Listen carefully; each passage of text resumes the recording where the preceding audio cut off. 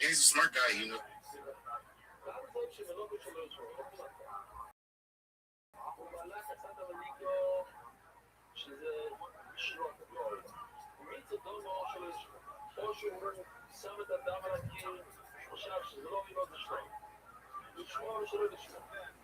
הוא חשב את שניהם, גם הוא חשב שזה אוי לא, אחת אומר שזה שלו. או שלא לשמוע כשלמות לשמוע, אסור לו. אוקיי, חשוב לקחת לו, כי אחת לו באמת זה פוסק, זה נגע לזה במשנה, שפעת כלא אלו. או שלא לשמוע ולשמוע, אסור לו. זאת אומרת, אם למשל הוא עושה עבודה אחר ככה, או טוב, בקיצור, הוא חשב שתי מחשבות, זה לא משנה, אם אחת המחשבות שלו היה, שזה לא חד, זה שלא עדיין, זה אסור. כמו שראינו במשנה הראשונה, זה אחרי בסביבוכם, ששלא לשמוע בגלל הפוסק, זה גם שלא לשמוע.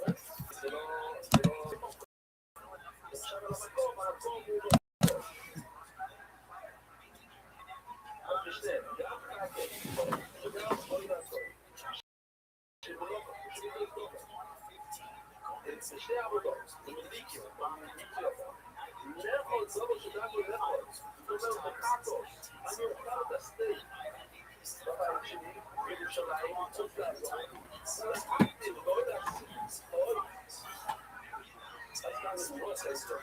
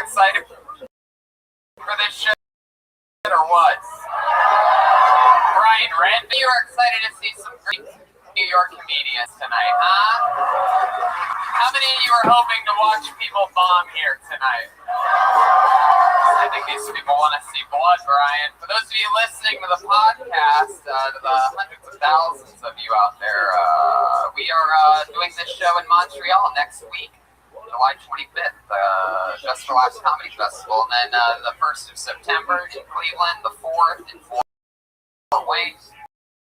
The 12th in Nashville, September 20th in Lansing, 22nd, Detroit, Michigan, and then September 28th in Toronto, Canada. So if any of you guys want to make a long drive here from New York, we'll be there in Toronto in a gigantic theater at their Just for Laughs Festival. But we're here tonight. This is our second annual Skank Fest. How many of you were here last year? How many of you, this is your first Tony ever? Wow, look at that. Some new blood. It's exciting. People sign up before the show for the chance to get 60 seconds to do stand-up comedy in front of us and our esteemed judges and our amazing band. And after the 60 second,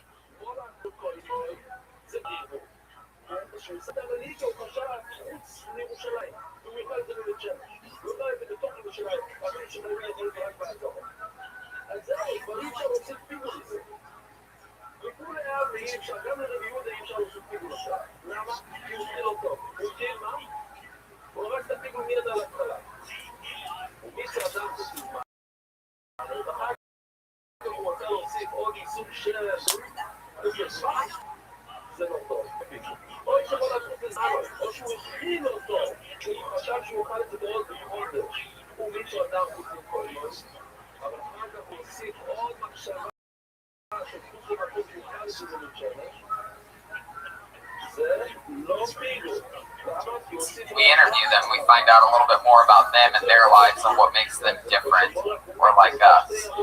And so let's get this fucking thing started. You guys ready or what? I'm gonna bring up the guests.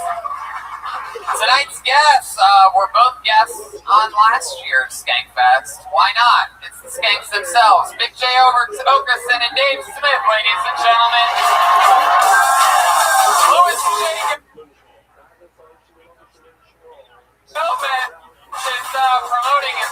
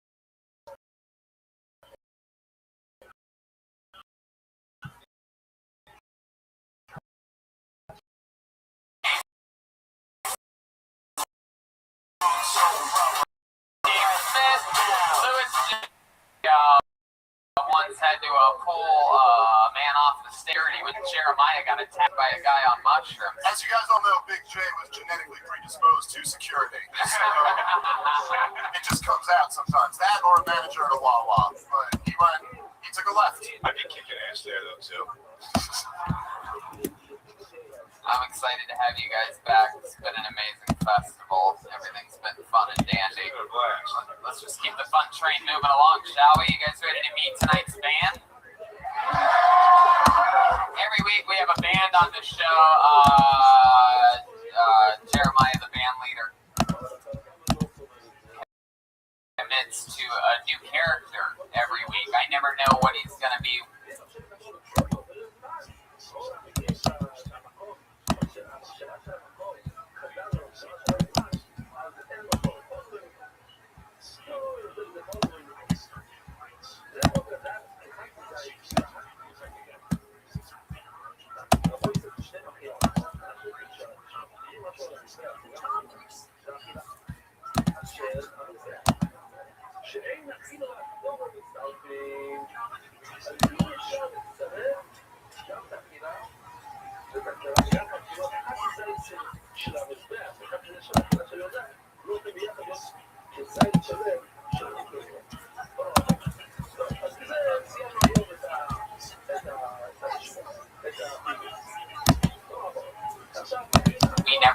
he's going to do, and he commits through that character's route. Maybe sometimes it's a dentist or a mechanic, or one time he was Joe Rogan.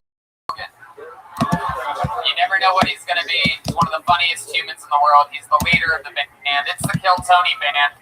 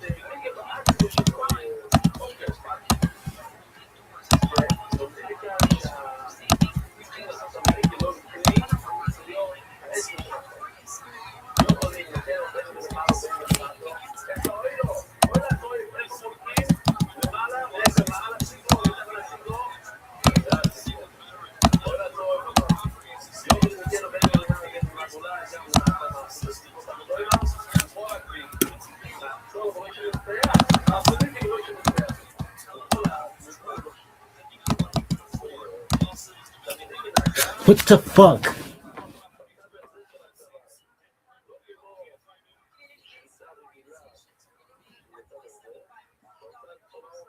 There is a fucking pterodactyl.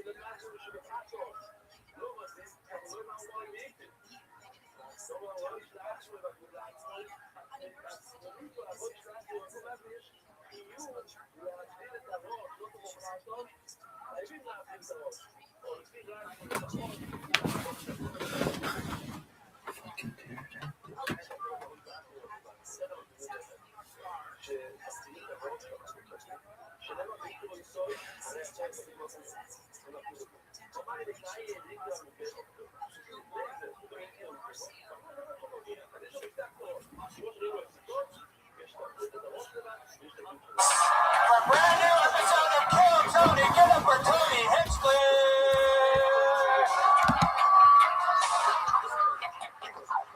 Wow, hi everybody. Make some motherfucking noise here at Kill Tony, live at Skankfest. How exciting is this, everybody? One of the most jolly little comedy festivals in the world. What a positive, fun vibe here. You guys excited for this shit or what? Brian Redband is here. How many of you are excited to see?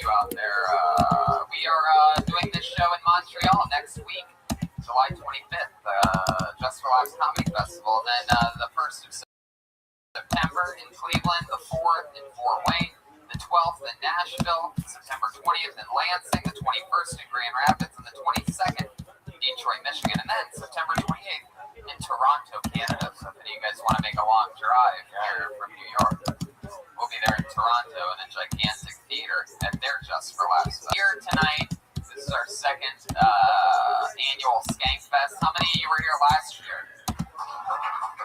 How many of you, this is your first Kill Tony ever? Wow, look at that. Some new blood. It's exciting. People sign up before the show for the chance to get 60 seconds to do stand-up comedy in front of us and our esteemed judges and our amazing band. And after the 60 seconds, we interview them. We find out a little bit more about them and their lives and what makes them different or like us. And so let's get this fucking thing started. You guys ready or what? I'm gonna bring up the guests. Tonight's guests were both guests on last year's Skankfest. Why not? It's the Skanks themselves, Big J Okerson and Dave Smith, ladies and gentlemen. Louis J. Gomez is promoting his fight. Dave Smith, Louis J. Okerson. Big J once had to pull a man off the stage and be security when Jeremiah got attacked by a guy on mushrooms. As you guys all know, Big J was genetically predisposed to security. So it just comes out sometimes. That or a manager at a Wawa. But he took a left. I'd be kicking ass there, though, too. I'm excited to have you guys back. It's been an amazing festival. Everything's been fun and dandy. Let's just keep the fun train moving along, shall we? You guys ready to meet tonight's band? Every week we have a band on the show. Jeremiah, the band leader, commits to a new character every week. I never know what he's going to be. We never know what he's going to do. And he commits to that character throughout. Maybe sometimes it's a dentist or a mechanic, or one time he was Joe Rogan. You never know what he's going to be. One of the funniest humans in the world. He's the leader of the band. It's the Kill Tony band. Jeremiah Watkins, everybody. Here we go. What is this supposed to be?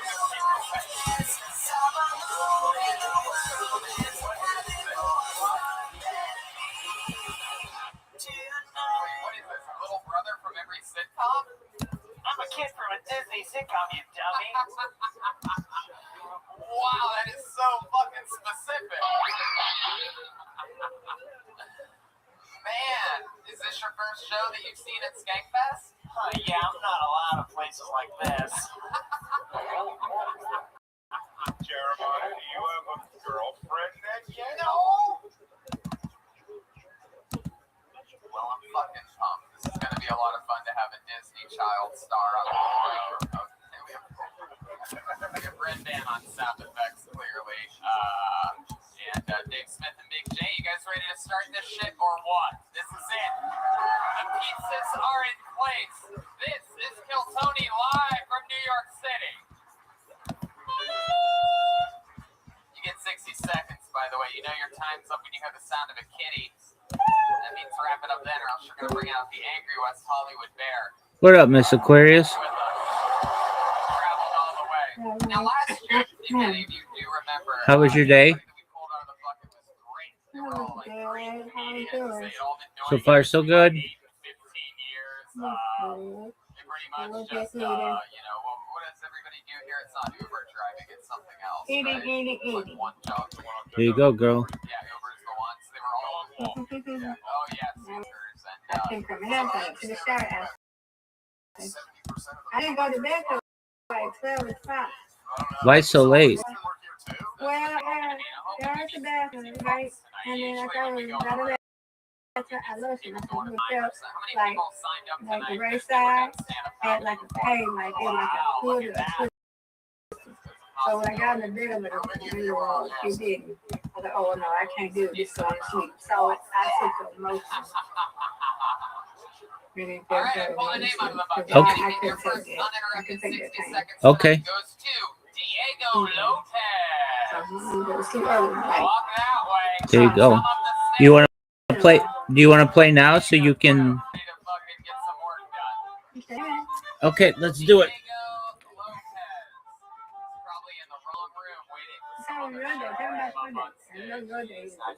Oh, I don't know about how exciting it can be.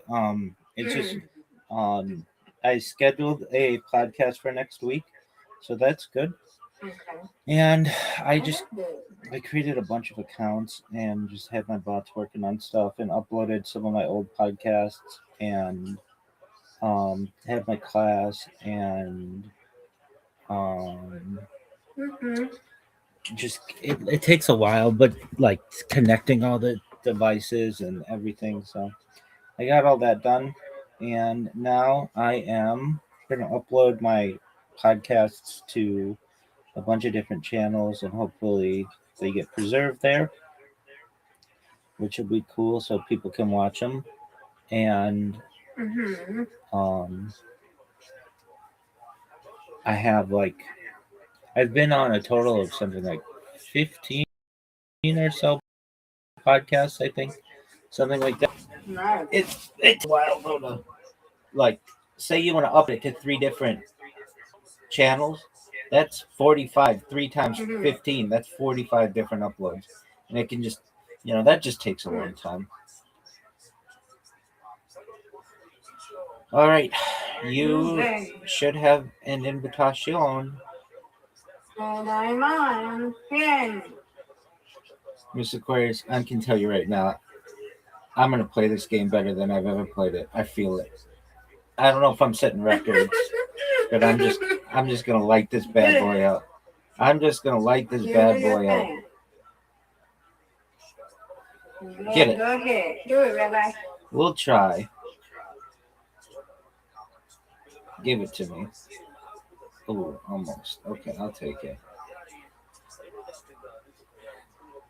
Get it.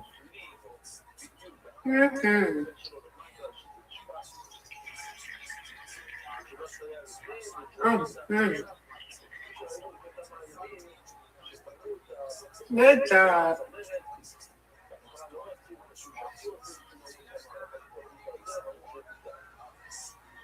Get it. Oh, you almost got it.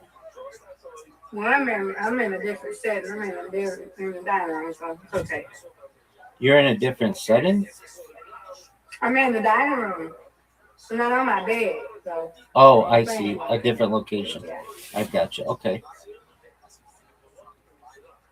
I'm on my bed. I'm eating. So. Okay. That's a little bit better. Yes, ma'am. Oh, get it. All right. Nice.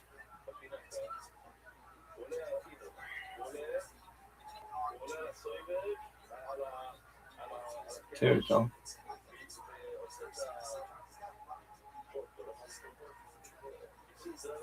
All right, okay. All right.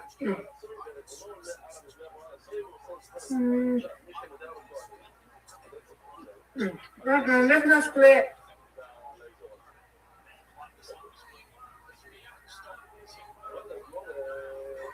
Oh, yeah. Okay. Get it. Got that. Oh, that was almost it. Thank you. What a terrible throw. One of the worst throws of my career. Oh.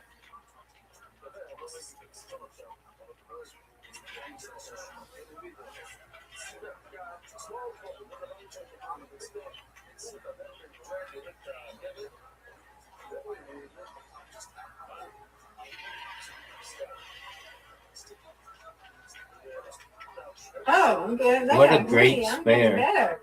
Okay. She takes the lead, folks.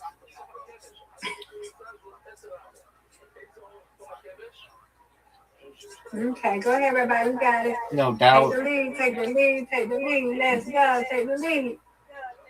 Got it. Break it. Yay.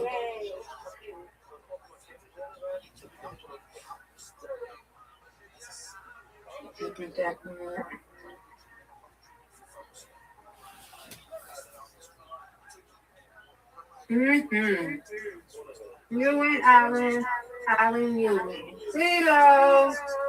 Reload, Miss Aquarius.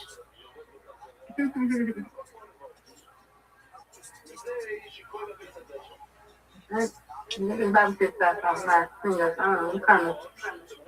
All night.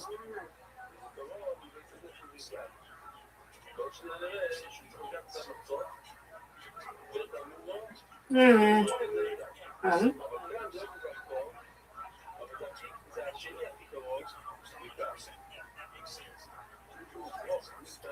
Get it. Come on, Rabbi.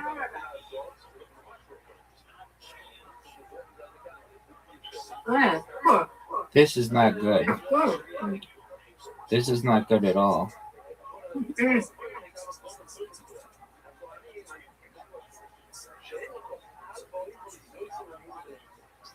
Okay.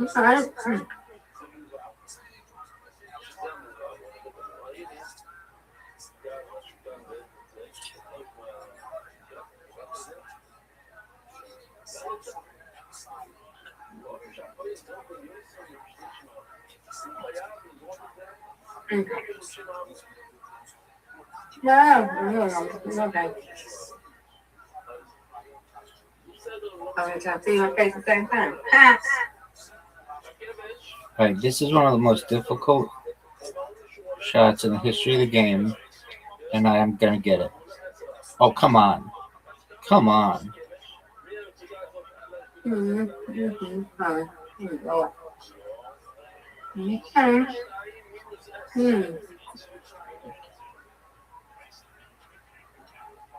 What's it just for?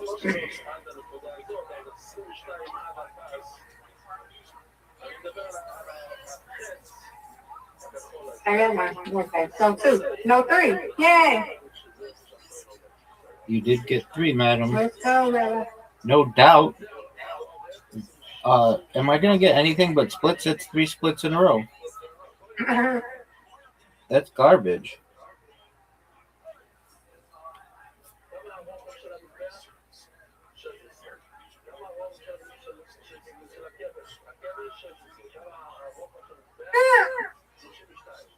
Okay, they're all together. You can get that.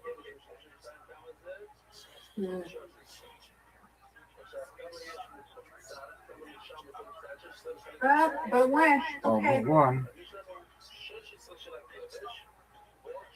No, Rabbi, I got distracted. There we go. Yes! Good job. That's what I'm talking I about. don't know why they listen to me. Every time they say about strike, sometimes they listen to me. There you go.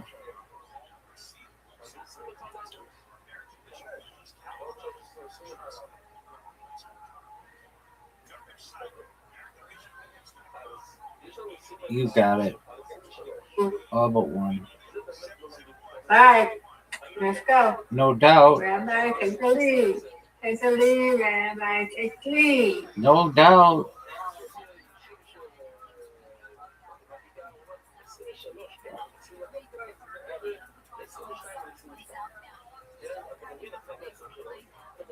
Got it. Sorry. You win, I win. You win out. I win, Go you ahead. win. Undefeated in bowling, undefeated in friendship. Friendship. Word, girl. Good job, Rabbi. You did that. You did it as well, madam. No, we both went. Yeah. Yes, ma'am. But I think I'm going to iPad later. I'm finish it. I'm going to take my talent and I'm going to relax and I'll be back, okay? Okie doke. I hope you feel better, and I hope you get all the sleep that you need tonight. Thank you. Now I'm better. Now it doesn't hurt to take that motion, but I just don't want to go in the bathroom. And I just need to be careful. I don't know how to do the same thing I did. I don't know what happened.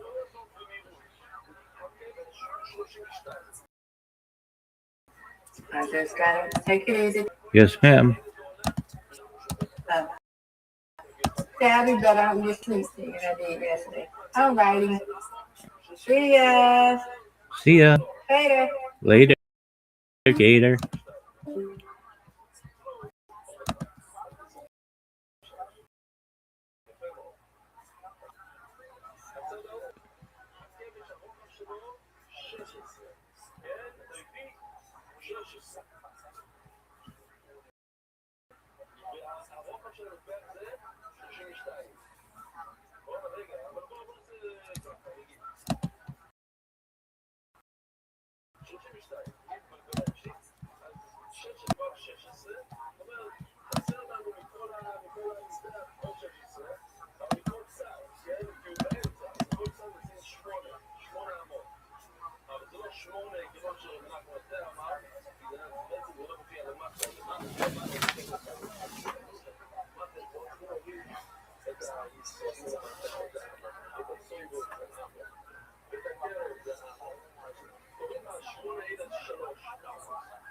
Of course, with a name like Diego Lopez, he's probably brown listed. You see what I did there? Hey, can somebody check the kitchen? Oh, shit. All right, I pulled another name out of the book. I put your hands together for Andrew Gilovanu. Andrew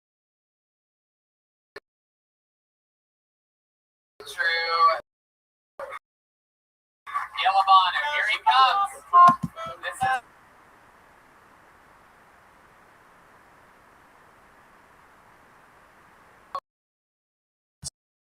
What's up, Skankfest? All right. And I go to the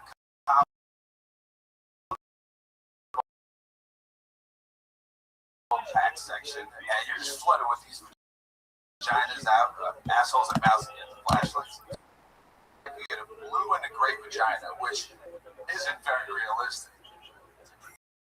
Unless she's dead. Am I right out with some nets, it's not pretty sexy. Anyway, so it's blue and gray. It's called Alien vs. Predator combo pack, like the movies.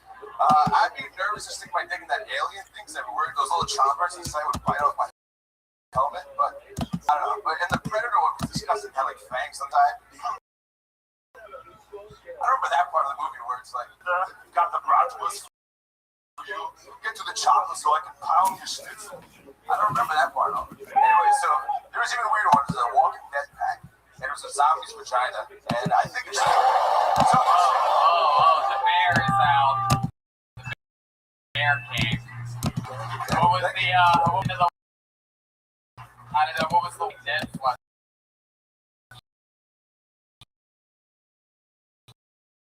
It was like... Any funnier? Like, it might be a necrophiliac. It's like, Wow, it got worse. Ended. Yeah. Do you have any of these fleshlights in your backpack right now? Tony Edgeland. Yeah. This kid. Yeah. Little Jeremiah. I don't like this guy one bit, Tony. One day. Oh You man. owe me 4 coins in the swear jar.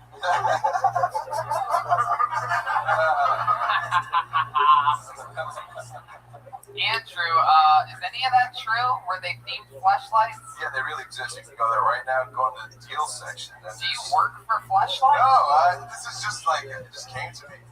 I saw it. I don't know. Poor choice of words. I mean, I literally just saw it and I was like, this is funny and I'll talk about it. I don't know, it literally happened. Yeah, well, you were right about one of those things. You did talk about it. Thank you. How many times have you done comedy? I took like a comedy class in like, We can tell. like 2 months, 2 or 3 months. Well, that's a pretty big commercial to not take comedy classes. Yeah, I'm just surprised. I'm surprised you went to a comedy class and the teacher was like, now really explore the different types of flesh. Maybe, I don't know, you can take this one if you want. There's an alien one that bites off your helmet. Throw in a Schwarzenegger impression. I like it. God damn it. Comedy classes are such goddamn bullshit. Failed comics ripping off younger comics. You should never be in a position in life where you go, my professor told me that my fuck toy joke was really along. That's my daughter. Joke there. I didn't do that joke. I had to keep it clean. There was like a principal in there. I was just like, I had to hide my truth. Principals are the worst. Andrew, how old are you? I'm 30. 30. Do you own a fleshlight? I do not. No. Do you have a girlfriend? I did, but we just broke up. That's actually how it happened. I was like, You ran your material by her, and she's like, put your shit in your backpack and get the fuck out of here. Alright, there we go. Alright. No. I was saying that's what she said. I'm not I telling missed you. that. No. I should get the fuck out of here and pack up your shit. I didn't hear what you. He was taking molds of her pussy while she was asleep. It looks like he used to, he sells coke now, but he used to sell candy in high school. One thing I will say about this guy, he really does know how to dress.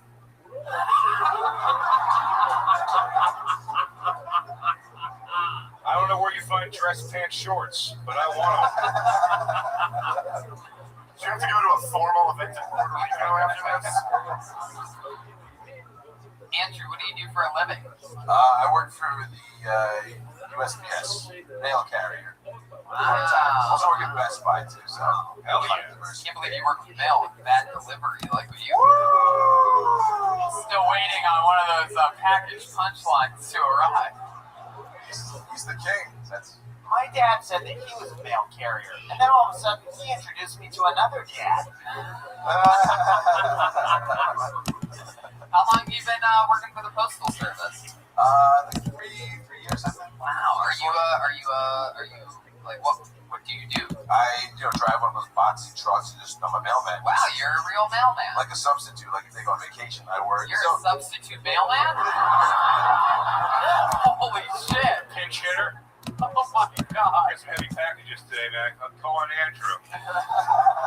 You're like, yo, it's a hat. We need you ASAP. Every time they call me, he goes, I said I was done with that shit. Getting too old for it, man. Come on, Andrew, we need you. Is it like being a substitute teacher? Do your people like not take you seriously when you arrive? It's like, oh, fuck you, dude. You're not my real mailman. No, sometimes they go, oh, are you new? And I'm like, no, I've been here for 3 years. You may have seen me on and off. And they're just like, oh, is this your first day? It's a small town, so there's only 2 routes. So there's 2 women who do it. And if they want a day off, they call me. I don't know why that made me so uncomfortable. Said roots. He made sure we knew they were both women, and they barely work. So let's just say. They're good. They're like amazing. I was like, I can do this. You see, like 50. Yeah, you saw what they were doing. You saw what the 2 ladies were Like doing. And you're like 60-year-old women. Like, wow, you even step on my punchlines. Good job, Andrew. I'm sorry. You don't even let funny happen around you. You just cancel everything out, huh? Put in a box, tape it up, and send it somewhere else. Fuck yeah. Sorry So about what made your, it sort of cut you off. What made your relationship end? Your relationship recently ended. You said that's why she broke up with me. I don't remember what you said. She had a terminal case of cooties.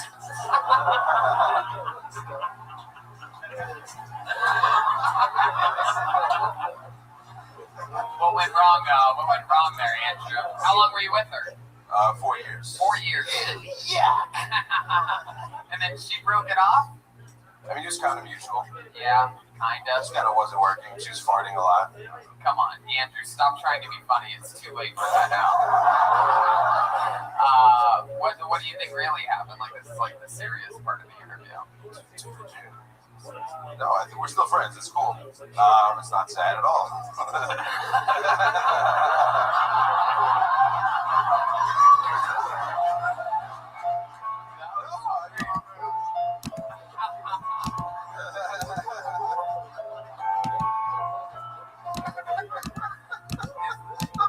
I've never heard a laugh that I was more sure was going to turn into a cry. If just let it go. All her dreams of being with a sometimes mailman didn't pan out to all she thought they were going to be. It's just a drawer full of unopened birthday cards that got delivered to the wrong house. Want to open these up, baby? See if we can get dinner?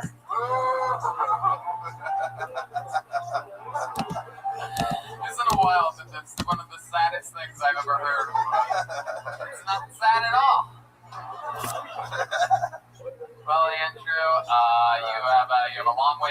everybody.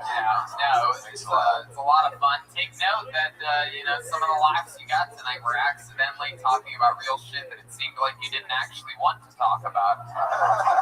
That's one of the secrets to comedy is sort of like, being honest and letting some shit out that makes you feel sort of uncomfortable, I guess, maybe in your case. So, but you had the balls to sign up here tonight. You got the party started off with a bang, whether it was your intention or not. There he goes. Andrew Gillaviano. He's on Twitter at No Friggin' Way Podcast. He's got a podcast. So if you like podcasts without punchlines, check that out. No friggin' way. This girl is sleeping with a black guy right now. Yes, she is. A full-time mailman. She likes to be in uniform. Works for That's the FedEx. mailman that would ask him to work some days and he'd go fuck his chick. Oh, hey, Andrew, I could use you today, man. Hey, yo, Andrew, I'm not feeling so hot, dude. But I need you to step in. Hey, can you turn your pillow over before you leave? I pulled another name out of the bucket. You guys get it? You having fun yet? Anything can happen. Put your hands together for Christian Filippone. Filippone. Here he comes. Here comes Christian.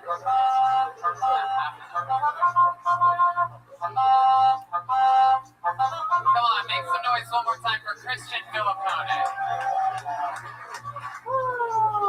Wow.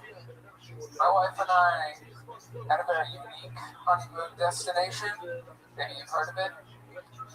Mount Sinai Hospital.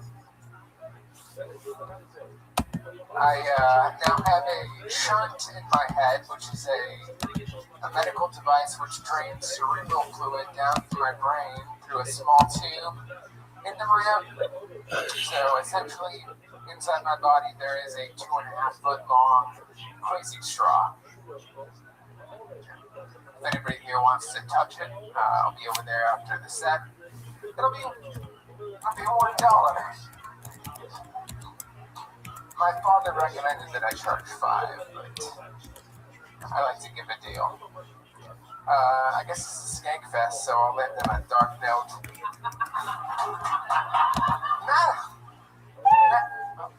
I guess I won't. You can finish. I'll let you finish. Okay. Mass shootings are like Star Wars movies. I used to be able to count them all in one hand, but now there's a new one coming out every week. Alright. Wow. I guess we found another part-time mailman, everybody. UPS. Is that true? No, What do you do for work? I'm an optician. You're an optician. I'm an optician. Oh, yeah. Well, here we go. Let's get into it, Christian. I thought he was a trophy for best Starbucks barista. Wow. I thought it was Duncan Trussell. The Ari Shaffir headshot from 2008, or I thought he was a big dumb idiot.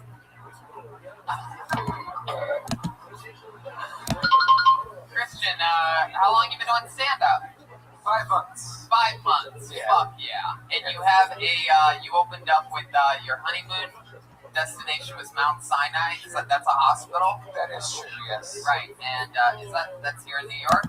I live here in Queens, yeah. Yes. The hospital is Mount Sinai, the famous hospital. That is correct, yeah. Not famous in this room here. Apparently not. No. And then you said that you have a straw in your body that drains fluid from your brain to your abdomen. Yes. Why did your brain produce so much extra fluid? Because I had a tumor. I had a brain tumor. Is it cancerous? Thankfully not. No. How long ago was that you had the tumor? 2 years ago. Years ago. Wow. And how did you find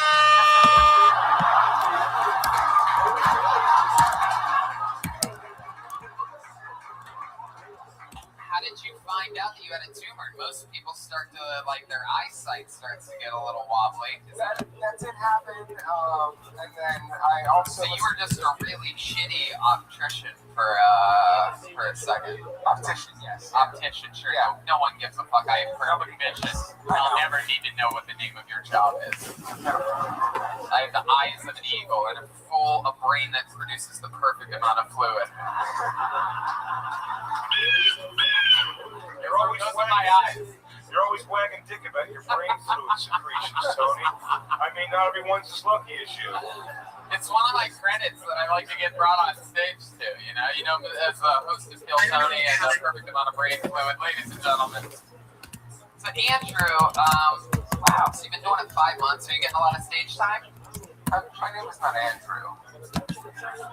Oh, you're on the left side, then you are correct. Very good. Wow. Your piece of paper slipped off the pad there for a second. Nah, bro, we were just testing your brain fluid. Good work. Good job, Mount Sinai. Shout out to Mount Sinai. All my Sinai heads. Maybe your Mount Sinai reference didn't work because you're speaking to 300 people, not a single one of whom has health insurance. Sorry, sore subject. If they get hurt, they're pretty much dead. It's like they go to Mount Sayonara. So Christian, you seem like a guy that has some cool hobbies. You still play like Magic the Gathering or some shit like that? Like, what are you into? I like watching baseball a lot. Me too. Yeah, you a Yankees fan? No, I like the Mets and the Dodgers. Oh, that's why you got a tumor. Well, then, what else about you? You like watching baseball? Like, if you were gonna make a Tinder profile, what would that look like? What would be on your bio? Well, I'm married, so I wouldn't make a Tinder Okay, profile. if you were gonna make a Grindr profile, what would I play bass in a reggae band. you? Really? I really do. Wait, in what kind of band? Reggae? Reggae. Reggae. Wow. Even I know to not put that on Grindr.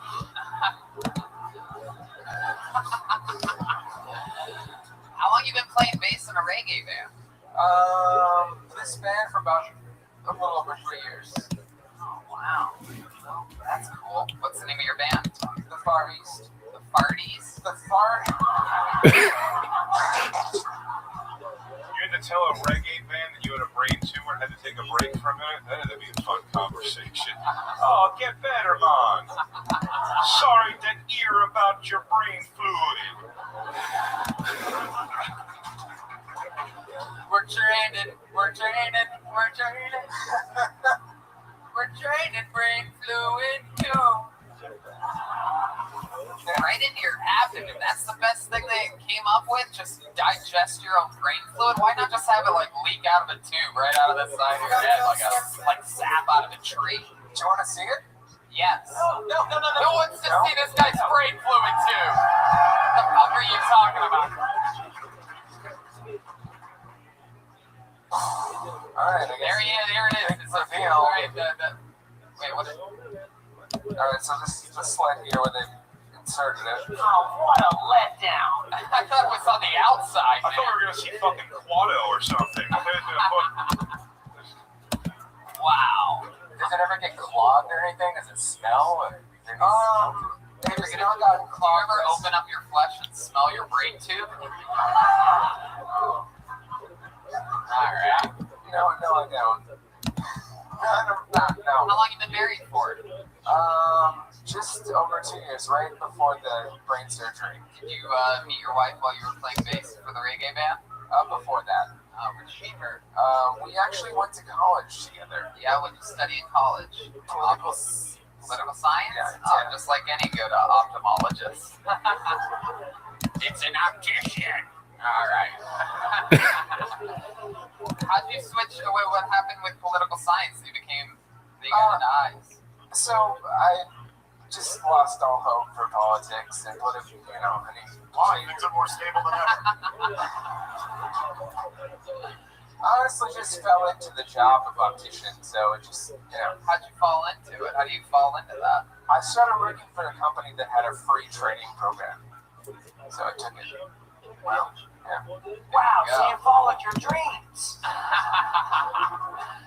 free training, I'll do it. Well, just think of how close you were to being a U.S. soldier. It's all right. Christian, what's the most physical activity you've ever done? You're built like me, and that's an insult.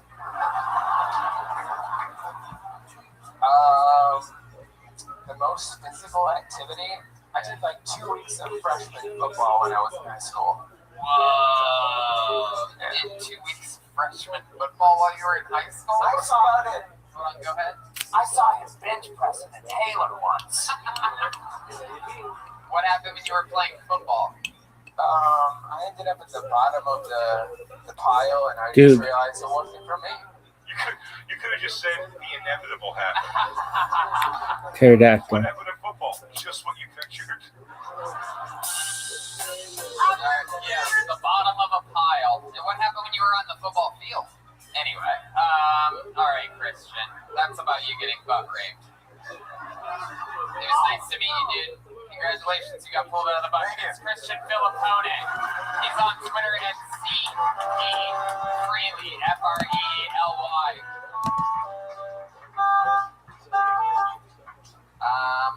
Fuck yeah.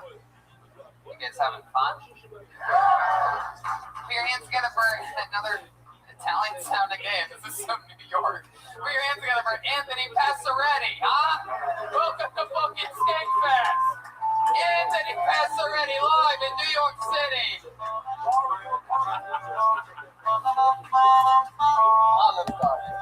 Come on, everybody. One more time for Anthony Passaretti.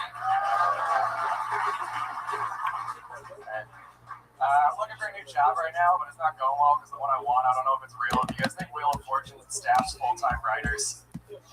Like, think about it, right? Like, there might be some guy out there who, like, wasn't prepared. They come in, like, what do you got today? And he's like, cotton sweatpants. Like, yeah, that's a puzzle. Sure, go home. Like, write one page of anything you want to die. It'd be a great job. I don't know. I used to valet cars. On this kid's first day, he gathered us all up, and he was like, hey, do you guys do drugs?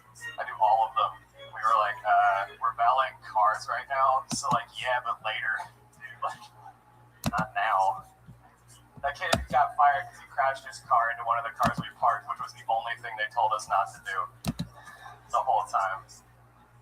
I worked in a lot of restaurants. I like being a bartender because you could like fuck with people back. You can't do that as a waiter. Like, I'd only ID people I didn't like. Like, once some guy came in and was like, hi, can I have a rum and Pepsi? I was like, what ID? It's not how you say that, you fucking weirdo.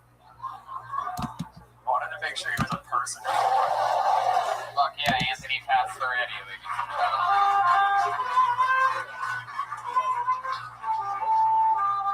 Hi, Anthony. How's it going? Not bad. How long you been on stand-up? About 2 years. 2 years. And all here in New York? Yeah. All right. What do you do for work? Right now I work in a doctor's office pulling files for them. Wow, you're a file puller. Yep. Yeah, one of the most highly demanded jobs in all of business right now. A file puller at a doctor's office. What do you do when you're not pulling the file? Pretty much this. You do comedy in between pulling files. Yeah. All right. Well, you must be fun at the office. Right. I love it. Well, that's interesting. How old are you? 24. 24. What other things do you do? Like, what else are you into? You seem like stand-up's a good fit for you, but I can't picture you really doing anything at all whatsoever. Right? Yeah, I must have just stare at walls waiting for That's spots. exactly what I was just gonna say. Is you seem like you just would sit at a table like by yourself and just look forward, not really read anything. 5 hours to comedy and or file pulling. So what else is there to it? There must be something. There must be something you're passionate about. Yeah, Right? I like music. I play guitar. You play guitar? You in a band too? I used to be, not in a while, like high school and college and stuff. You ever think about joining a reggae band? No, reggae's hard. Like punk music, it's for people that can't play. A guy with a fucking tumor tubes in his belly plays it. How hard could it be? I played in bad bands. You ever sing in those bands? No, I'm a horrible singer. Handsets are too bulky, expensive, and hungry for real productivity. I'm Red Duke, founder of Verizon. I have a master's in computer vision. I'm Italian. Screen door slams. Mary's dress waves. Okay, you're right. It's all good. Wow, yeah, I totally believe you.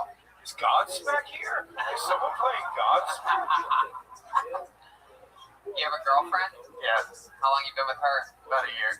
Where'd you meet her? At an open mic. She's a comedian too. She was just in the wrong spot.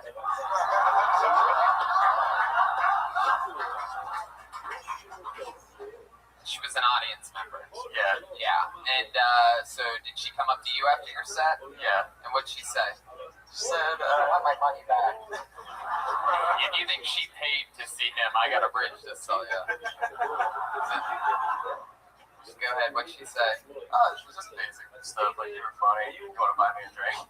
Stuff like that. Girls sound like they're the worst. Wow. So you bought her a drink? Yeah, Did you hook up that night? yeah. Wow. Look at you, little fucking stone cold killer. Whoa, did you come inside her? Did you know that when we read Jacob alive, but Esau here, we're missing something very important? Hello there, Rabbi. Did you? Not that time. You pulled out. Where'd you shoot it at? Condom. You shot it in the condom? Yeah. Did you pull out with the condom on, or did you just keep coming inside but with the condom on? Yeah. Right. Is that because you came super quick and you just kept going and acting like you didn't? Good. Yeah, not that time. Not that in there. You lasted a while the first time? I don't know, once in a while. For you, 25 seconds. Yeah, about that. Wow. Did you do anything else crazy in bed? Did you pull her hair like it was a file? Yeah. Yeah. Stomach through her pussy like he's looking for one?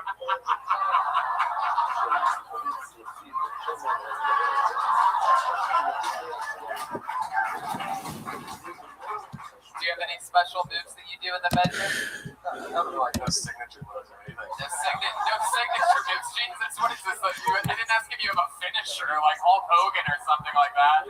Oh, you mean the inverted leg drop that makes all the ladies squirt? I usually just eat her pussy for about 15 minutes and hit her with a DDT. Call it a night. Never saw it coming.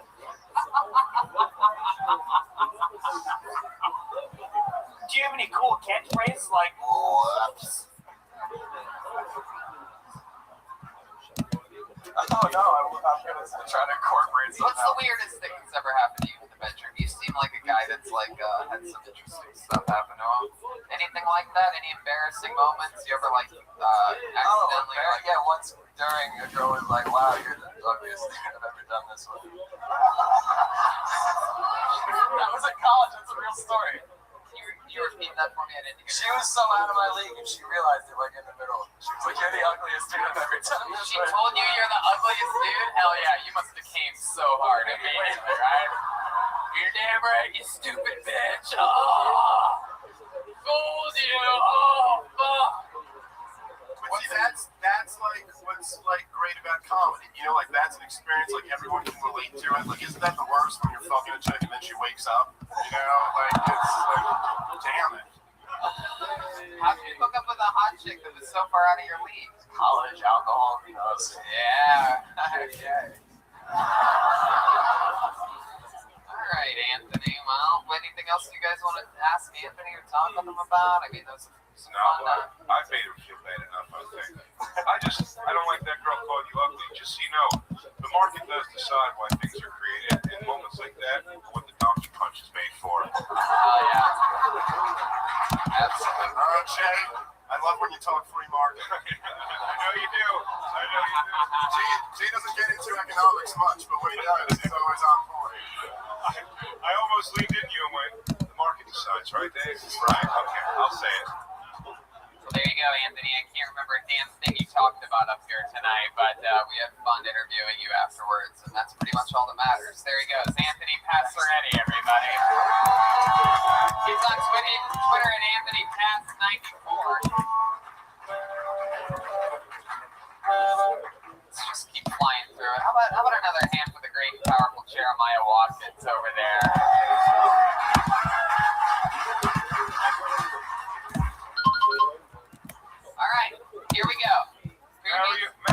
Scarpinalucci. No, this is a pretty American sounding name. Put your hands together for Danny Braff. Danny Braff, here he is, coming right from the second row.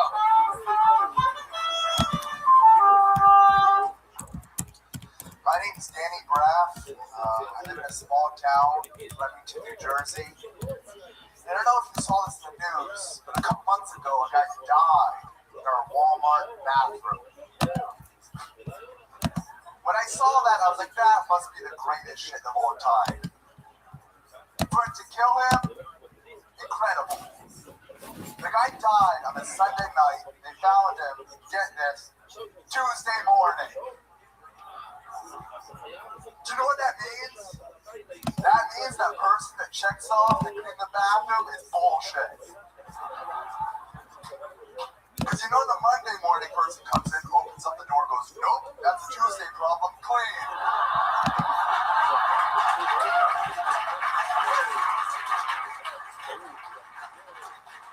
And people are always saying like, oh, I want to die in my sleep. But that's because they don't know a Walmart bathroom's an option. Thank you.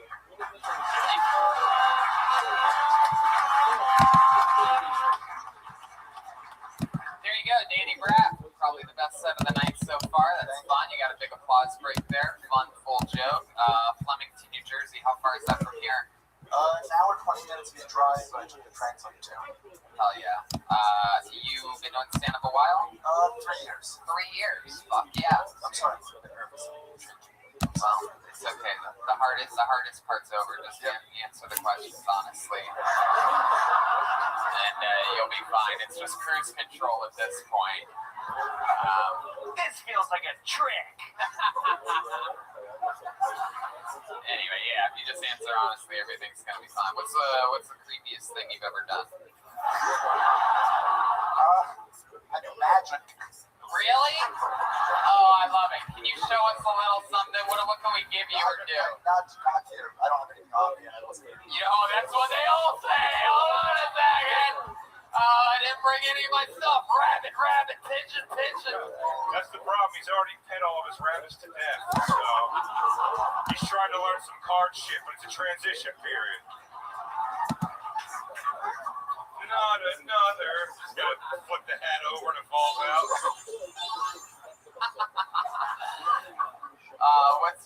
What's one of your coolest magic tricks that you know how to do? Like I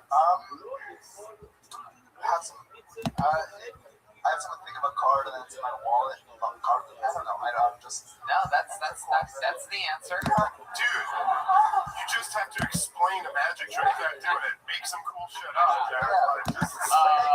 And my mom reappears in North Korea. Make an elephant appear on stage. Can you make my dad reappear?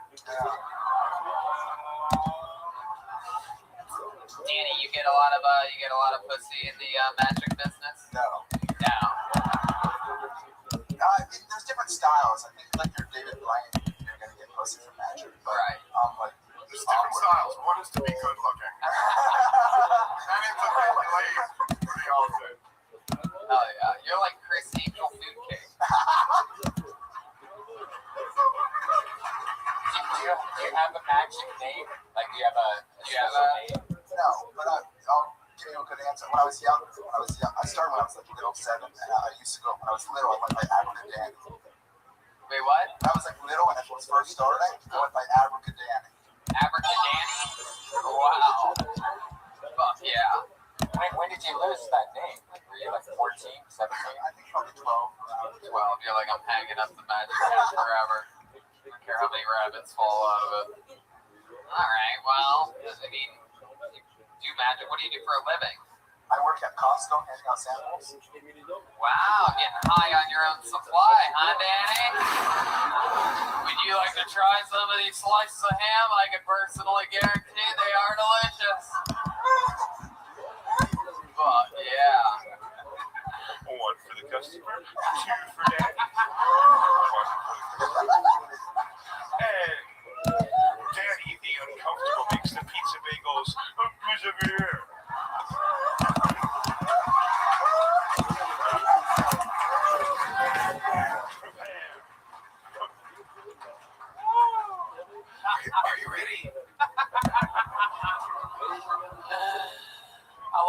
working at Costco? A little over a year now. And how do you think that's different than other grocery stores when it comes to being a guy that gives away free samples? Do you find people want more? Did they get mad? What is So it sucks because no, it's not gonna suck. No, it sucks. I can't even imagine doing a job like that. But go ahead. But like depending on what you're doing, if you're doing something you have to like fucking cook, then it takes forever to make it, and then they're gone in 30 seconds. So you turn it. Wow, that sounds like the worst action movie ever, right? Gone in 30 seconds. The tale of bagel bites at Costco. But what's funny, but sometimes someone will come up to me and like, okay, how long is it gonna be? It's gonna be like 1 minute before it's ready. Like tell them 10 minutes, I'm gonna send them away and then come back. Oh, you missed it. It's not gonna be that.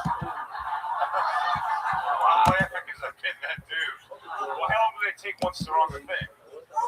I tell them more time on purpose just so they don't like them. Interesting. So not only, now that we know that you work at Costco, we are also aware that your joke that's anti-Walmart. There's more to it that I couldn't do because I didn't have time, but then I go into the Costco stuff. You have a much bigger joke about Costco than what you had about Walmart. That makes sense. All right, Danny. Well, what else? What else do you do for fun or that makes you different than other humans, other than comedy? I don't do that much other than comedy, magic, and Costco. That's my life right now. Comedy, magic, and Costco. When you make your first special, please call it that. Comedy, magic, and Costco. Laughs and oh.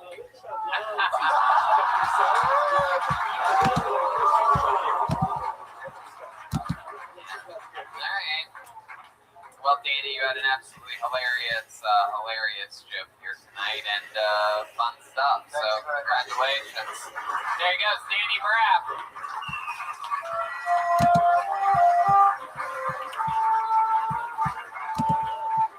Oh, yeah. Keeping this fun train moving along. Let's get Justin Finkelstein.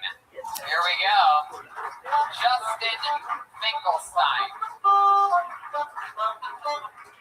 That's exactly what I was picturing when you read the name.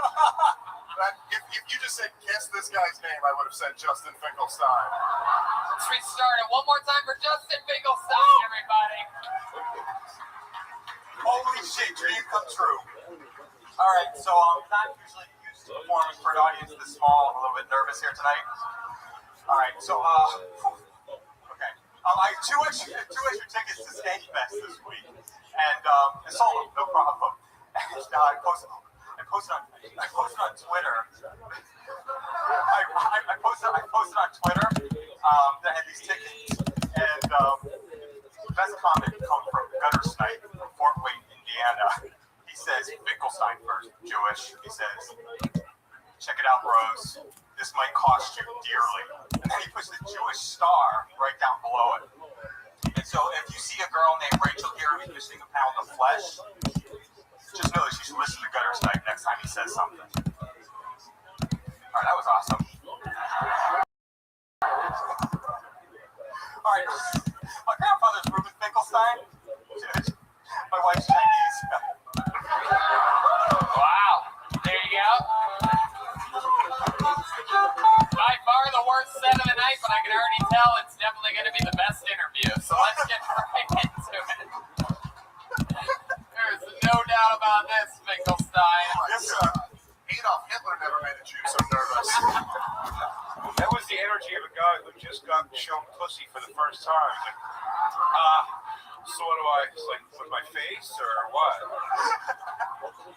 Justin Finkelstein, you have the spirit of a 13-year-old in the body of a 59-year-old.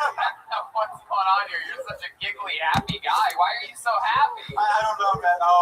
Life's good. I got good parents. I got good kids. I like my life. Wow, one of my favorite things I've heard in doing this show. This is episode 2, like 80-something. Dude, I mean, I don't want to get cheesy, but you already did. All right, this is a bucket list item. Why am I happy? I have good parents and good kids. Chinese wife. just want to. So you have good parents. Are you at the wrong festival? I think so. No one here has that story. What do you mean? I live across the street from the creek and the cave, literally. I walked over because I wanted to see Chrysler last year. Goddamn Comedy Jam discovered Kill Tony. Listen to Jeremiah Wonders all the time, and it was just hooked. I hang out in the back because I don't want to get seen at Skankfest or the Skanks every Wednesday night. But huge fan. I'm quite aware I don't quite fit in here.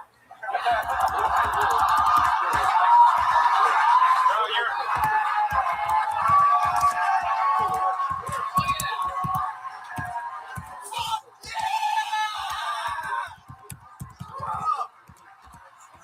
I think you fit in just fine, Justin. And it's funny how shit like that happens. Meanwhile, the comedians think I'm like lying to them when I'm like, if you're just honest and, acknowledge who you truly are, it's amazing what can happen. There'll be somebody else on here. I tried fucking an Incredible Hulk fleshlight and, Mr. Finkelstein? Sir.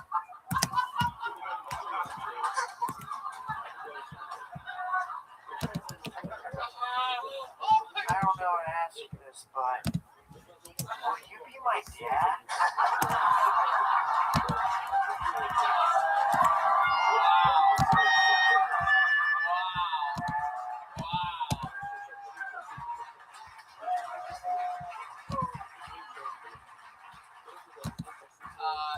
I cut you off when you said you were about to say something cheesy. Do you remember what that was? You said I don't want to be sensitive or whatever you said. Yeah, this is a bucket list item. Right. I'm doing my. I've wanted to do this for a while. I have worked at a big bank. All of my. Yeah. Wow. With a name like Finkelstein? Oh my God, you work in a bank. That's so shocking. Wow, you like saving money, huh? All right. Perhaps you've had a smoked salmon or two in your life. Yeah, what do you do at the bank? I got to lead a team that we make dashboards and Dashboards. reporting for control and reporting. He's getting a little technical. He chews people out of money. My dad chews better than your dad. Wow. Hell yeah. What do you think's the most Jewish thing about you, other than your last name? Some might say my nose, but I don't think it's. No, it's not I that. got my nose from you. Oh, I got you.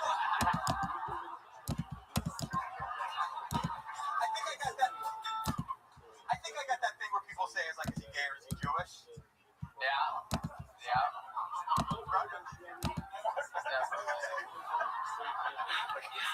One guy in the front row went, "Yeah, that's been the thing that's been swirled in his head the whole time." What is it? It was such a Cosby. He was like, "Yes."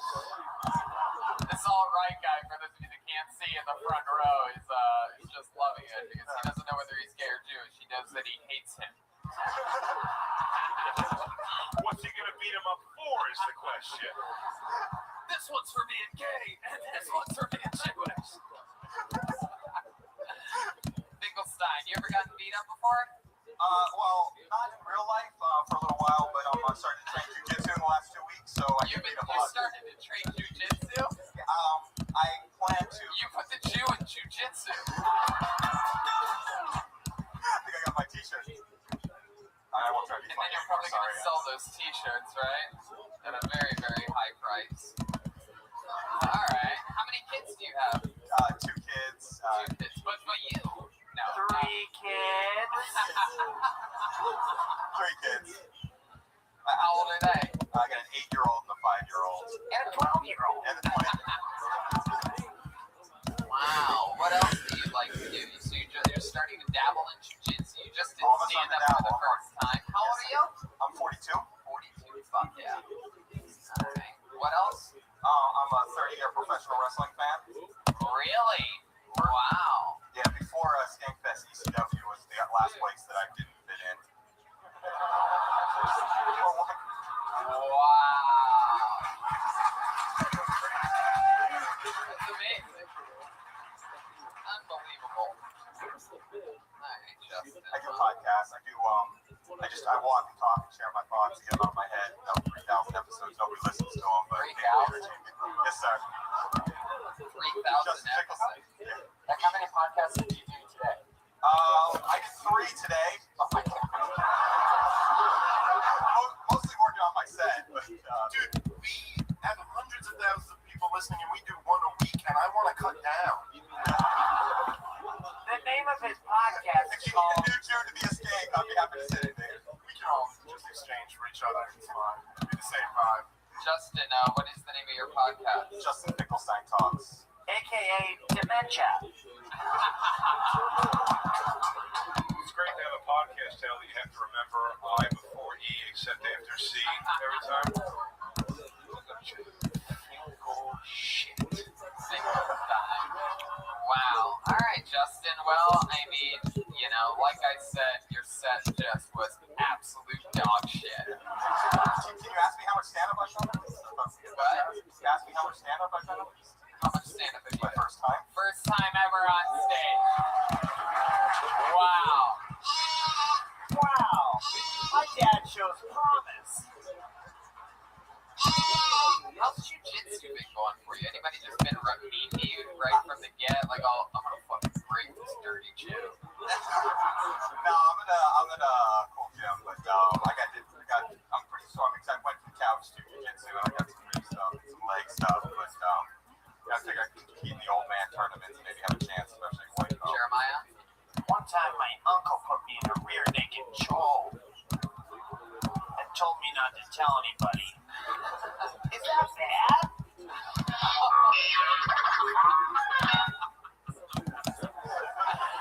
All right, Justin. Well, like I said, your set was horrible, but it was your first time. It's important to be doing fun things that you want to do that are fucking risky. Look at you. You're, a stereotypical Finkelstein, working in banks, but all of a sudden here you are doing jiu-jitsu, doing stand-up, fucking absolutely destroying in the interview portion by talking about how you don't fit in with things. You made them go crazy because it's so true. You truly don't fit in. And there you go. But you fucking did it here tonight. That was very, very magical, and I'm glad I got to be part of it. There you go, Justin Finkelstein's first time on stage. Come on, make some noise for him. It's his first time ever.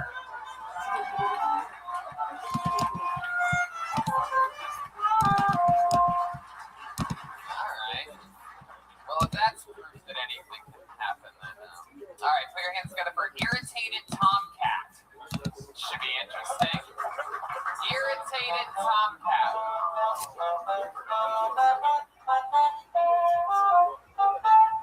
Same best. So I tried Uber for the first time. I'm from about 3.5 hours up north, and they asked me directions. They asked me, so I take the tunnel, right? And I was like, yeah. So about 5 minutes later, we're driving down the road. He says, I think I missed the exit. So then about 5 minutes later, all right. So I was swiping through Tinder. I'm just gonna fucking go past it. So I'm swiping past Tinder, and I've noticed a lot of gorgeous girls, but I've also noticed a lot of dogs. No, like literally, like people put the profile pictures as just dogs. It doesn't make any sense to me. But also I've noticed that in their profiles they have a lot of stuff like Grey's Anatomy and One Tree Hill. You're just naming things I'm not gonna watch with you. So Tell us, hold on. Okay.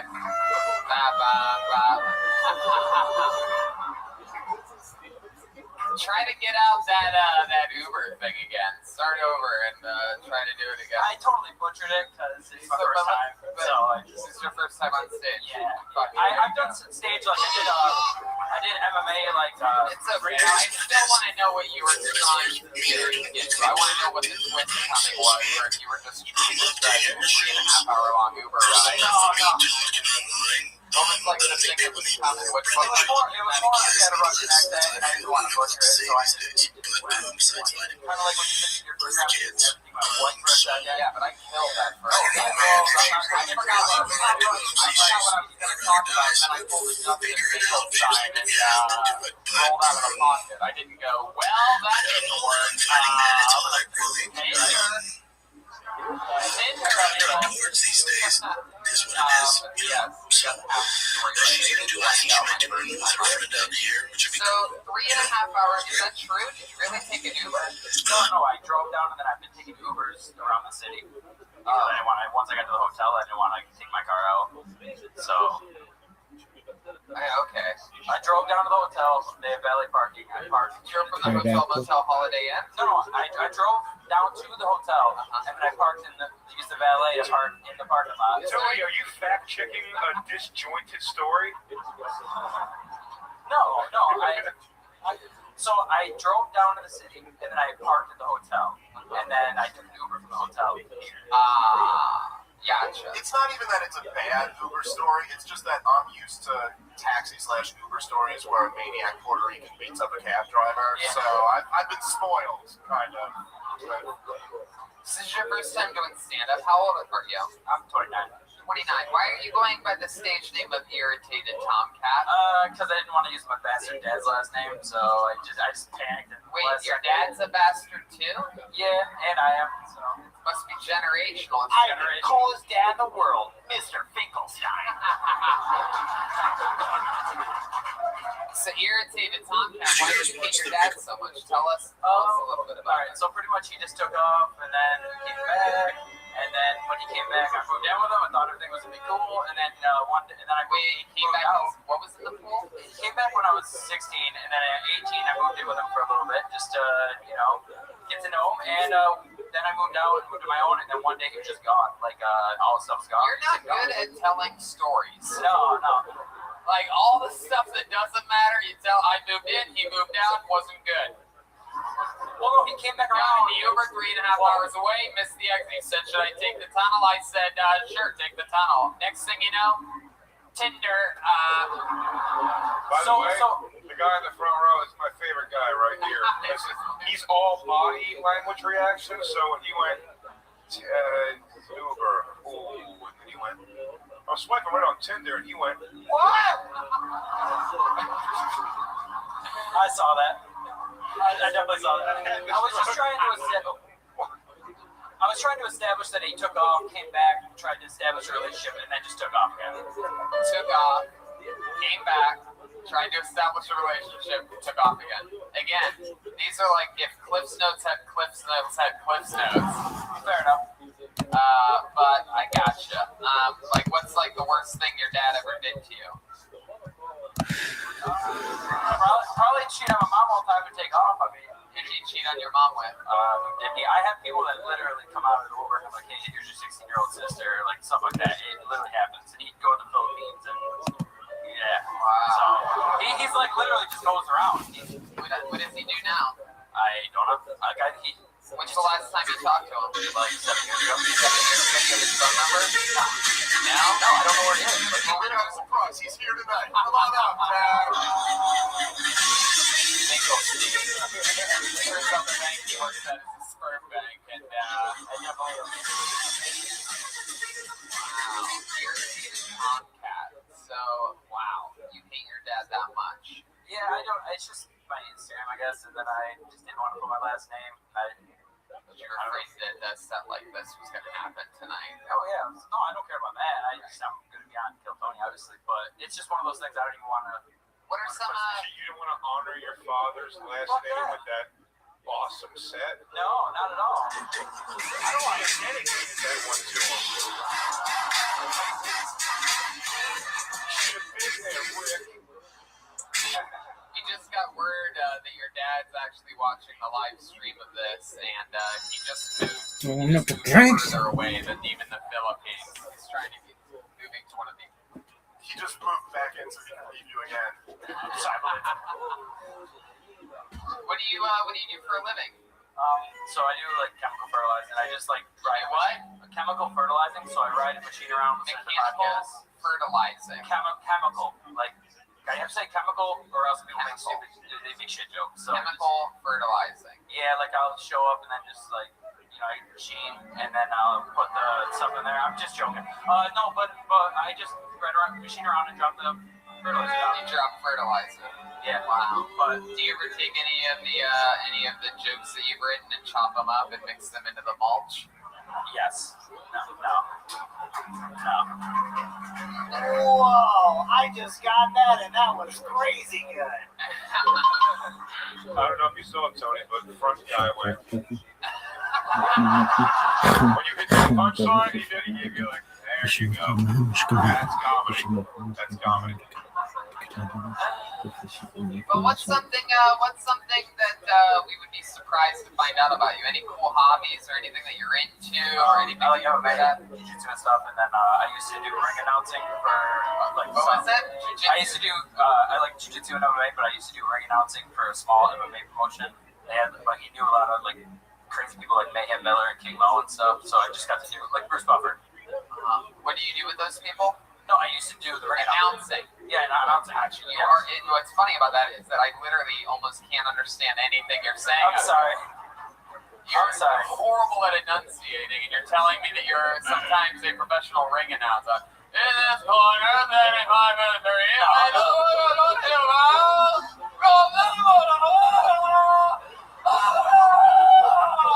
That's usually not followed by bombing though. So. From Portland, Oregon. Wait. Alright, so I'm swiping right on Tinder. And thought we're having a fight.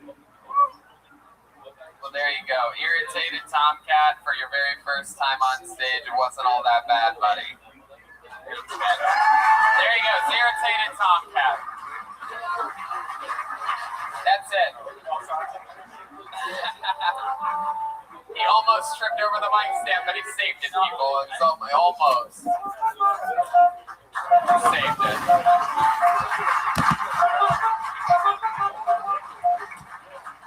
Why don't we do something fun? You guys like special surprises? Well, this show has always had, for many years, a different group of regulars that have been part of the show. We currently have a young man named Malcolm that sleeps in his car that's a freakishly hilarious comedian. But we've also, years ago and for quite a few years, had a regular that is an absolute monster. I think she's one of the funniest comedians of any age or anything, and she's here for you right now. She started on the show when she was 19 years old, wrote and performed a New Minute for years. Ladies and gentlemen, Kill Tony legend, Allie McCoskey, everybody.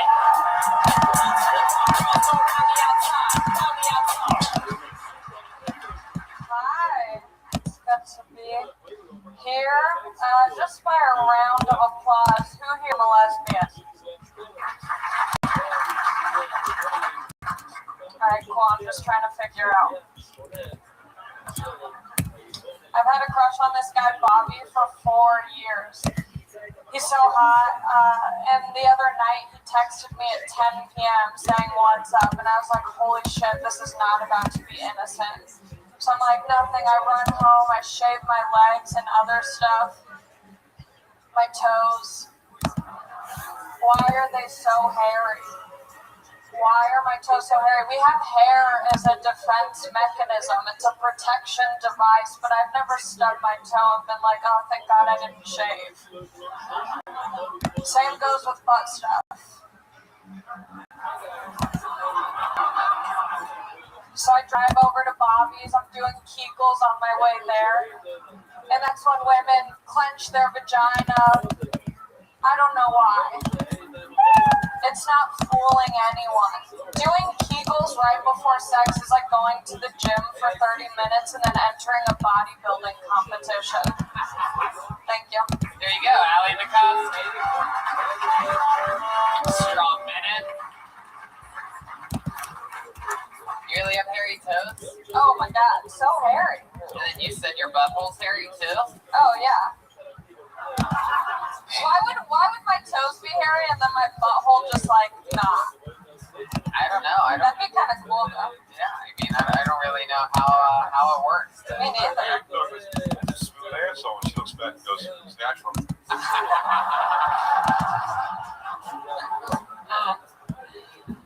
Now I'm very hairy.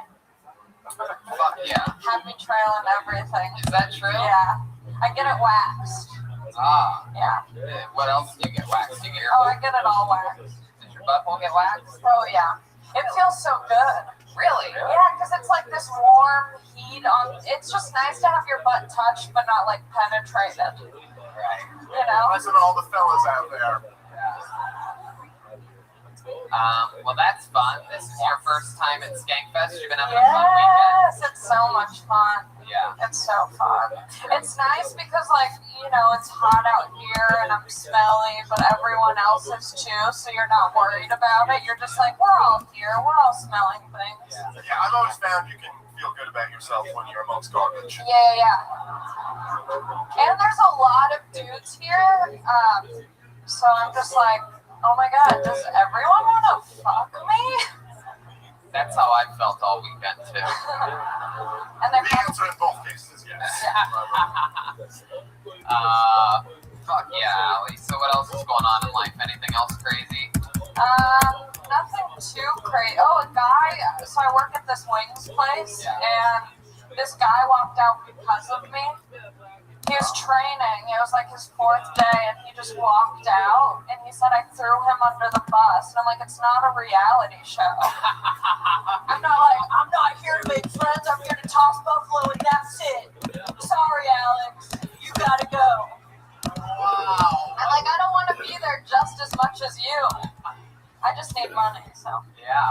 What kind of bus did he say that you threw him under? I don't know. He fucked up an order, but I do that all the time. Right. Yeah. So we're on the same short bus, you know? Yeah. Same. You get free chicken wings. Oh my god, I eat chicken all the time. I'm literally like full of chicken. You know, chicken makes your toes and asshole hairy. Oh, that's a hot wing. That's gonna put hair on your asshole right there. Oh, no, the habanero. That's gonna put hair on your goddamn toes. I'll be honest with you. I guess that release. It's worth it. Yeah. It's worth it. Well, that's fun. Well, Ali has been writing and performing brand new minutes for many performances on this show, and I think she's a monster comedian. Yeah, you gotta see her live. I saw her live last night.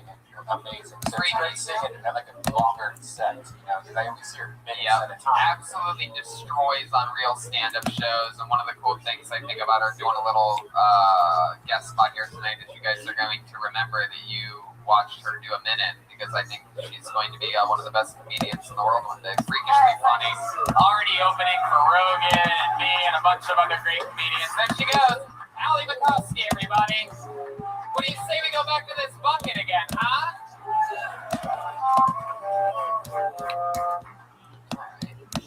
Ooh, everybody knows, if you've ever listened to this show, that I love one-word names. And it's just, it almost always works. You know, 2-word names, say for like a irritated tomcat, they don't always work. You know what I mean? But a one-word name, let's see what happens here. Put your hands together for Judy. Judy. Oh, here comes Judy. That's exactly what I thought he would look like. Come on, Judy, get up here. Come on, everybody. It's only 2:40 p.m. Make some noise for Judy. You still have energy left in you. What's up, guys? My name's Judy, kind of. Really, yeah. Nah, I'm not a comedian at all. Just want to say thank you to all you guys. This fucking thing. You don't know what this weekend means. Pterodactyl. Oh, there it is. Oh my god.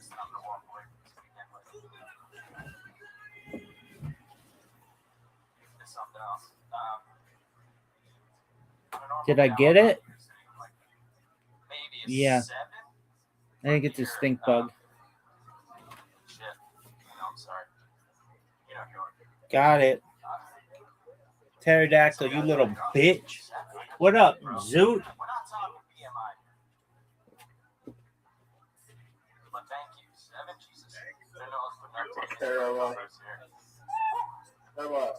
You really burned me, dude. You really showed me. Yo, Zoot, what's new? What is that mean? Zoot. I didn't really understand any of it. I performed last night. I mean, Oh, okay. it went well. The opening was good. Well, let's The- just get into it. The closing was good, but the bits in between kind of sucked. It's still good. All right, well that's great, dude. So do you feel as if you're getting better? Yeah. Monday night. I'm going Monday night. All right. And what are you gonna do? I had a weird dream last night. All right. Multiple dreams actually. Okay. They're kind of connected to each other. Okay, they were all related. They were all about me or something. Sorry? Were they all about me? No, you weren't in. No, I was in all of them, baby. You just don't even know it. Okay, what happened, big man?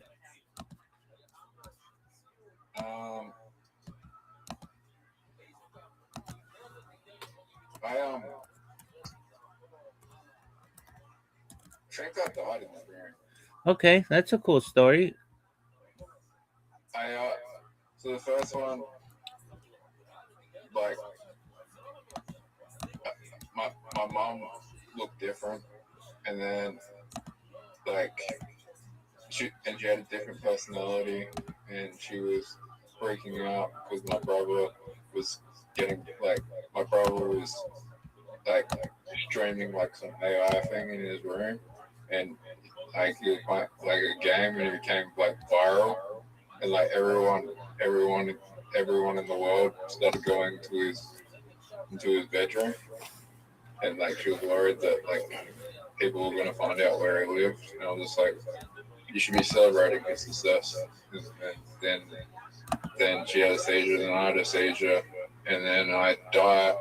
I think I died, and then like as I died, there was a choice. I went into like my front yard, and then I started flying up, and I had a choice. There were three symbols there.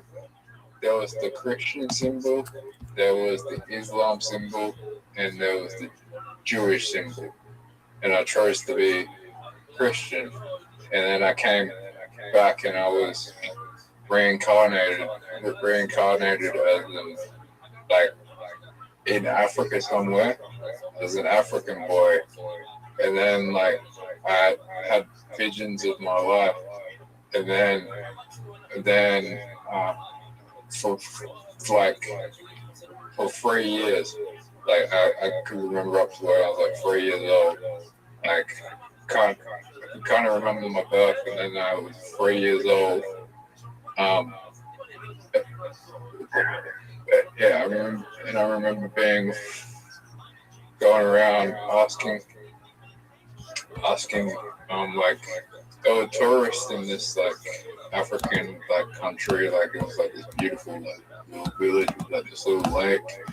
I asked them, do you know who this person? And then I said my name in the past life, and they said, do you know who this is? And they were like, no. And then I asked them what year it was, and then they were like 1999, and it was a really weird dream. That's wild, dog. What do you think it means? Is that wild? Yeah, what do you think it means? Well, I think it means. Yeah, that's what I just asked you, big man. Dreams are weird. Word, dog. And then I didn't die in the extreme, but I was in the process. I had like all these cords around me. I was about to be electrocuted, and I was like, oh shit.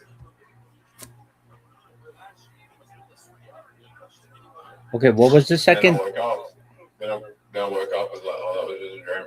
Holy shit, that was a weird dream. Okay, so those are the two dreams you had?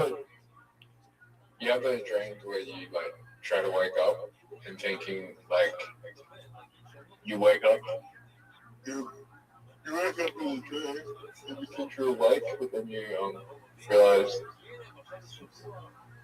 it's so vivid that you think you're awake, but then you realize you're not awake, and then you try to wake up. You had that dream a lot. Yeah, I think so. Say it again. The dream, like you think you're awake, right?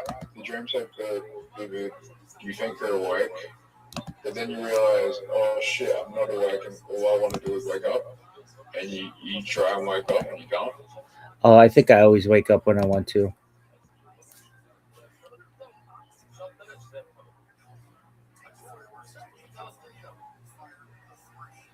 All right, so you had two wild dreams. One, your brother went viral and your mother was concerned, and the second one, you're going to be electrocuted.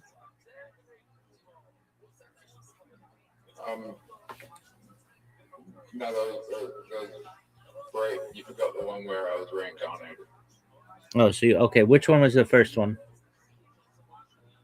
The first one was the viral one. The second one was the one where I was reincarnated in Africa, and I was trying to remember and I asked people if they knew who I was in my past life, and they said no. I was a 3-year. I asked, and they said it was 1999.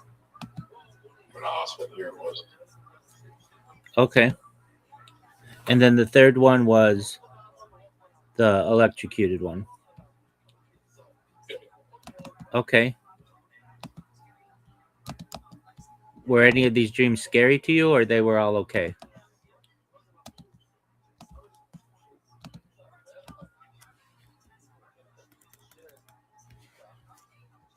Zoot. I think the last one was good. Okay. The second one was like. The second one was like, oh, like. The second one was like.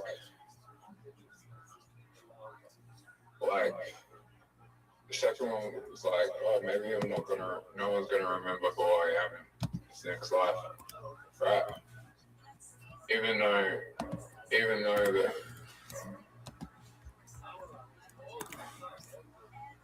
it's kind of, you know, it's kind of weird, brother. What's kind of weird, Zoot? If I was in 1999, I'm 3 years old, and we were born in the same year. No. So that's what. What did you say? Say that again. If it was 1999 and I was 3 years old, then I would be born in the same year in this dream. You and I? No. The person I was reincarnated as. Oh, okay. And what are your thoughts on that? I wonder if that's a real person.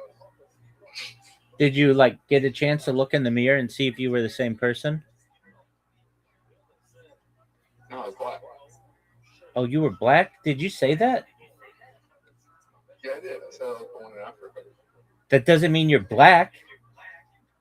I just said that. Yeah. Ever heard of South Africans? Or No. people from Morocco or Egypt? Or a lot of other places.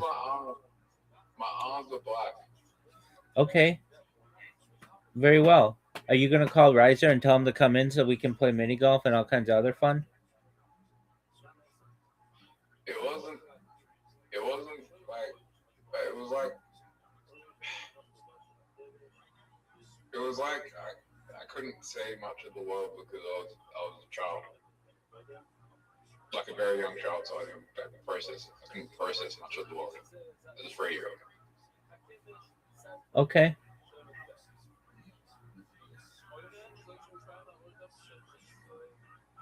I wish I had an answer for you, Big Doug. I appreciate you sharing your dream.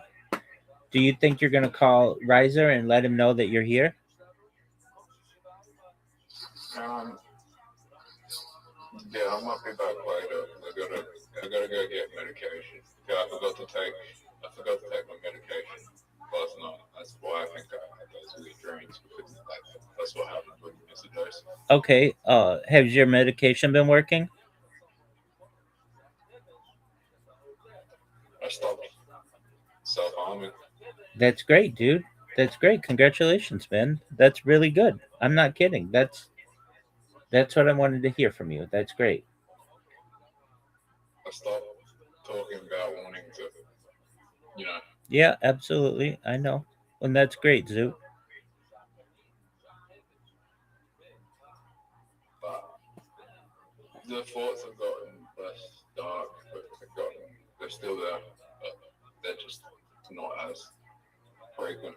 Okay, that's good. Now here's my question. Are you gonna play mini golf now or later? Later. And Okay. how are you?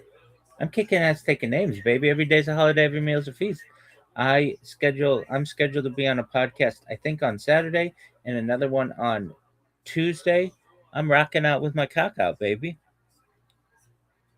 Oh, but the side effect is I can't come. All right, well, shit happens, man.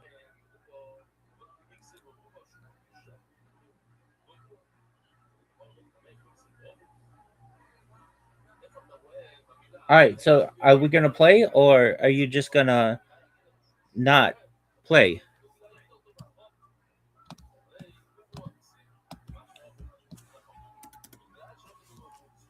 Are we going to? We're gonna play. Okay, we'll call Riser.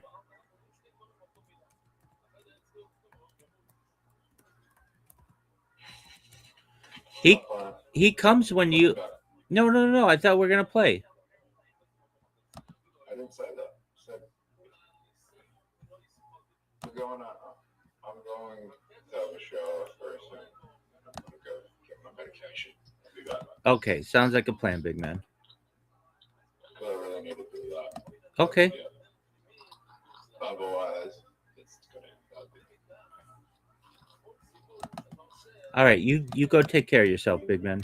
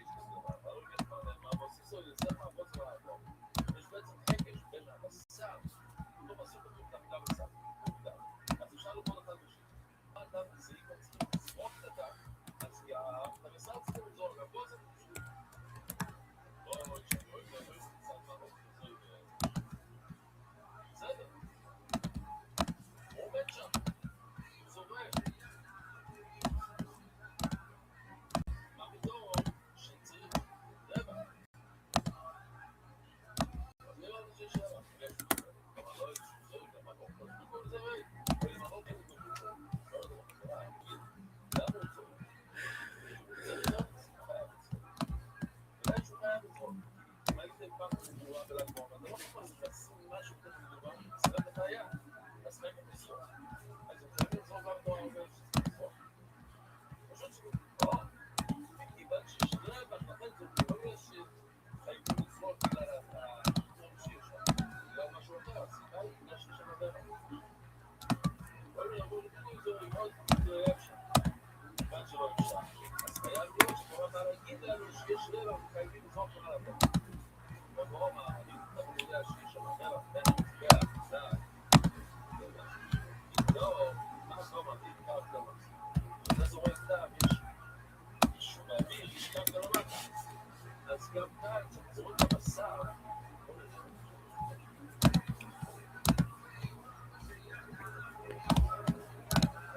עולה על הכבש, אבל זה מוכן.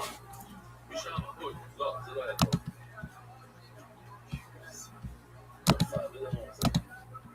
משהו שהוא נשאר בכבש, ומהכבש הוא זורק את האש. אומר רבי, אז לכן הוא אומר שהוא זורק את הבשר, אפשר להוריד את המצפה, איך אתה רואה את הקרקע של המקדש? יש רבע בין המזבח והכבש. אומר רבי, שני כמו של טען נתביעות זה לכבש. אז אמרתי לכם שהמצווה שלי ברבע שיעור זה לא ממש מצווה. זה לא הולך טוב לפי התמונה שיש כאן בקרה של כולה במטה. זה יותר נראה כמו תמונה בגלל.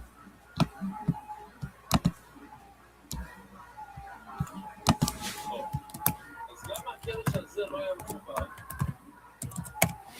כשבואי את היסוד וליסוד.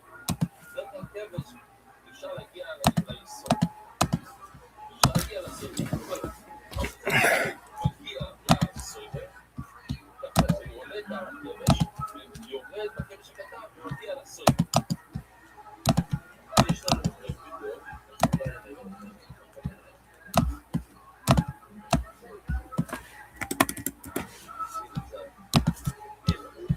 ראיתם? הוא יורד בכבש הקטן, הלך לסוד, עד דרום מערב, שם הוא שופט קטן. ואחר כך הוא חוזר אחורנית, הוא חוזר, שהוא מגיע לה,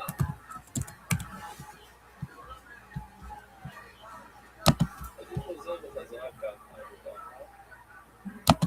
ואז הוא יורד לכבש הקטן, מגיע לכאן,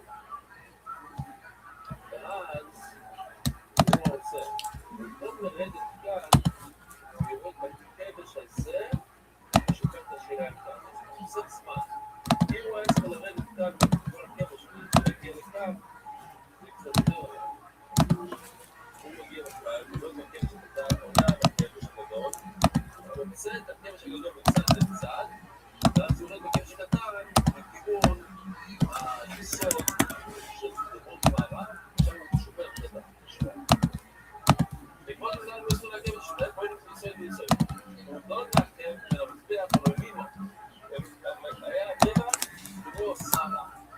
שהוא שלם על סובי, זה בעצם לקחת, שיהיה אפשרות לקחת חבל ולשים מסביב למזבח הפנימי, לפגוע זה לא סובי. הוא לא להכבש ולמימו, שלם על סובי.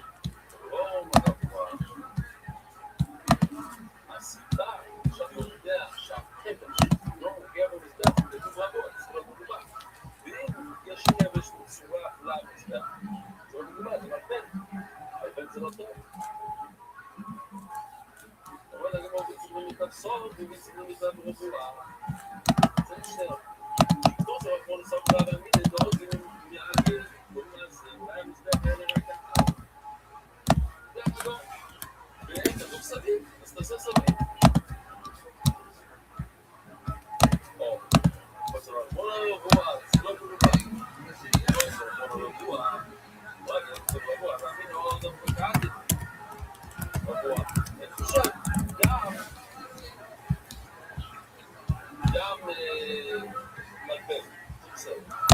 עכשיו, בוא נסובי, שמלבן זה לא טוב, זכויות, רבוע, תגישים עלות, כל צעד, שזה יהיה לא רק תגישים עלות, אלא טוב גודל, כל צעד, שזה יהיה מבוקר, רבוע צעד, שבת,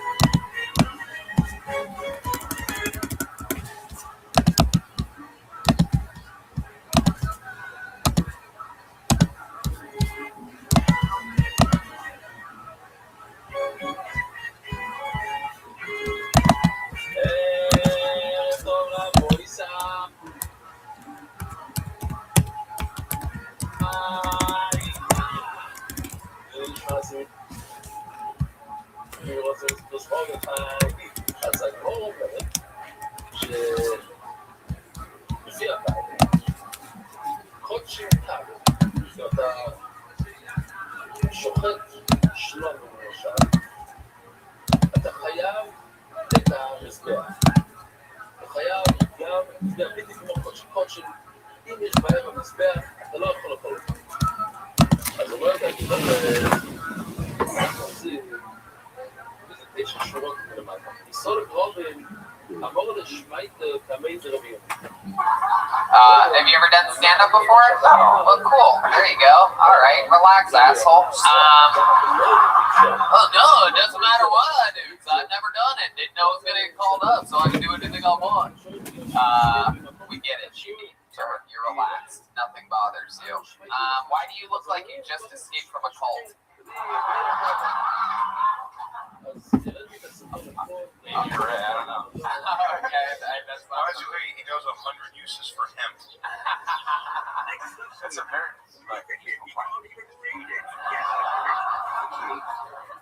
Fuck yeah, Judy. So this is your first time ever doing stand-up. I'm that West Side Pimp. Is this something you've always wanted to do? Yeah, at the beginning you sort of had a little footing. You actually had it, and then you lost it. There was a part where you were just sort of really letting it rip and being honest, and sort of talking about being present, and then you started, through that vehicle, you actually started to try to do jokes. This audience has been sniffing out Tinder and Uber premises from the beginning, and I think you had them there when you're like, you know, I'm just going to talk from the heart. You had it for a second, and then you sort of failed ship on that. So what were you planning on talking about if you got pulled out of the bucket? Were you just going to rip it like that?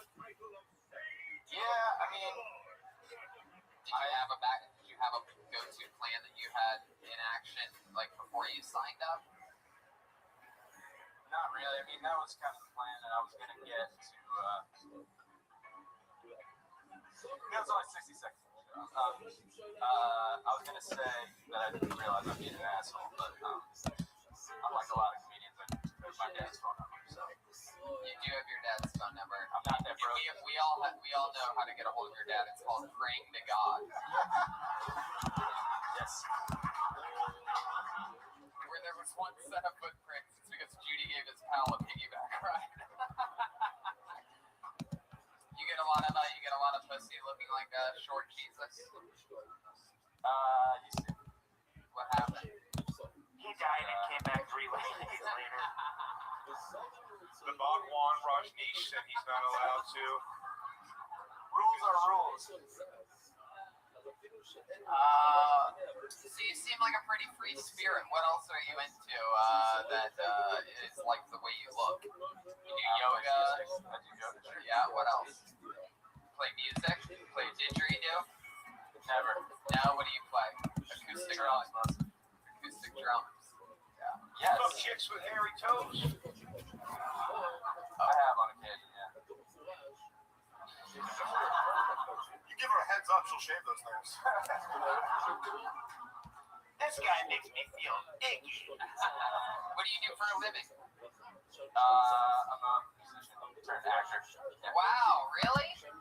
And you play drums? I played drums for a long time. Band kind of stuff too. But you're a musician for a living? I toured for a long time. With a band? What's the name of the band? Needle Points? Needle Points. Did you ever sing any of the lyrics? Like, as a singer?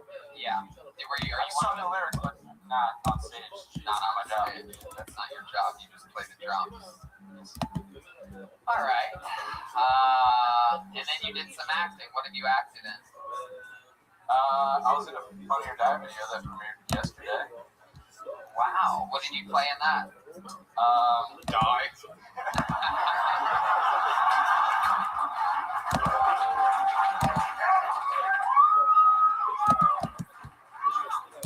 Wow, man. I'll take it from you, thank you.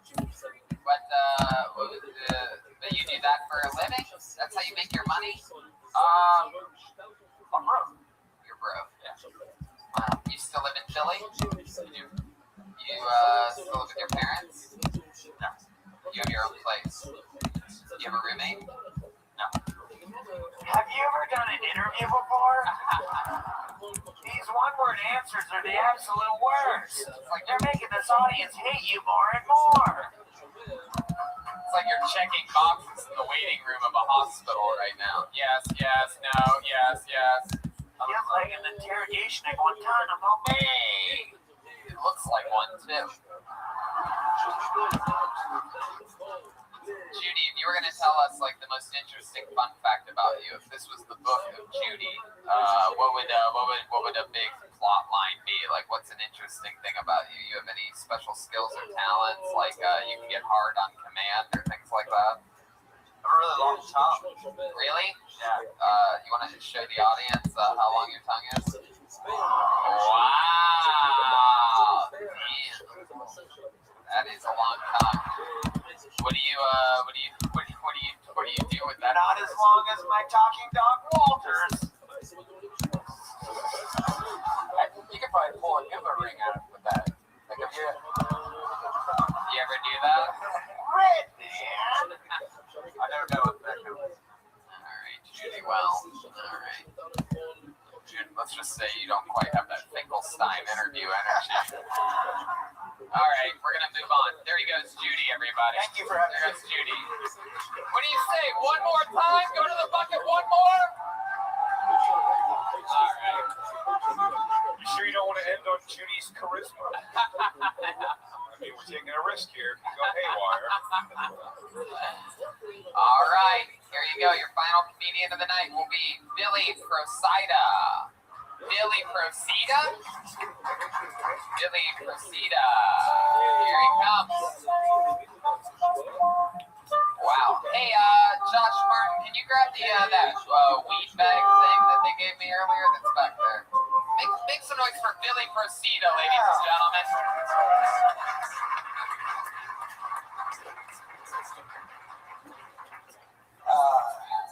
It's been a really rough week for me. A kid I went to high school with jumped in front of the A train, killed himself. That was really shocking for all of us that knew him because, like, we thought he OD'd years ago. Kind of like losing a friend twice.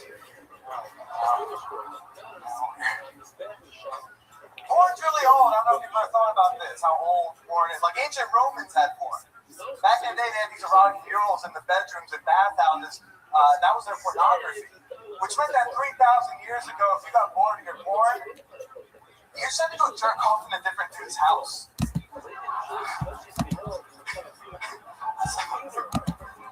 Like, be grateful, okay, when you're scrolling too long for the right clip. You don't have to break in hut to find the guy with the painting you're into that day. Fuck yeah, Billy Procida.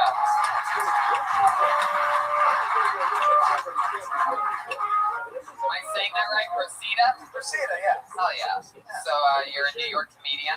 Yeah. Been doing it a few years? Yeah. Fuck yeah. 3, 4, 5 years? Sadly longer. 6, 7, 35 nice. 9 years. Yeah. All right. Well, that's fun. We can tell that was a good tight set. You originally from New York? Jersey. Yeah. I've been here about a decade. I like to put Jersey in the past. Right. I wish we could all do that. How do you survive out here in New York? How do you food? how do you make money? I do a podcast. How do you make money? I sell dumb t-shirts like this. I do a podcast. I'm very poor. I'm a very poor person, yeah. Right. Interesting. I don't understand how you people survive, but okay. Something like building this, I would assume. You guys all like him, right? Maybe not. I don't know. What did you just try to do right there? You say how someone survived with a podcast. They didn't agree or disagree with you. Much like us, they had no idea what you were asking them. Well, that's cool, Billy. So you've been doing it years and years. It's fun for you. You've been doing other shows here at Skankfest? Yeah, I was on the Naked Roast Battle last night. Wow, you did Naked Roast Battle. Yeah. Go up again. Davidson Sinclair Boswell. Wow. Hopefully his dick wasn't as long as his name. Yeah. God, and you did that butt naked. You came out wearing no clothes. Yeah. Wow. What do you remember any of the jokes that they made about you? Did anything hurt your feelings? You sort of remembered it. What up, Billy? Damn it, my balls do look like that.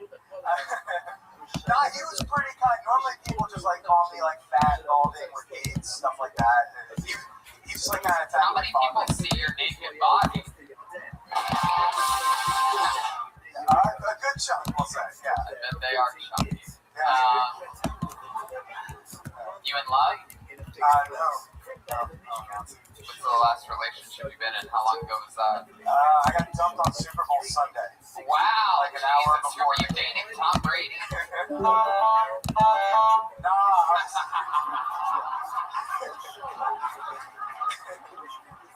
I was dating this chick, and I was in San Francisco visiting my sister, and we had a big fight on the phone an hour before the game. They dumped me, and then They dumped you. You got dumped by the sister too? my ex uses they them pronouns. I'm not happy about that. Wait, what? Yeah. Wait, so this freak dumped you right before the Super Bowl? Yeah, and then I was just like, if Brady wins another fucking ring, I'm jumping off the bridge. I can't handle. And then no shit, after all of that, Yeah. the Philadelphia Eagles take Super Bowl 52. That is pretty In cool. legendary fashion. Yeah. Nick the Dick. Let him have his moment. The last time anything good happened in Philly was the Constitution being ratified. I thought you were going to say Dr. J. What were you guys fighting about, you and the girl? I don't know. Apparently, Yes, you do. I'm an asshole to date, but they're crazy, so I thought it would work. But Oh my God, it's a chick. Just call it her, and you're done. They dumped you. yeah, exactly. You said it right. There you go. Man. Alright, well, Didn't last year you did Naked Roast Battle against the girl you dated, right? 2 years ago, but yeah, the first Skank Fest, my ex Andrea Allen, was a very funny comic in New York, and we battled. You don't sell her so hard. I All won, right. you know, Sure. I won. you won that one. Did you win last night?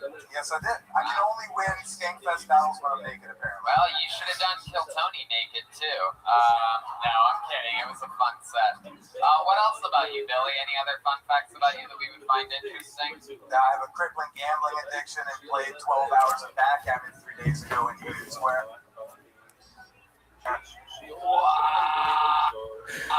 Wow. 12 hours of backgammon? You're gambling, playing backgammon? Yeah. Jesus, that is the bad gambling It's addiction. my question. How do you gamble? I think you get on the Chinese checkers or something. 1-800-BETS OFF. Backgammon, how do you get that deep? The backgammon. It's a deep dark hole there. Just one homeless guy waves you over at Union Square, and 12 hours later you owe him $4. If it's 12 hours, I'd rather lose hundreds of dollars than just $4. Well, you bought that homeless guy. Nothing.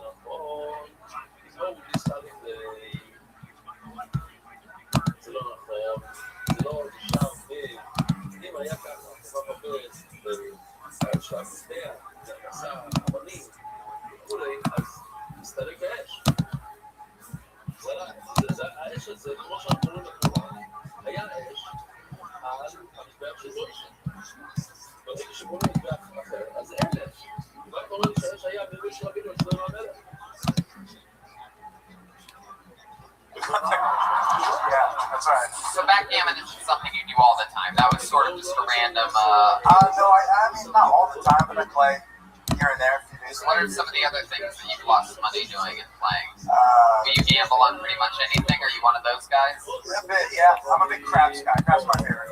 Craps? Yeah. Really? Yeah. You know craps? Yeah, I know the game, yes. Okay. What's the most amount of money you've ever lost? In like one session? In pretty much, I mean, to answer In the my question. life, there's like I probably could send a kid to college. No. Do you have a kid? No, they got that. No, That's good.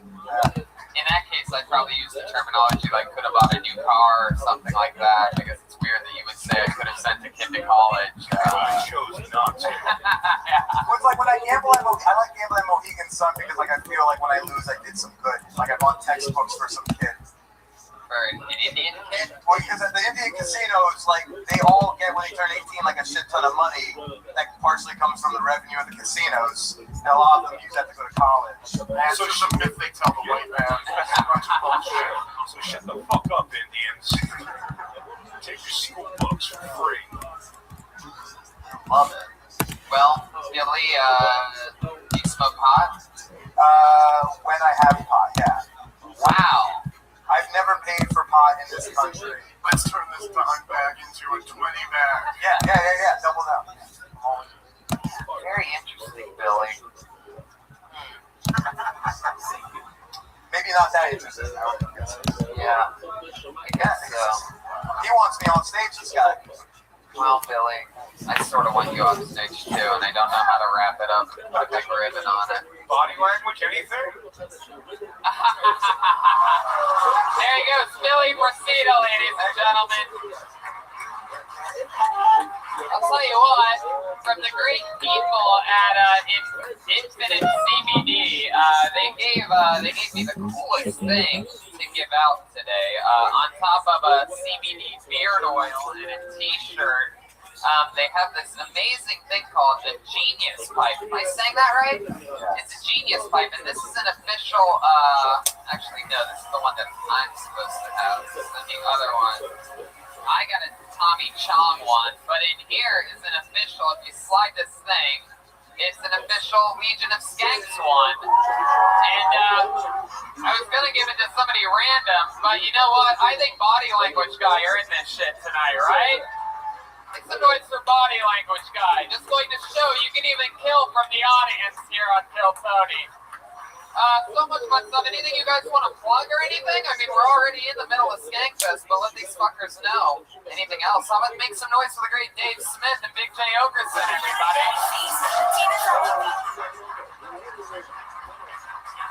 How about the great powerful Jeremiah Watkins, huh? Jeremiah has his own show later today. Stand up on the spot. Yep. Yeah, and also I got inflatable saxophones and my shirt right over here, so if you want one, come get one after the show. Make some noise for one of our favorite comedians in the world, an absolute killer stand-up and a producer of Kill Tony. Josh Martin is here from Los Angeles, everybody. He's helped us with every episode of this show ever. One more time for the great, powerful Ali Makovsky, huh?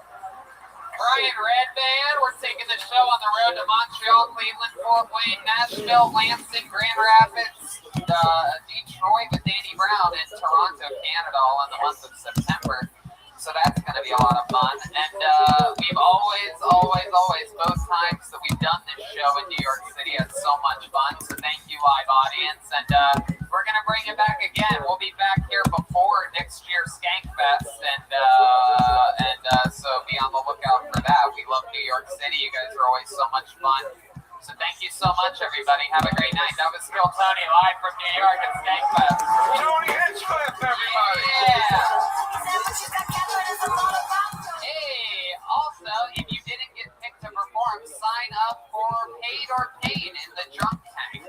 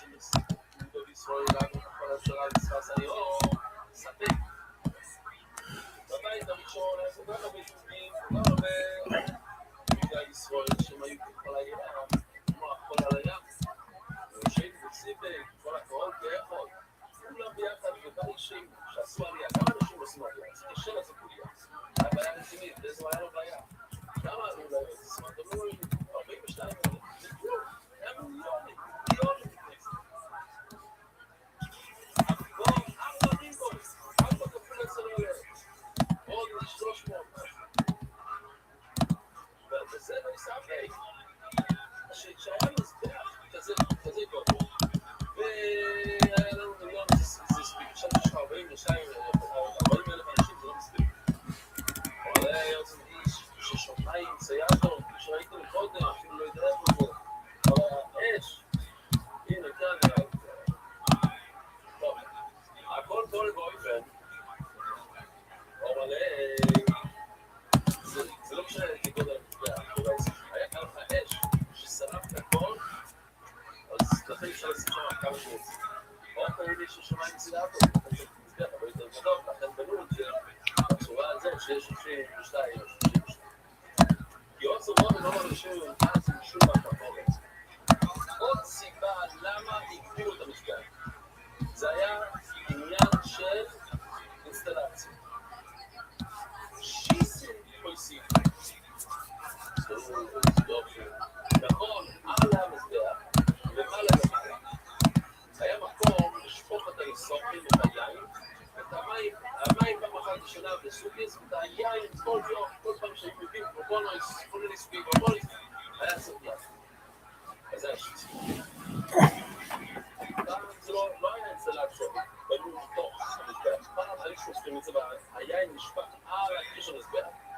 כאן כפי שאתם רואים, זה כאילו נכנס, בוא נראה, הנה, יש צנרת, שעובר בתוך המזבח ונכנס לתוך העמו, וזה נכנס לתוך הנהר הזה שיוצא החוצה.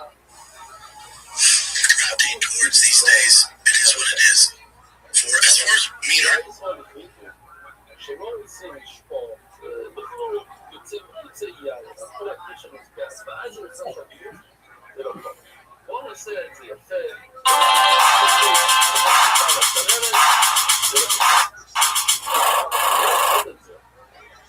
היו צריכים להגדיל את המזבח לביוב.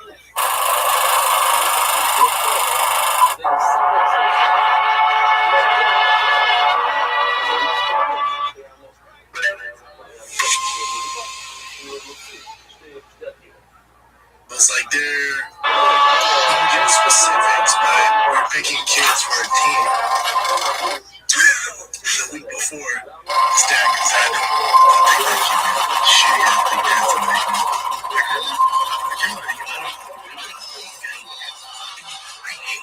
he picked the kid. Natural, I didn't pick him up. That's a bad battle picking man. They get the kid ball. And I see the kid on the looks good. I picked the kid on the team with dads and then nothing to do with it. Who's he picked first? Like, wow. I went, wait, that's prison. Okay, right, bitch. On the field, mama. Yeah, I moved. Hey, this is Rabbi coming live from the world famous comedy store in Maine. Room for a brand new episode of Chill Cody. Get on my top. I remember that. But he was like, I'm going to tell him how big this guy, and he got big. That's what he can get out. Johnson. Yeah. It's like, Lev Johnson's the ass. Hey, everybody. Well, yeah, you know, it doesn't get it. I'm not saying it makes me better. I just, God, that shit. I'm pretty sure it's usually the woman. good evening. Are you guys? I know, but I mean, I would say the majority. Especially with business. I've seen all the time, especially with comics out, dude. He's a dick. Don't work with him. And then I meet him, like, that's awesome. Yeah. Oh, no, I mean, I'm talking about the kids. That's such a big kids. Good evening. Are you guys excited at all? Yeah, so my uncle actually invented. All right. He's just going to mellow. This stoned Hawaiian guy doesn't give a fuck, obviously. He did. He and his buddy invented. He and his brother invented. Yeah, he and his brother, and my Uncle Frank, my Uncle Hugo, invented the dispenser, right? The machine vending machines. And they got it stolen. They got it stolen. This is Facebook stuff. They got it stolen from them. And my Uncle Frank, to the day he died, couldn't even think about it because he would go into a rage. Literally, it was like these two. Everybody, you're the #1 live podcast in the world. Make some fucking noise. Come on. Right, Ray Van is here. Hey. Just go back in from New York City today. The great Ryan J. Evel's is here, everybody. Look at that. Drawing tonight's episode. I just got my new 5-year anniversary Kill Tony poster frame. I'm excited about life. We're back in New York City, having an amazing weekend at Skank Fest. Had an amazing Kill Tony. And I'm excited about life. Excited to be here. all I was saying is with the down toxicity, Brian thought maybe he could get a good video clip by going in the second row of a System of a Down song and getting some video footage. Who can guess what happened next? He got knocked over by a human being. Stage dived and landed right on my kneecap. Only Red Band didn't see that coming. So he had a busted knee. 6 months for Red Band. Somehow, even with a knee injury, he's able to put it all together to sit behind a couple monitors and hit buttons. And, by the way, going to the airport in a wheelchair is the best move, by the way. That's great. Oh, yeah, I know. I just arrived right there alongside of you. It's fun. Anyway, we did a Kill Tony in New York yesterday. We're doing one every single Monday here at the Comedy Store in Los Angeles, indefinitely forever. And also next Wednesday in Montreal, July 25th, at the Just for Laughs Comedy Festival at the Place del Arts. And then August 1st in Cleveland, Ohio, stand-up call for the hilarities. Oh, you want to do a breaking news? I don't think I got to tell you about this one. They filled in that date between Cleveland and Fort Wayne. A lot of people are wondering who's going to get it. On the 3rd of August, it will be, for the first time ever, Cincinnati, Ohio, getting their first ever Kill Tony, followed by a stand-up comedy show. Then we do Kill Tony the next day in Fort Wayne, Indiana, and then the next week we do stand-up in Lexington, Kentucky, and then we travel to Nashville the next day, August 12th, Nashville, Tennessee. This is looking to be fully loaded stock Kill Tony show. I think we're sort of overcompensating for having to schedule that date. A lot of rumors and some exciting stuff happening there. And then in September we do Lansing, Michigan, Grand Rapids, Michigan, Detroit, Michigan, and Danny Brown. And then the next week, Toronto, Canada. It's its second ever by Kill Tony, another theater there in Toronto. So people visiting around the world, less than 2 weeks we show live. Getting it free forever. Spent 20 fucking hard-earned dollars. Stop being a shit ass and come see a live show.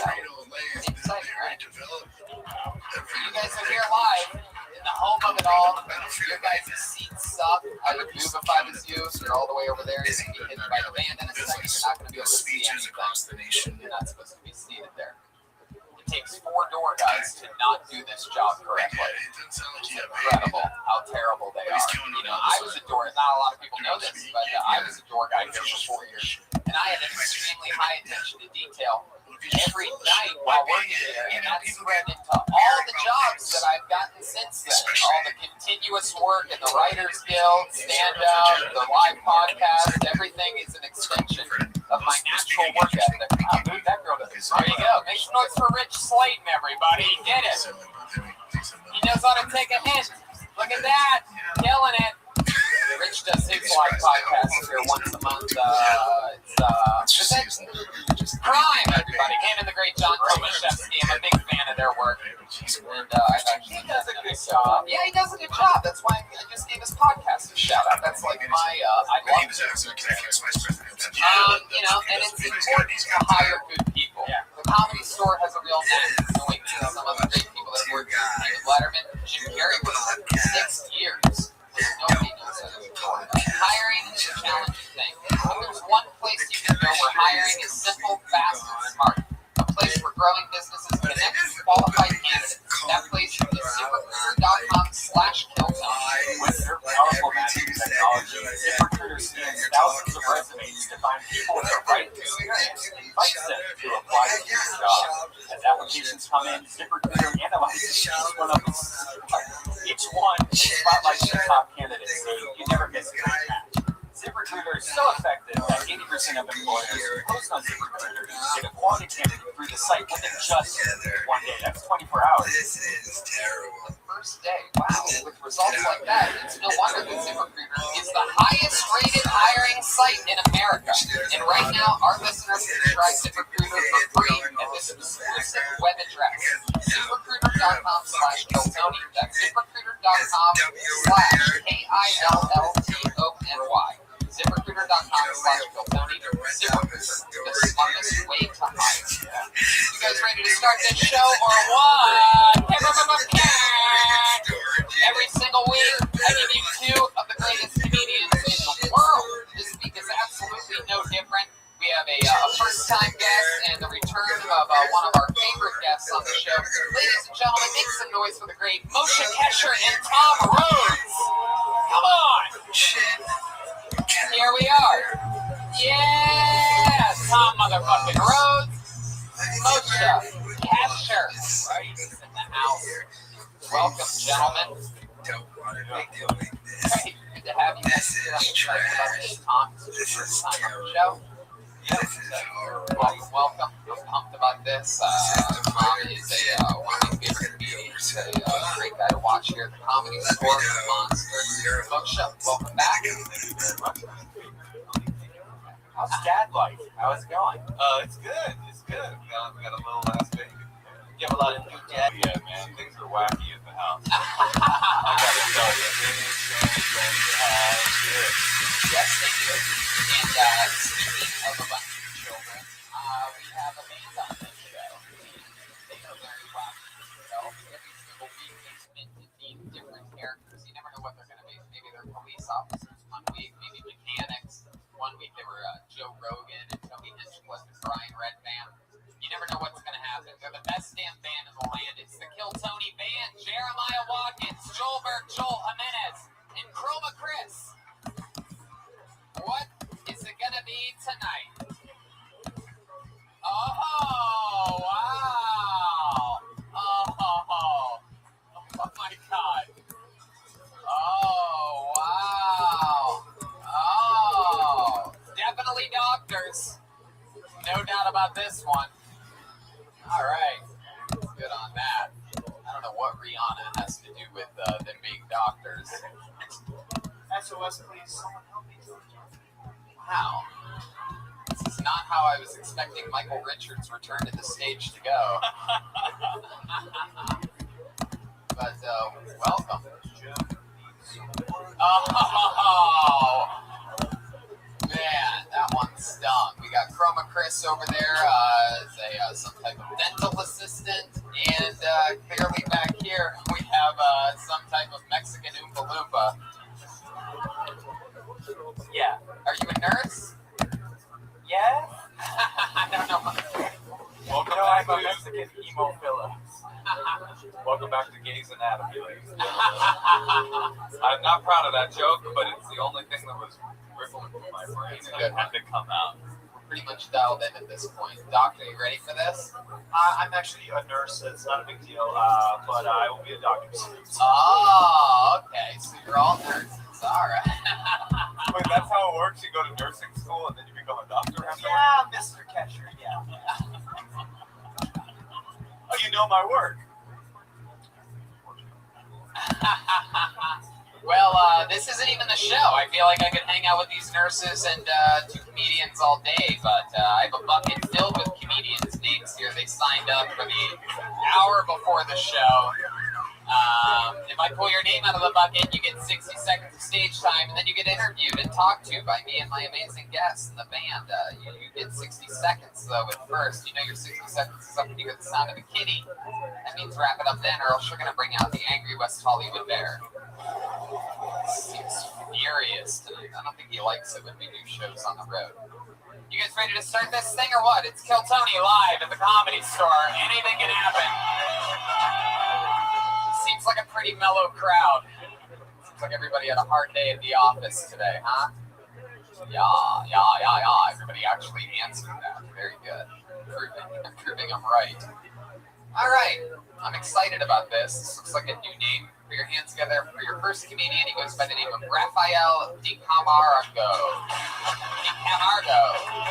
Here he comes. Here comes Rafael, everyone.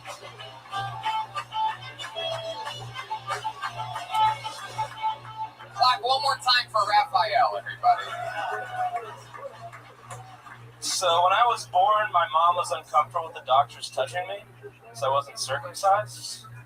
When I moved to the United States from Brazil and I went to see my doctor, he's like, probably be a good idea. So my mom had a change of heart, I was circumcised at the age of 8 years old. Yeah, it was a real hoot. It was a good time.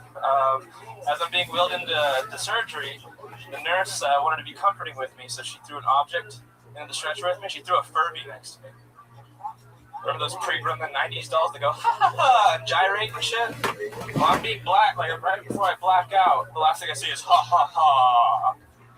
I wake up, my whole family is flown out to see me, and every 45 minutes when the doctor would come up and like check on my dick, my grandma would be like, parece que a tortuga saiu, eh? Which in Portuguese, that means the turtle has left its shell.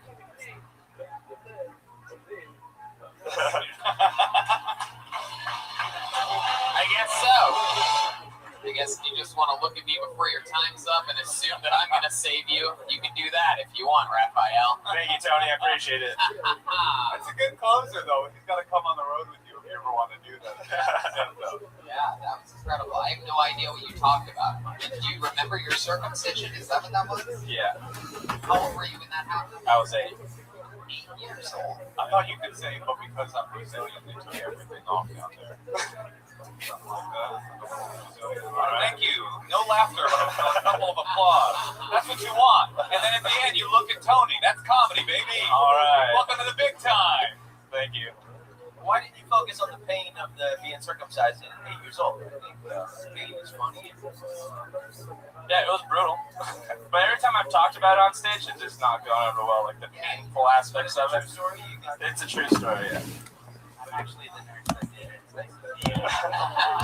Did they do everybody that laid in? Was that a Brazilian thing? No, like my mom just told me she was uncomfortable with it when I was born. So when I went to the doctor when I was 8, she was like, I felt better about it. So we had it done.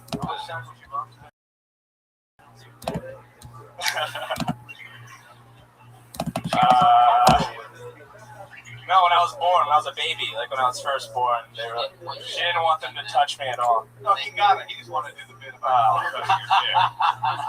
He's like, no, I don't think you understand, Tom. You're Brazilian. I'm a Brazilian person. How long have you been on stand-up? 7 months. 7 months. Wow, that's about the age you're supposed to be with your dick circumcised. So were you awake when it was happening? Or did they like shake it off like look at the chow? I love that place. No, they put me under. So did you say the force? No. Oh, man. I don't know if that was an option. Could I have done that? Really? No, if you had, you would. I feel chipped now. Nurse Jeremiah Watkins. Yes. Third trimester stand-up. You want to do a lot more open mic.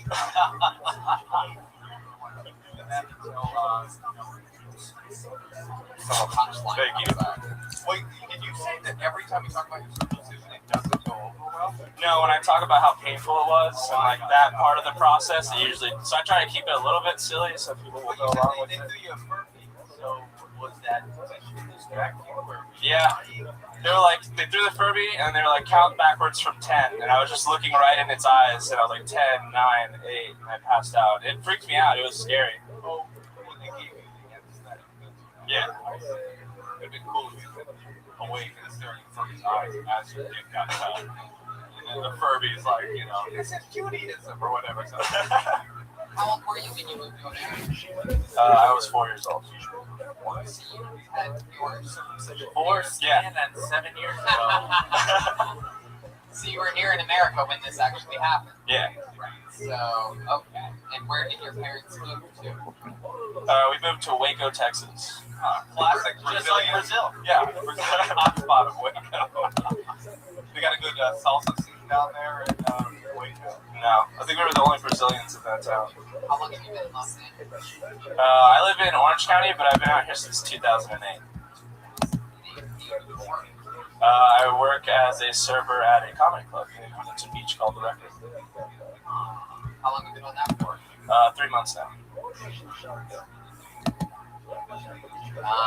What comedy club? The Record? Oh, it's called The Record. It's like we can't even listen to you while we're talking to you. Tony, we're gonna have to check your ears.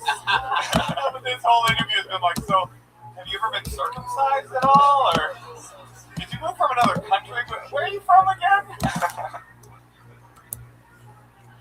Anyway, Raphael, what do you do when you're not doing stand-up? I mostly drink. What's your drink of choice? Maker's Mark. Me? Usually a double. How many times a week? Every night. Wow. It seems like you're just getting by on the skin of your dick. Doesn't really make sense. Sounds like it does, but it doesn't.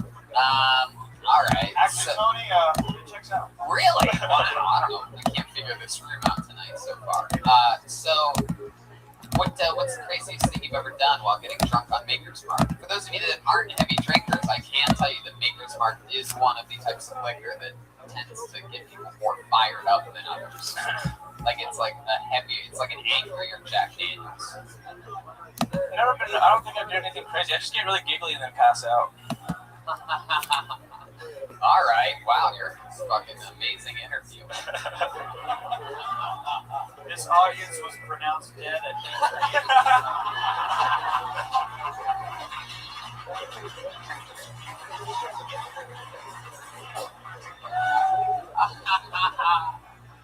Wow. Well, Raphael, that's interesting. Anything else super Brazilian about you? Anything that you think is in your genetics?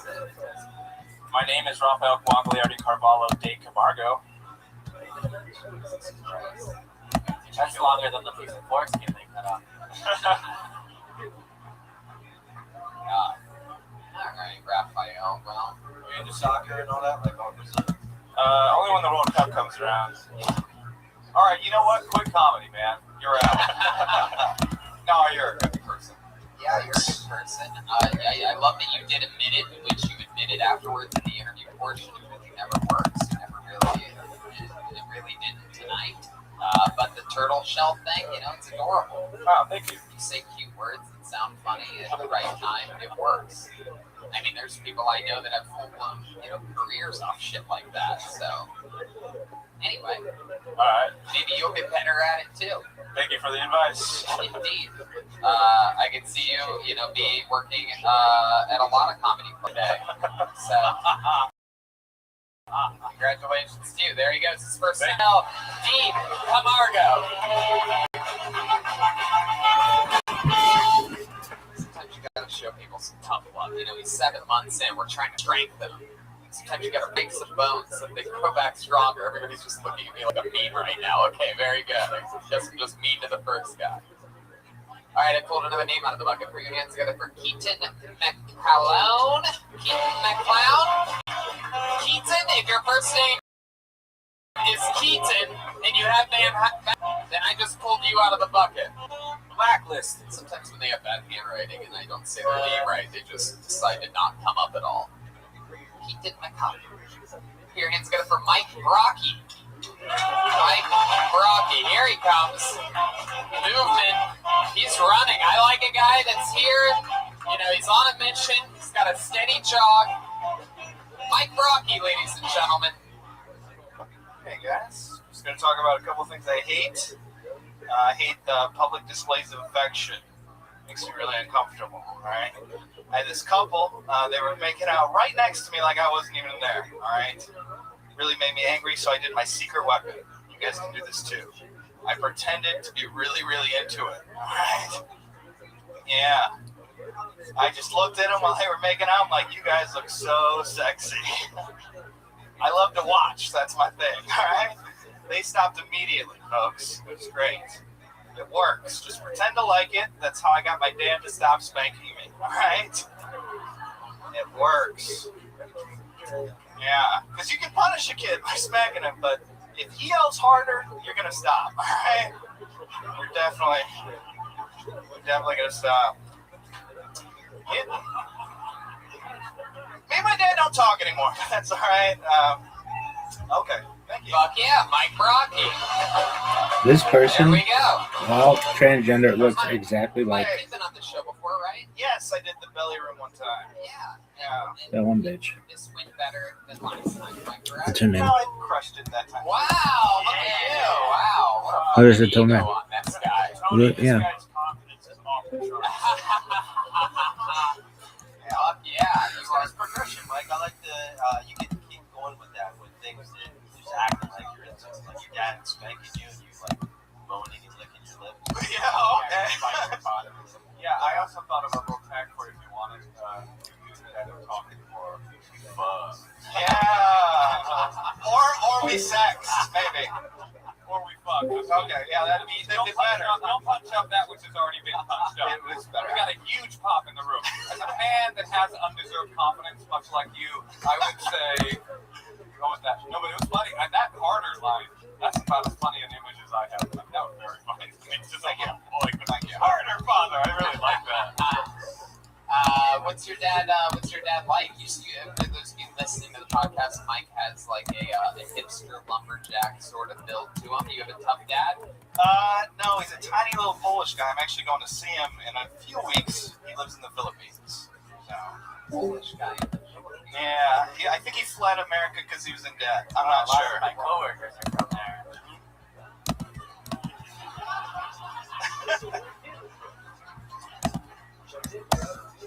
What does he do for work? I think he just retired. How do you think he got so much debt and flee to the Philippines? Well, we were never in good shape financially growing up. I was actually homeless for a little bit. Yeah. Really? When I was, How many do you have brothers and sisters? yeah, I got one brother and then two of my dad had another family. 2 half brothers and a half sister. Right. So was the other family homeless too? No, he left. Lap of luxury, Tony. Yeah. Was the other family Filipino? No. That's for the hookers. I was in the Philippines a few months ago, so is your father a pedophile or is he into midget boxing? Why can't it be both, Tom? Why can't it be both? Yeah. What was it like when you guys were homeless? Was that you guys literally on the streets? It was kind of cool. It was like camping. I was in 2nd grade. Yeah. So were you on the streets? Like, No, we were in a campground. you were really Yeah, like a tent. Yeah. For how long? 6 months. Probably better than now. That's Where was the campground? It was Fish Lake Campground in Illinois. Maybe Vernon Hills. Sounds. It's a great place, you guys. Never want your lives to fall apart at age 4. Well, if you Sweet become spot. famous, they might put a historical marker. Oh, maybe. I didn't even think about becoming famous. Mike Rocky, the guy that kills 60 seconds at a time, once he's homeless here. Mike, how long have you been in Los Angeles? 6 months, I think I'm gonna leave, but Why? you know. Second try on the street. Why are you thinking about leaving? Just you know. Know what we don't know. Stop saying that. Everybody's fake and full of shit. This is like probably the biggest audience I've had since I've been here. Oh, you're And it's great. It was a great. Wait, you're leaving town because the crowd's not big enough? Yeah, what did you think was going to happen in 6 months? Oh, it's just tough. I don't know if Hollywood's looking for a guy like me. No, they're not, but that's not the point. Yeah. It takes everyone a while to get used to it. It took me like 3 years to learn. You don't get it in like 6 months. No, I think you're doing a good thing. This is the 3rd time I've lived here. Twice I left this Los Angeles for it's terrible. And look at Now, now. I can now enjoy it. So maybe it just coming back to like, Yeah. how long have you been comedy? 5 years. So you're thinking about quitting comedy? No. I was gonna quit, then I decided I'm not gonna quit. I'm just Can I gonna. have that harder joke? Sure. Yeah. Where are you thinking about going with your comedy career where you're going to get bigger crowds? Oh, I was thinking like going to Berlin or something. Oh, Go to Europe. Oh, they love stand-up in Berlin. Yeah. It's really There'll be big. one youth hostel on every second Thursday of the month. And Yeah. I like what you do. Hell yeah. I heard they like camps in Berlin. Yeah. And also incest and spanking. It's going to be a great place for you. You know, what happens if you get there and you hit a wall? You know? Why Berlin? Oh, you're going to love it. It's a great place. It's called Fish Lake. Just get some Fish Lake. Why Berlin? It's cool. Germany's cool. You can like buy a beer at a grocery store, just drink it on the street. Oh, you're an alcoholic. Yeah. That's the reason. Oh my god. I mean, yeah, the list goes on and on. But It's like a sad poem, though. It's like beautiful. Like you moved Yeah. to LA, but I never performed in front of big crowds. So I'm going to move to Berlin. Why? Because I can drink a beer on the sidewalk. It's like, oh, and I was homeless. Mike, what do you do for a living? I work at a bar. You work at a bar. Yeah. How long have you been on that? Since I moved here 6 months. Are you making decent money? Nah. What's your living situation? I live in a room in a house. It's not bad. In a room in a house. Yeah. Okay. Well, Like a traditional situation. that seems like part of a fucking answer. I got. Other people live in the house. I talked about it last time, but Filipino lady actually, which is weird. Mommy. And I live with another comic, and then some other random Craigslist person. Yeah. What would you do for money in Berlin? Just English stuff. And, English stuff? what the fuck? What do you think is going on there? Yeah, like I can do arbitrage and crumpets and like God Saving the Queen, things like like teaching or like translating, stuff like that. You have any experience in that? Or None. Wait, are you, is that real though? Is there a real opportunity for you to make money there? Yeah, I've got friends there, and I've been there. So. Yeah, you can do English comedy. Little rooms, but I don't know if you can make money on it. But teaching English. Yeah. You can, Tom. You can, Moshe. You cannot, Mike Brocky. You cannot make money in Berlin doing stand-up. But you can drink a beer on the street. Fucking mind-blowing. Totally worth the trip. I mean, Berlin is a pretty fucking awesome city. I won't give you that. It's a city.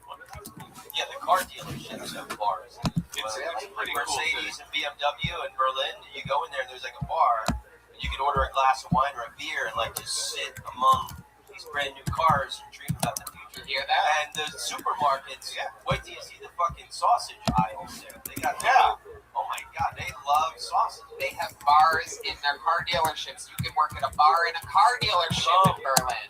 Yeah. I'm leaving LA. I'm sold. Wow. Mike, what's the best thing that's happened to you in Mike, what's the best thing that's happened to you in 6 months here in Los Angeles? Oh, I got laid once. That was cool. How'd that happen? It's so fun, right? Yeah, it's good. The end part is fucking awesome. Mike, how did that happen? Oh, Dad came back from the Philippines.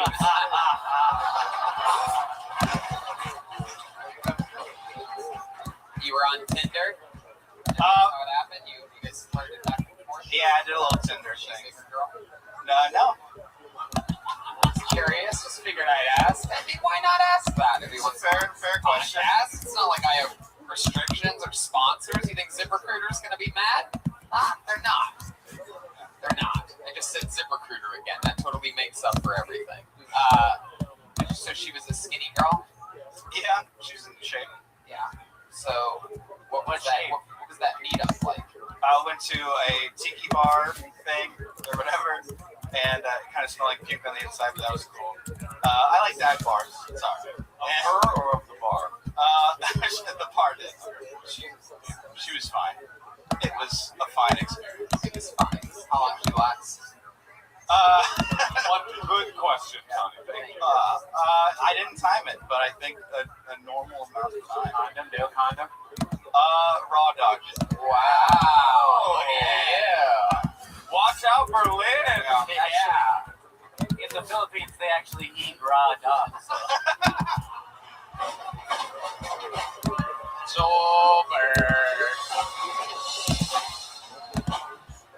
Mike, I don't know what you're thinking, dude. If your other stand-up is as funny as the couple minutes that you've done on this show, then maybe the part that you're missing, you work nights at that bar, a lot of nights, 5 nights a week? 2 nights a week. 2 nights a week. You work maybe 3 nights a week, you'd have more money. And if you spent those other 4 nights, hanging out, meeting people, being funny, making friends, you're making friends in the 6 months that you're here? I have made some good friends. Well, there you go. I would say keep doing that, dude. I wouldn't run to Berlin this fast. 6 months is pretty quick. There he goes, Mike Brocky. He doesn't use Twitter. It says it right on the line where people put their Twitter handle. He doesn't believe in Twitter, which is going to really help his career take off in Berlin, Germany. All right, I pulled another name out. You guys having fun? You get the show yet? Anything can happen. Sometimes it's somebody's first time on stage. Sometimes it's a genius. Who knows? The next comedian goes by the name of Jacob Charmack. Jacob Charmack? Wow, from the farthest corner. It seems like all of these are always from the farthest part of the comedy store. One more time for Jacob Charmack, everybody.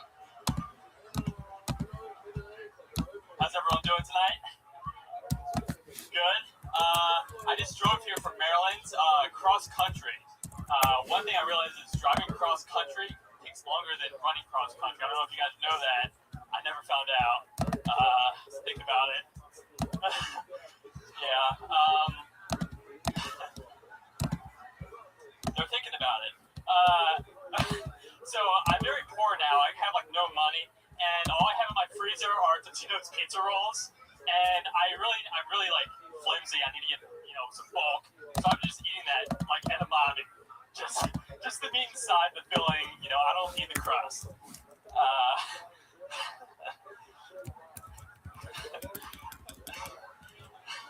And I've been walking around my apartment. It's all carpet, and I realized like my feet are cracking. Like that's not healthy. My feet are cracking. And finish. Holy fucking shit. Yeah, finish, Jacob, finish. Stop. Let him finish. My feet are cracking. My floor's carpet, and all I can think about is, I have, my feet are cracking. I have like hardwood that's like splitting in half all the time. That's what I think. That didn't work.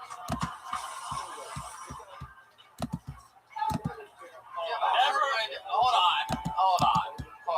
Oh, let me just try to understand this for a second. Just give me a chance at understanding. Beautiful. Tony, before you're too rough with it, he does have an extra chromosome. He did call me special last week, so there's that. Jacob, over here. Don't try to be funny. I'm not. What do you mean your hardwood is cracked? I have carpet and my feet crack, so I think.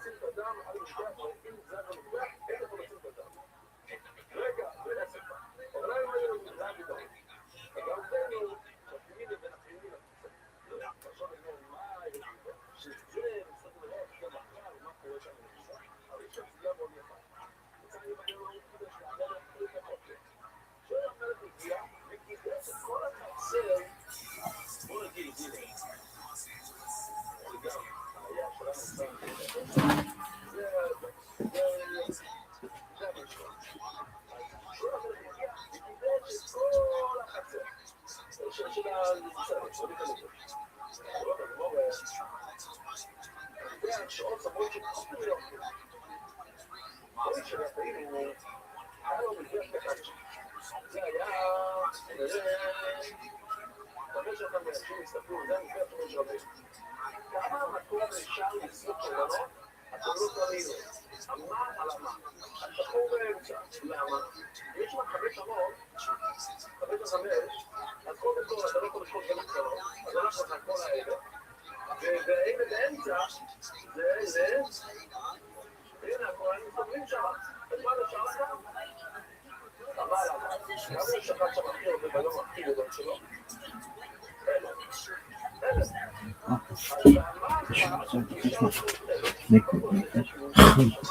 Regardless, just pretend like you should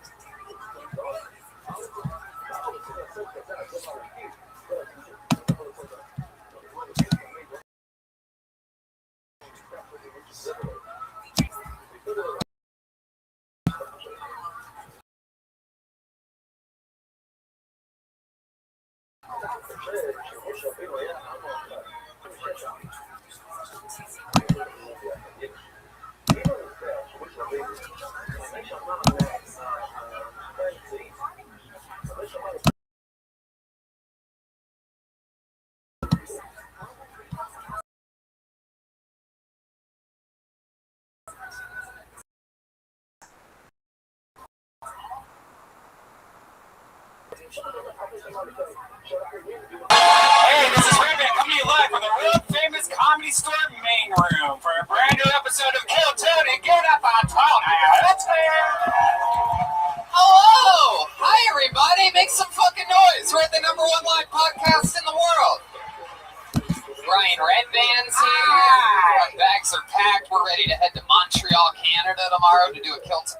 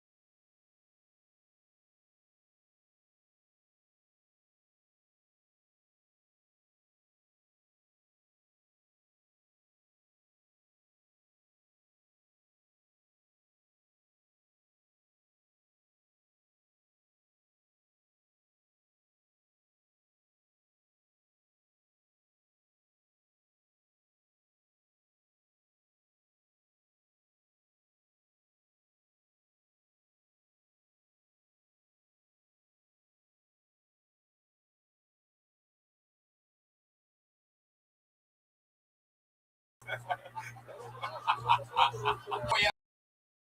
telling a lot of lies.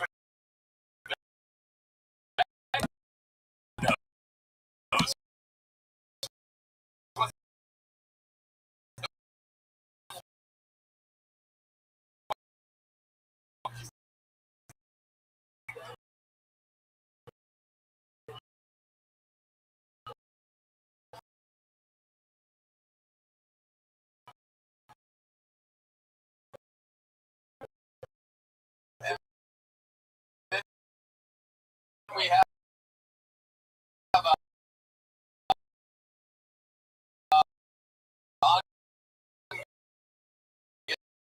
guitar.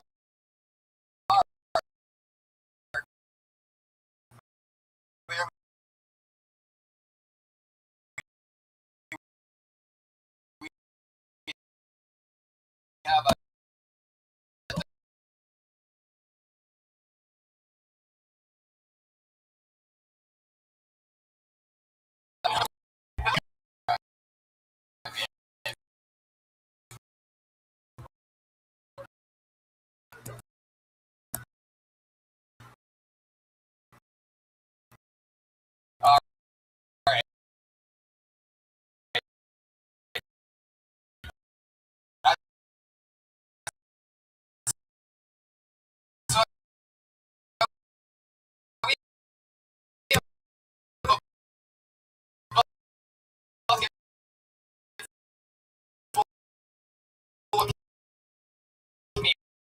comedians' names. They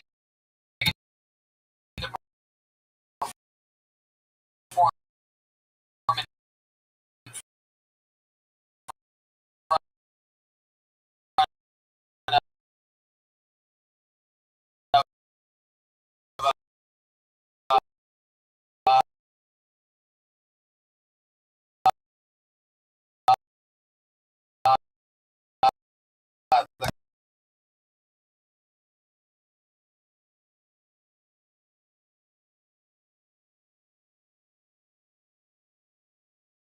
Put your hands together for Mikey McKernan, everyone.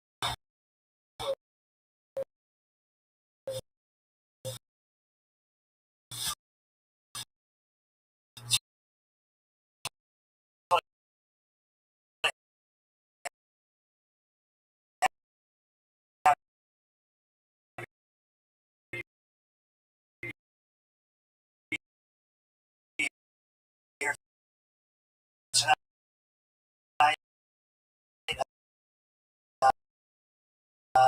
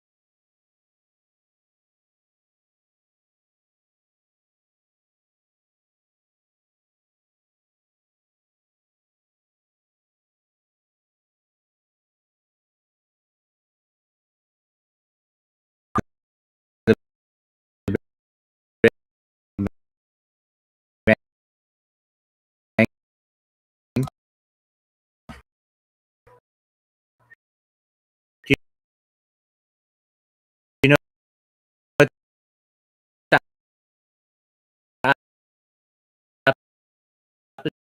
opposite of a black hole is?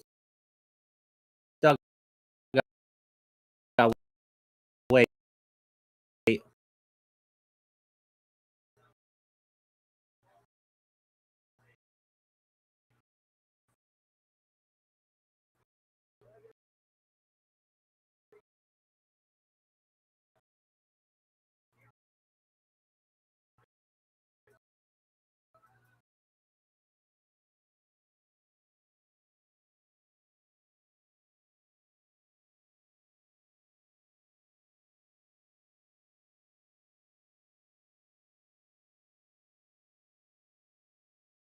That story,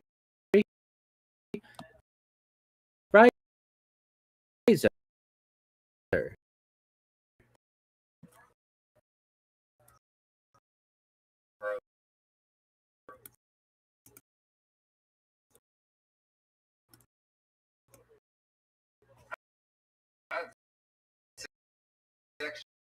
Just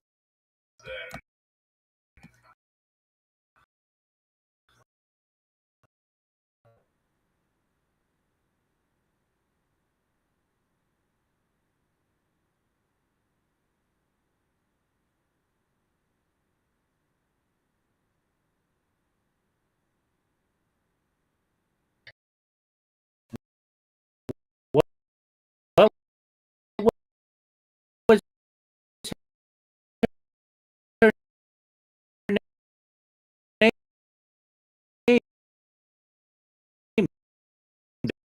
Doug?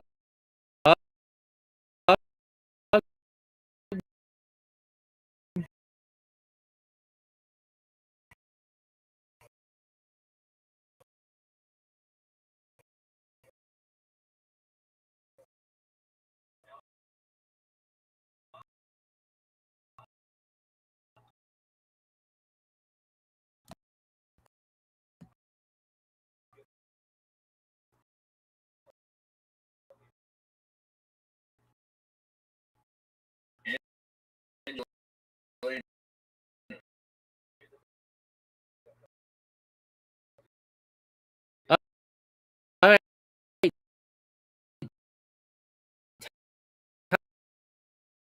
Hi.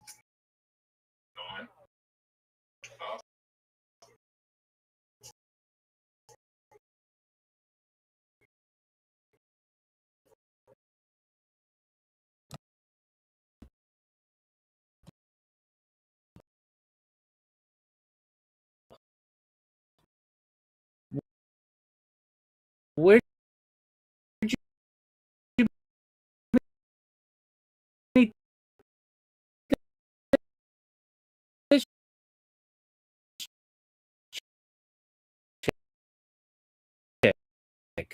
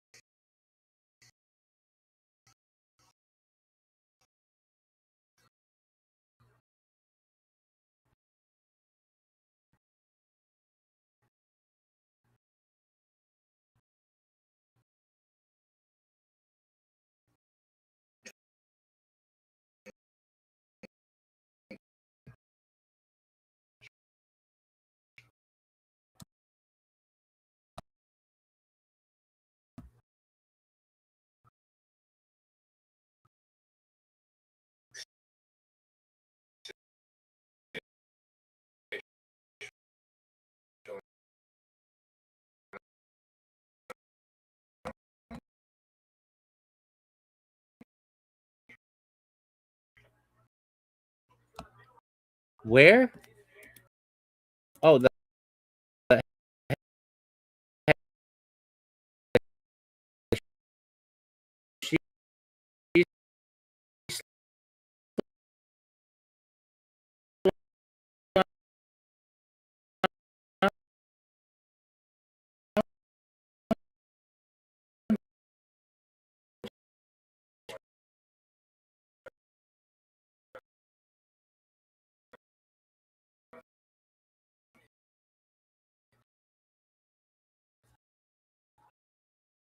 wow.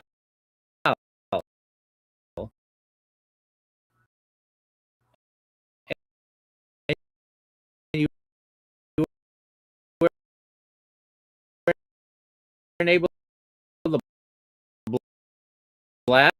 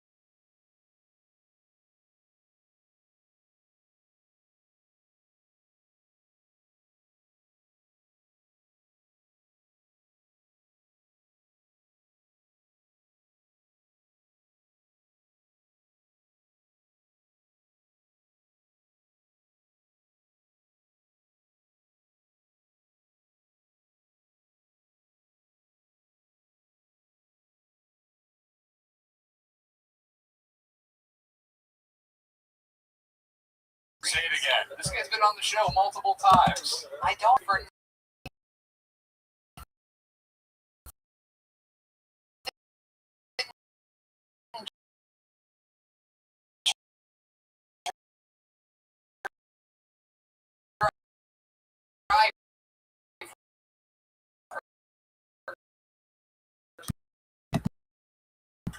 Nathan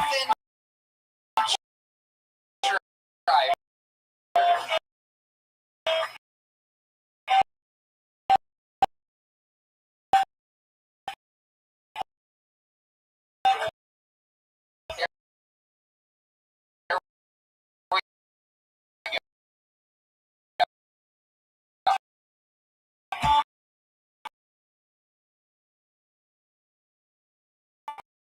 There were signs. There were definitely signs before that.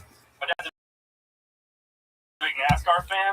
Releases the Daytona 500.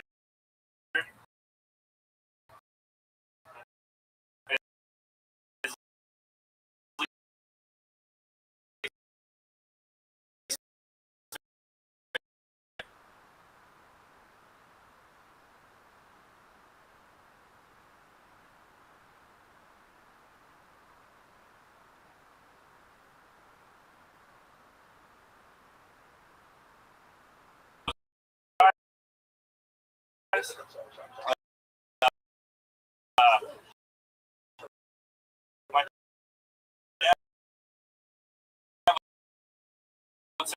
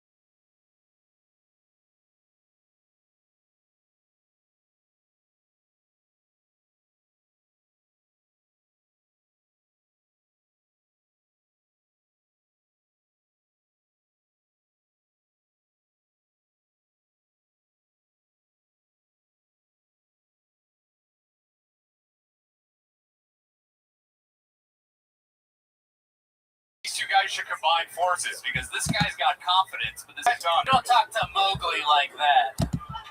Alright, Nathan Driver, step up to the mic. How long you been doing stand-up? Nathan, get back over there.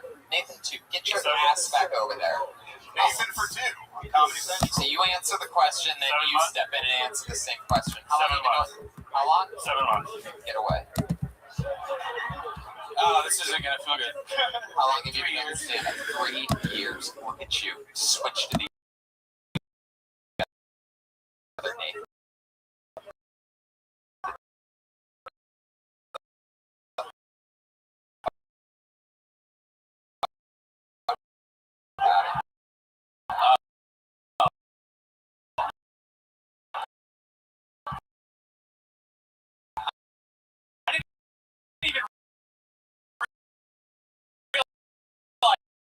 Besides, you're wearing fucking sweatpants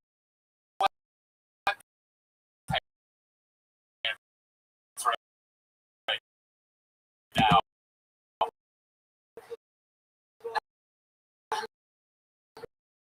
What the?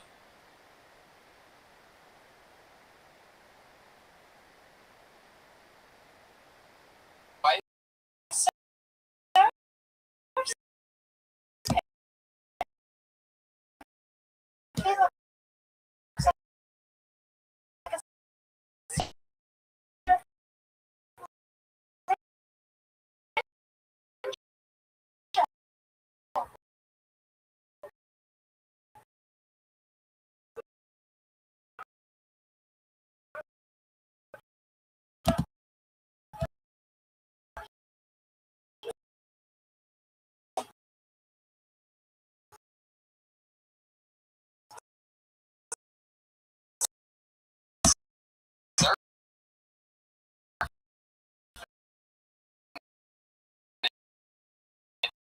Reference for those who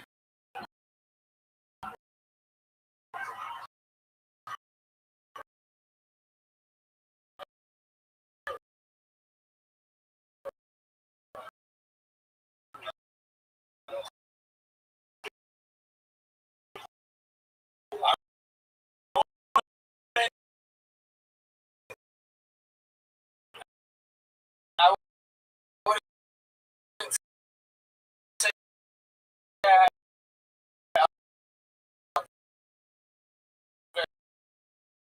very This guy tried to steal this guy's identity.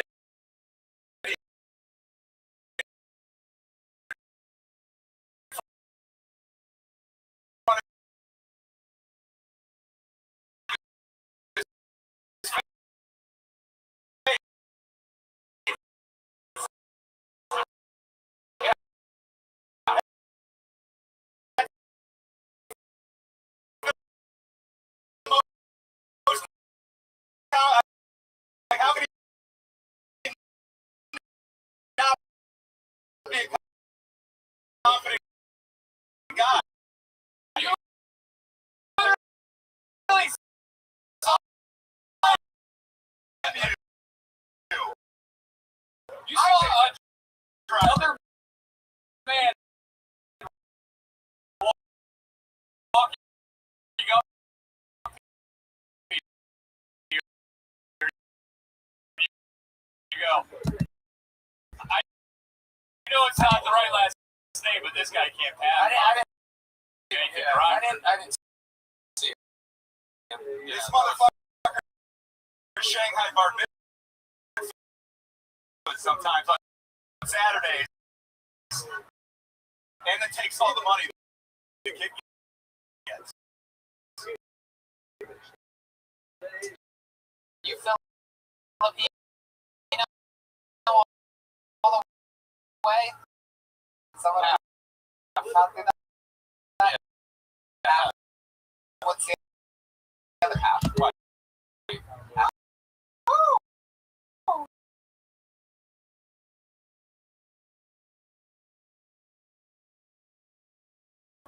Hey, Mom, I want to see me get dragged off the Apollo stage.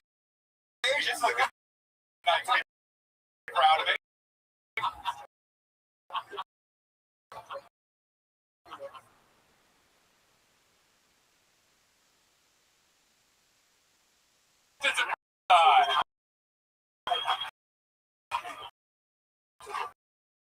By the way, your job tomorrow, if you see this motherfucker in the parking lot,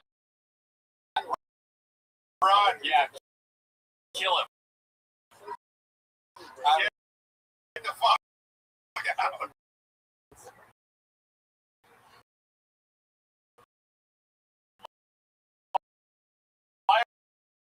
Engineer a weapon and stab him in the face. I don't know if I use that correctly,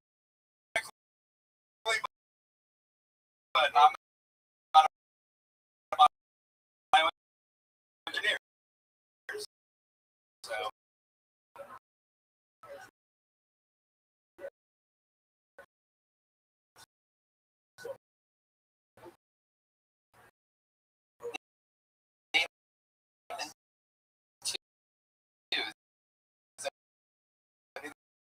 Okay.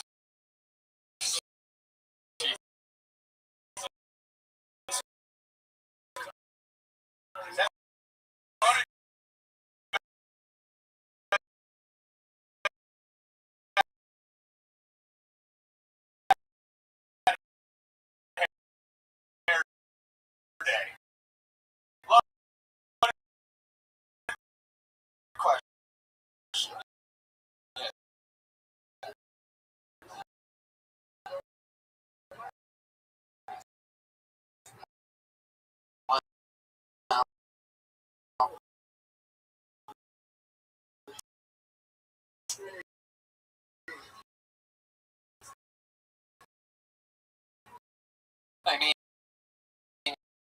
you know,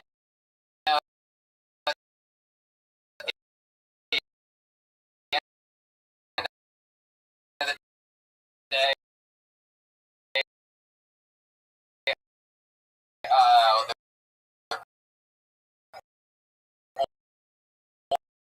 only one Nathan can win. Nathan 2, I think we're going to go with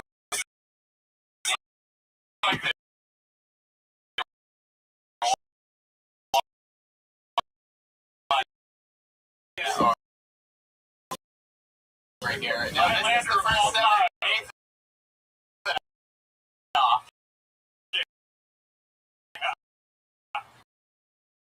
Nathan 1.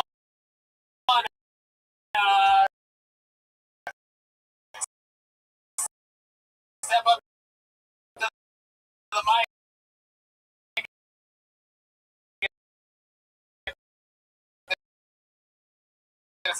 If there's anyone you'd like to thank,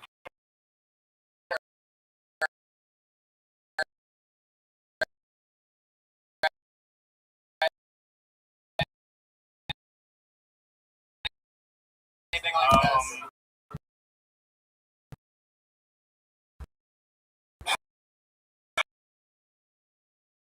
Your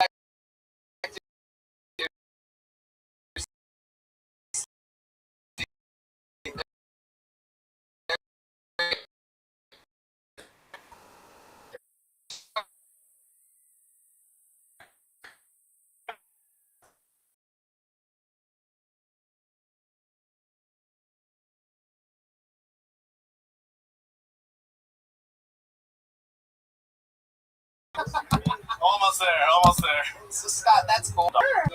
How long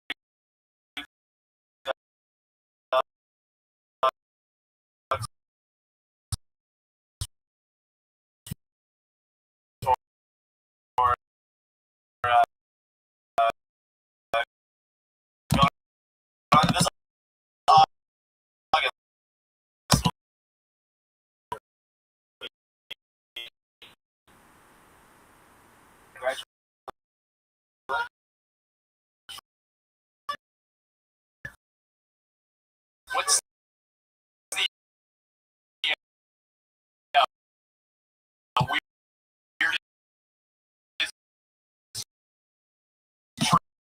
trick?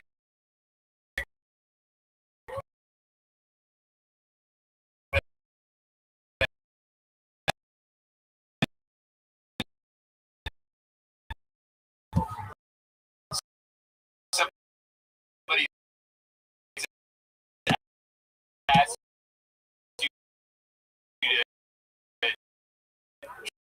train their dog to do. One was suck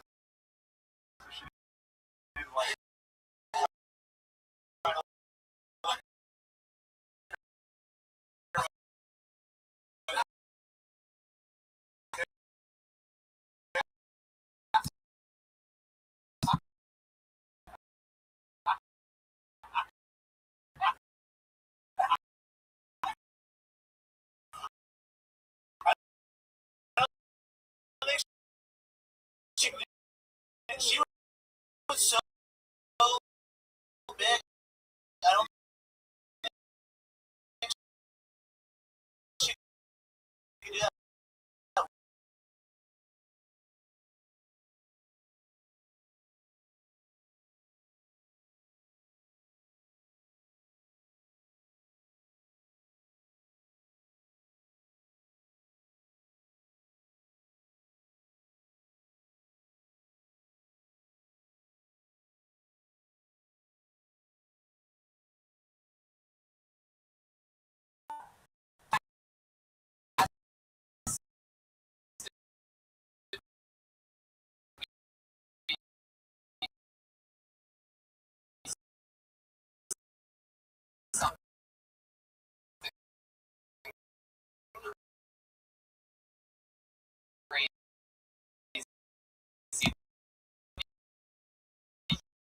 You guys do, you dog trainers,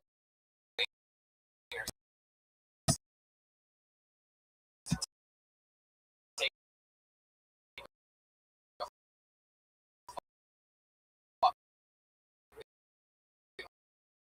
wild, crazy,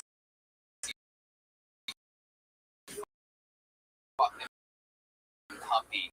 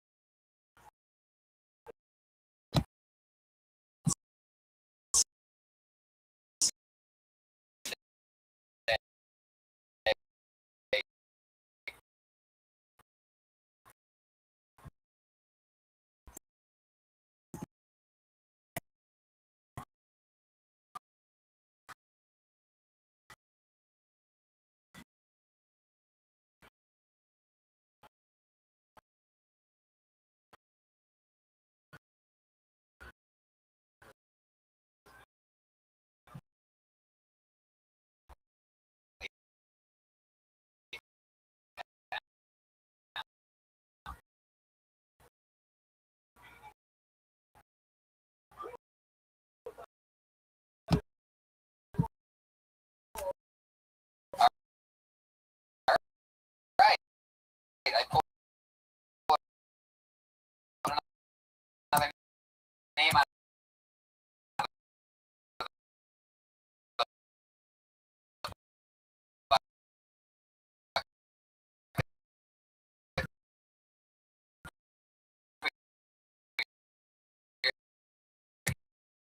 hands together for DJ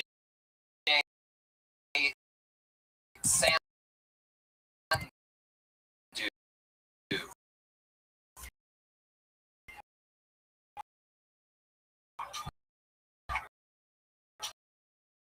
DJ Sam.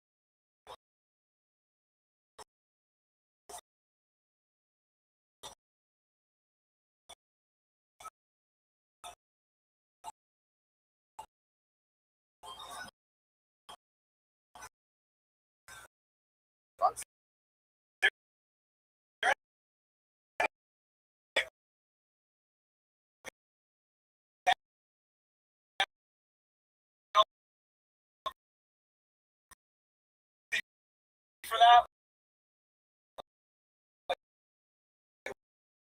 why you get caned if you come back?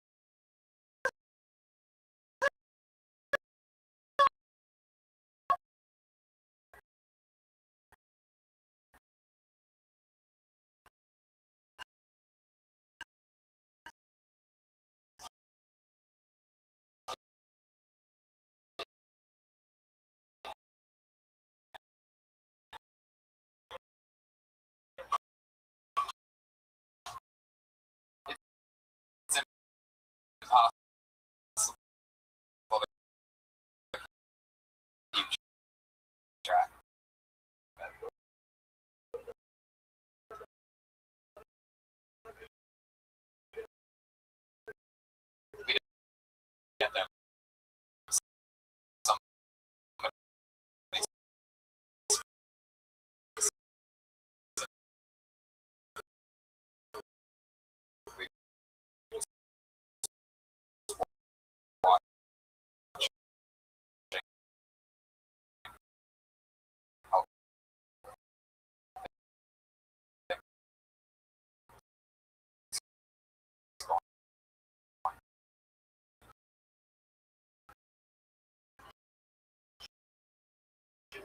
hands together for Lizzie Weiss.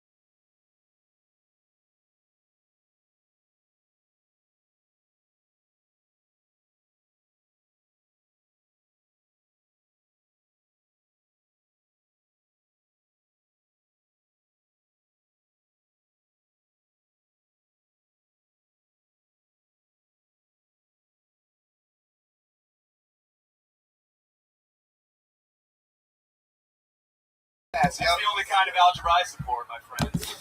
Integrated.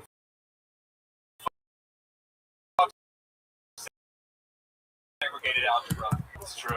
It's true. It's over. It's like went to MIT for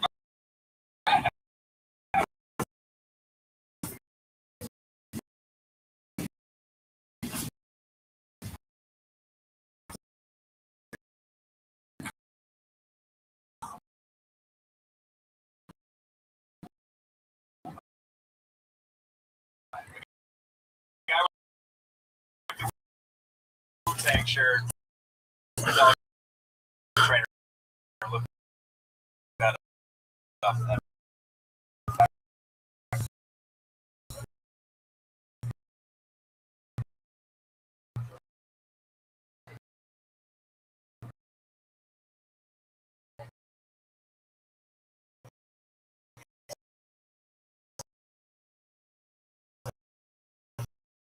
Yeah.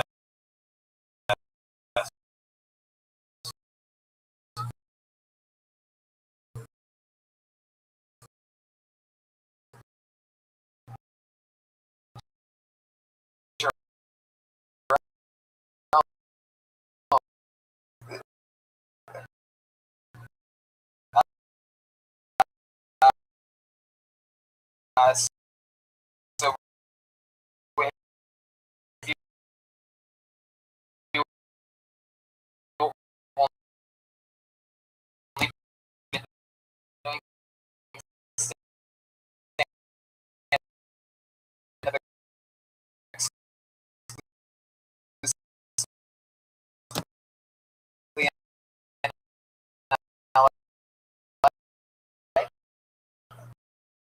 yeah, so like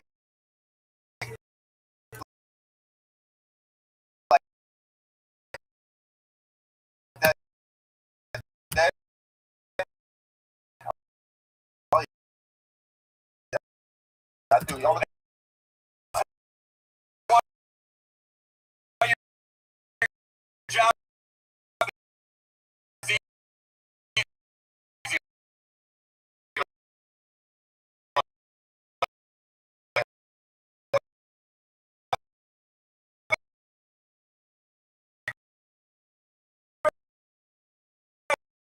is microphone.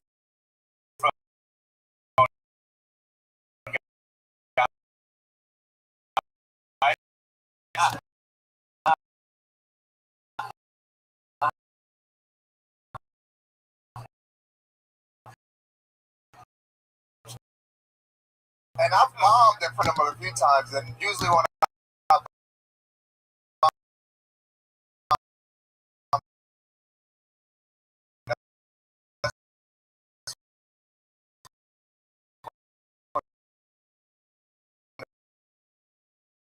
pop quizzes or what? Do you just stand there? Oh, that's not funny.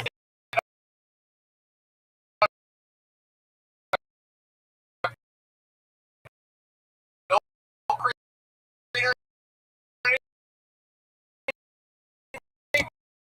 What do you get?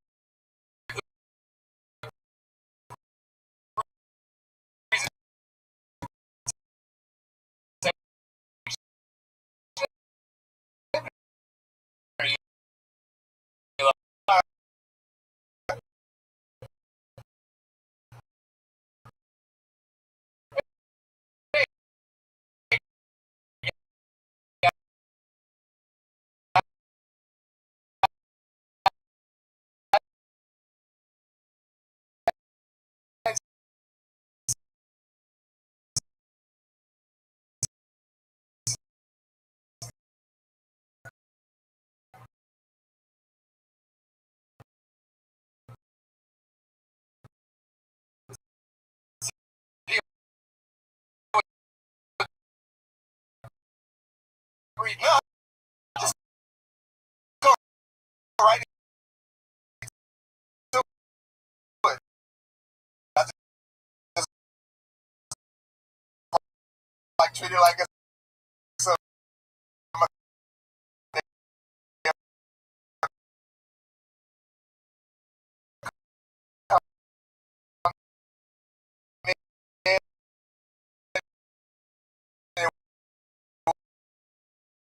we talk, and then I'll just go into my material.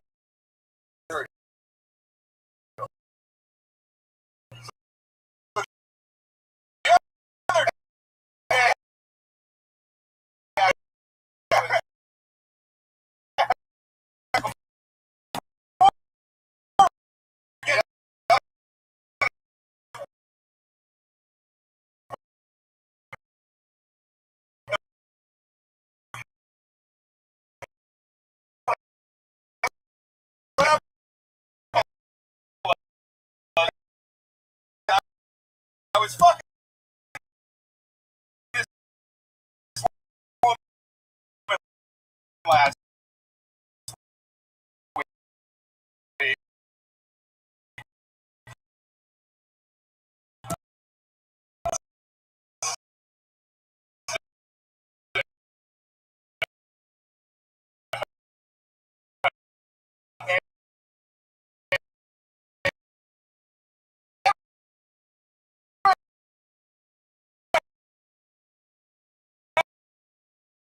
that smelly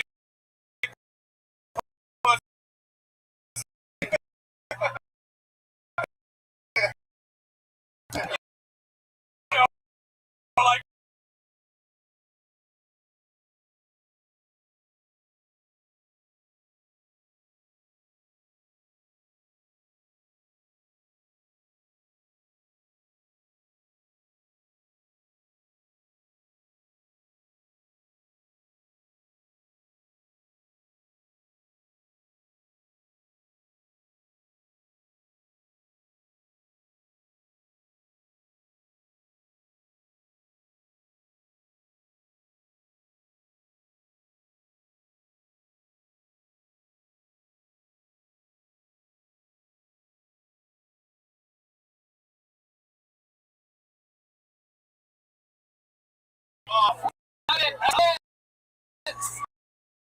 it's the Mexican trauma.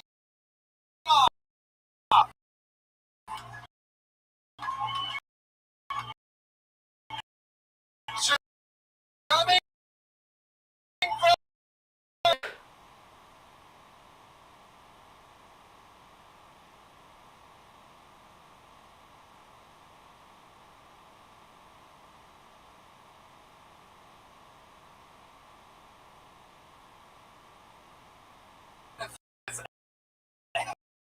ever said that they know how to play drums.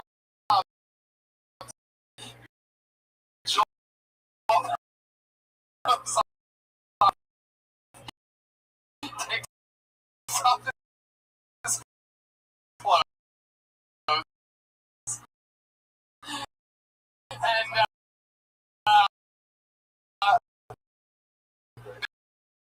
they play a song. It's never really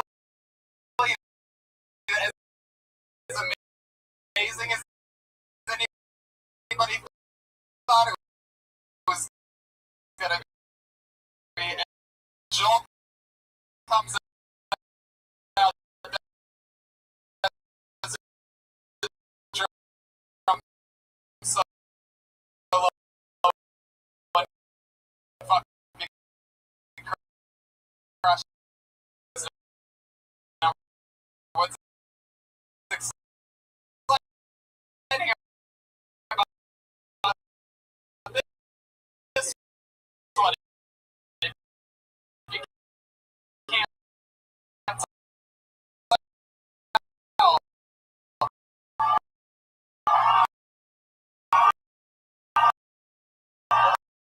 What's exciting about this one? If you can't tell, is it appears to me by all uh, uh, uh, fuck, where did his name go?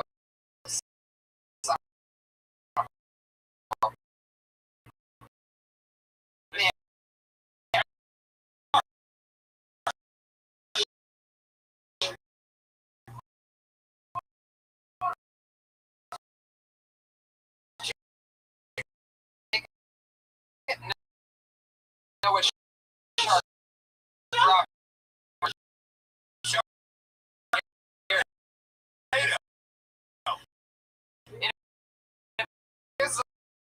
This might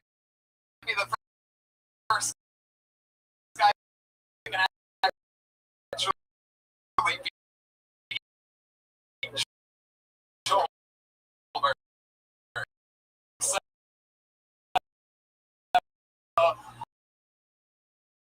don't know how much more naked Goldberg can get back there, but hopefully works a miracle here tonight.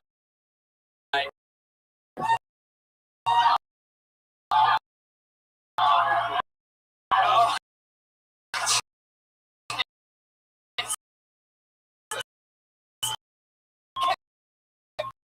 back there. Wait a second.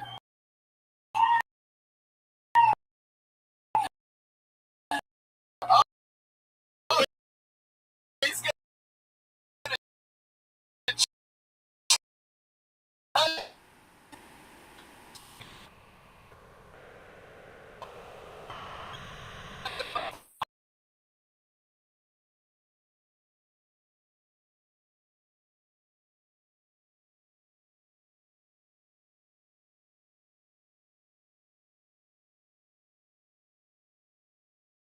concerned that I uploaded too much. I'm concerned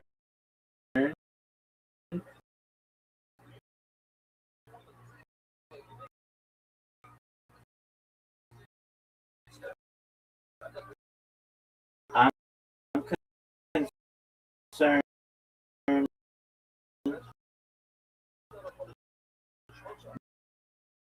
Miranda Cosgrove's concerned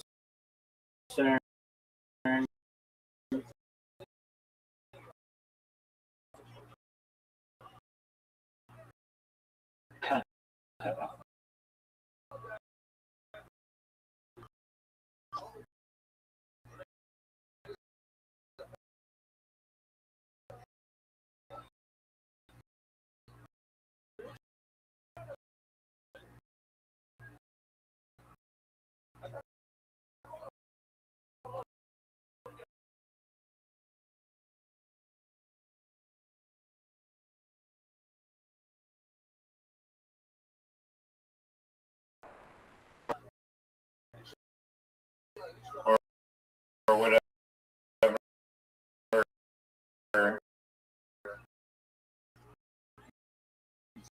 Yeah, excuse. Do you really make kind of rumble? Oh yeah. Oh yeah.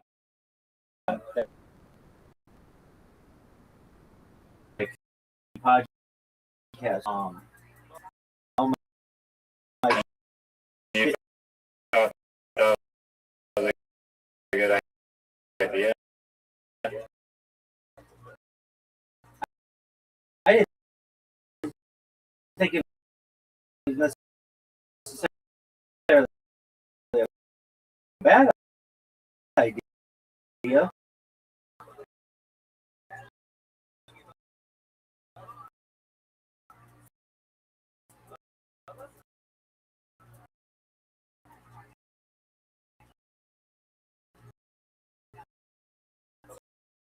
Just there,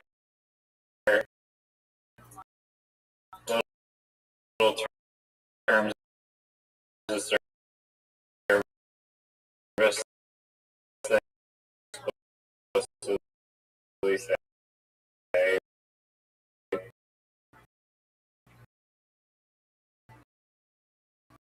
and have a book account.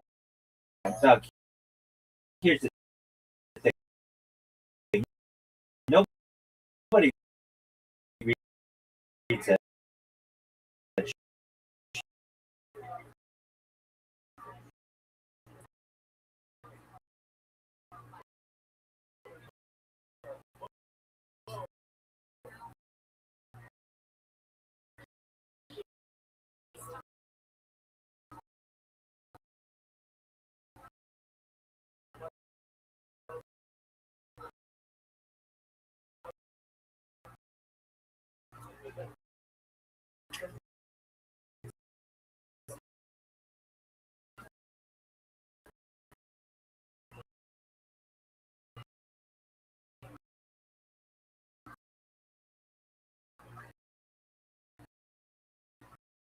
I don't read that shit. Miranda, caught that shit. Just give me the mean data. You're coming in here. Think the world revolves around you, dog.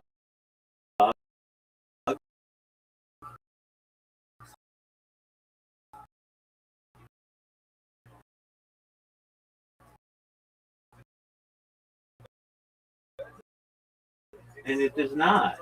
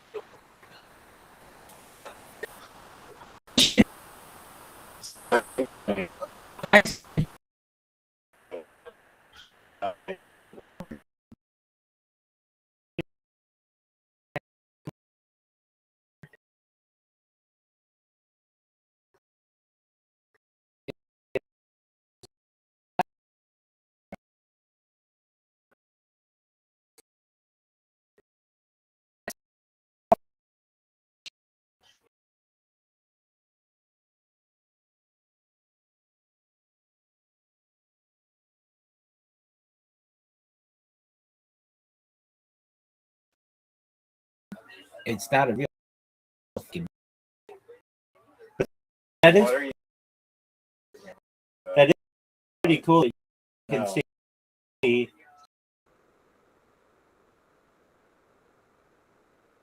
Sorry, and I like that.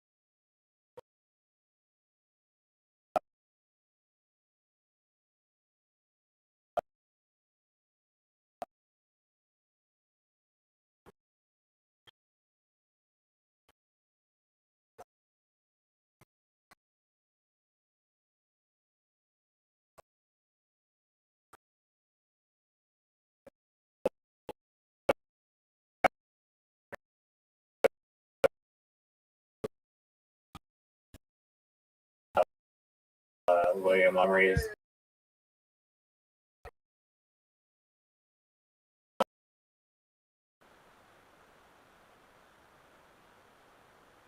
Beer from the 90s. It's eczema, dog.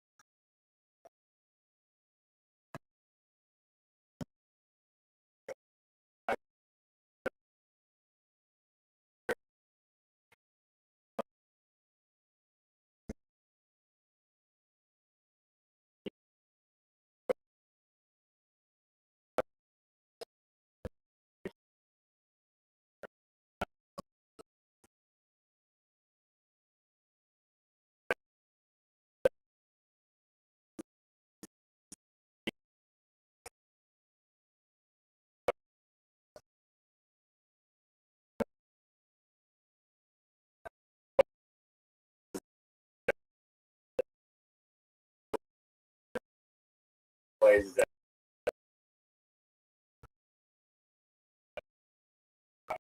like half the time.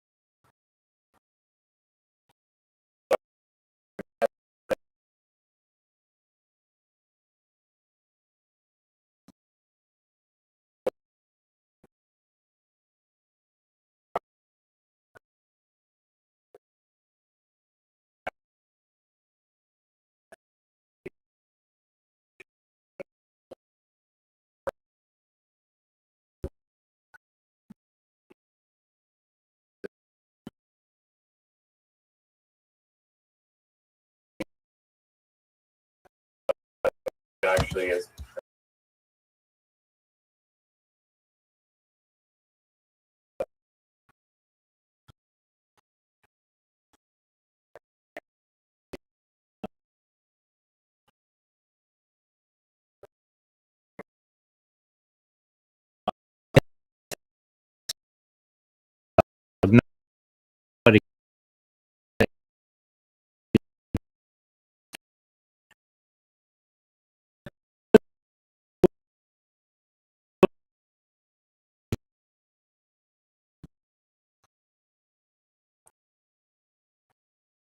The question to you is this.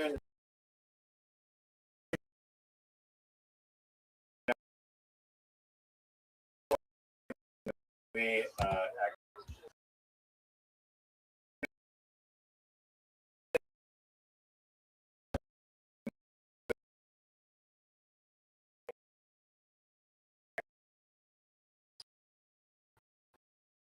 Machina.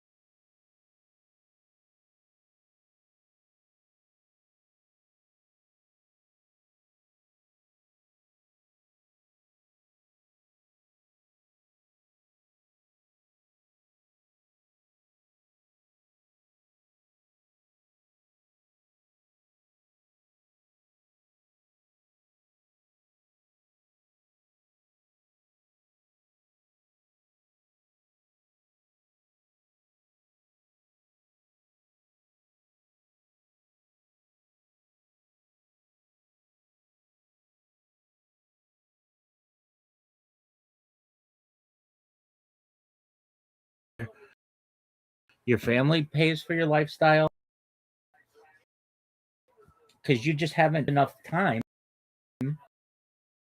to be able to amass a certain amount of wealth to be able to do that.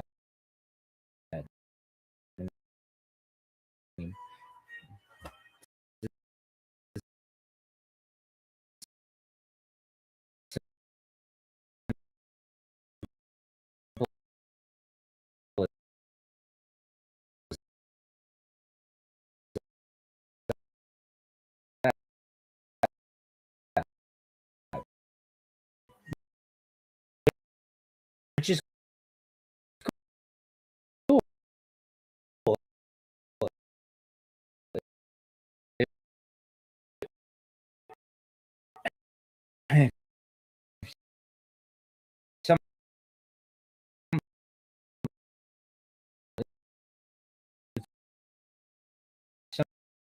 Somebody pays for your lifestyle.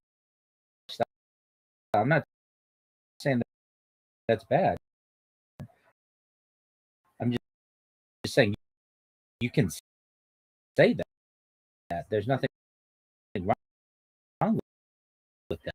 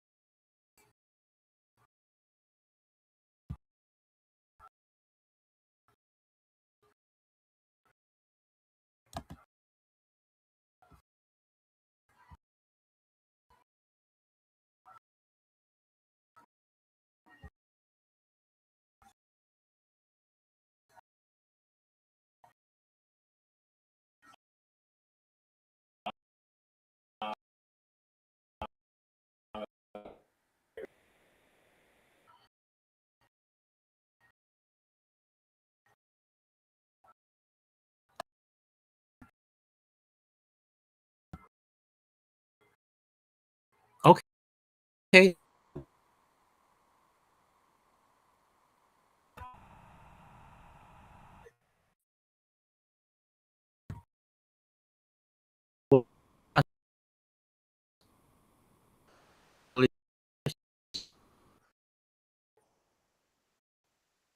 Like, yeah.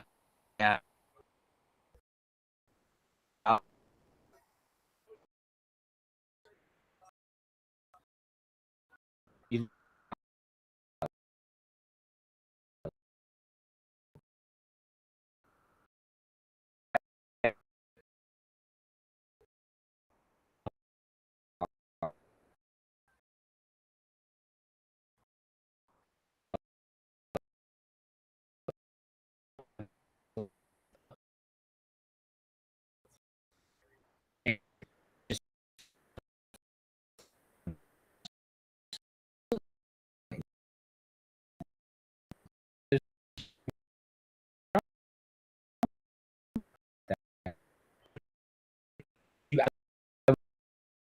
just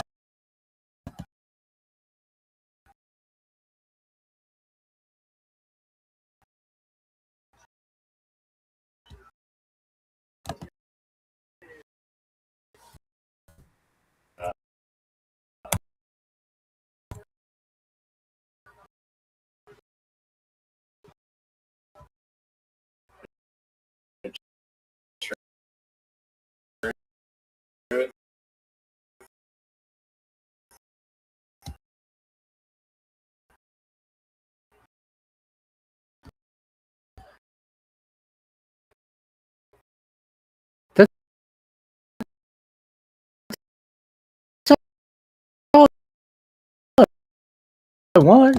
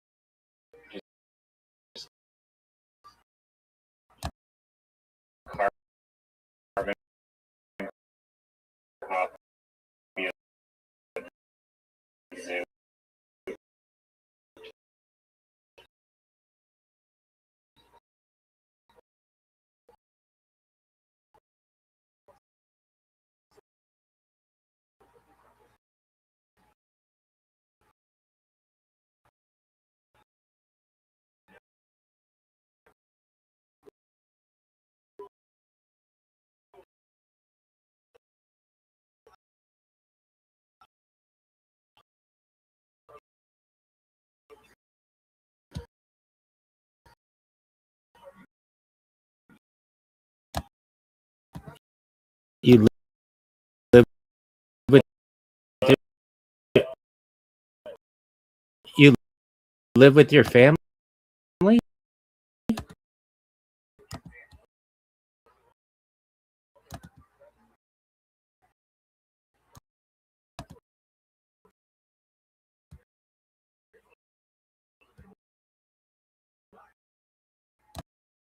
No.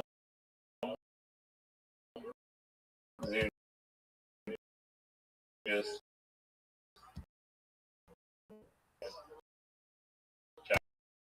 checks from the government.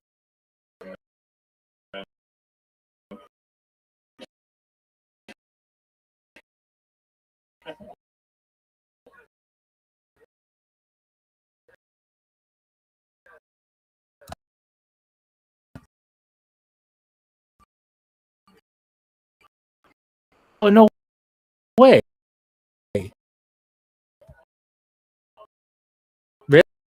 Really?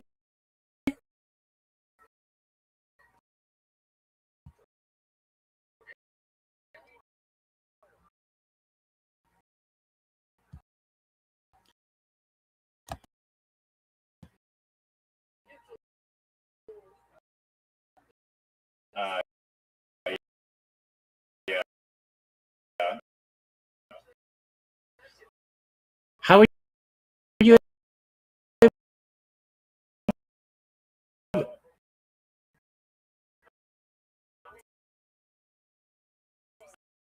how are you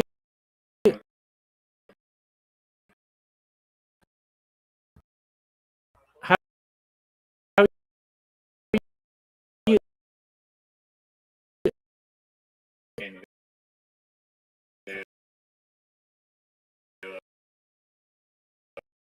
Uh,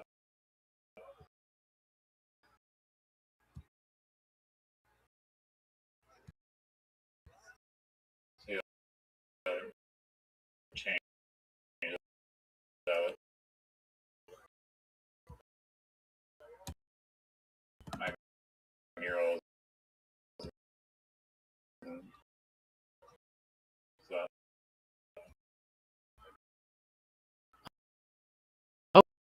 okay?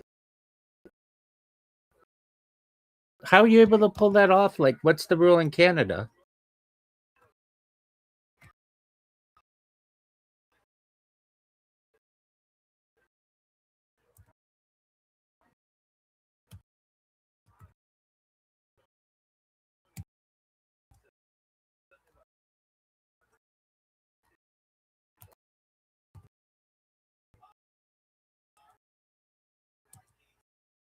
Everything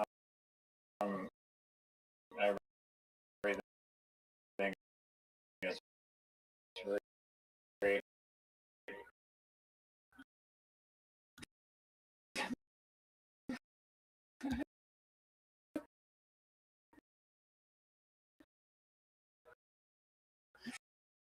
Yeah, but I mean, like the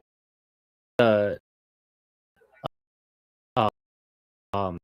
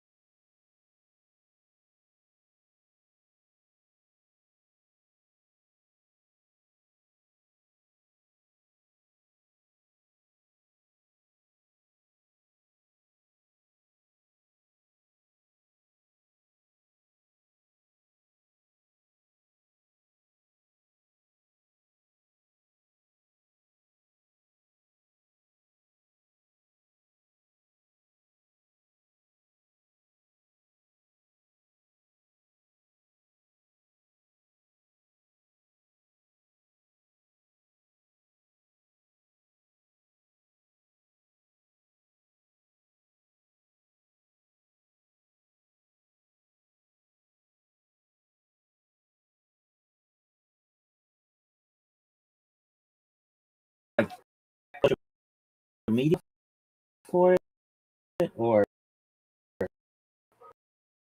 um, um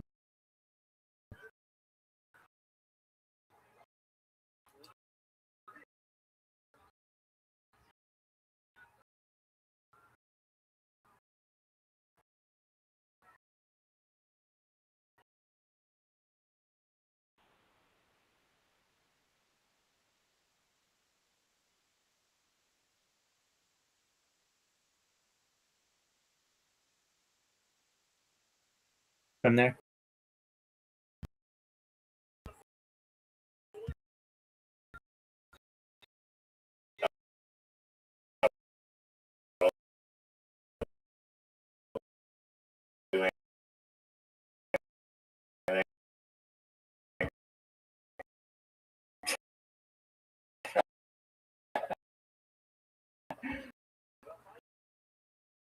Okay.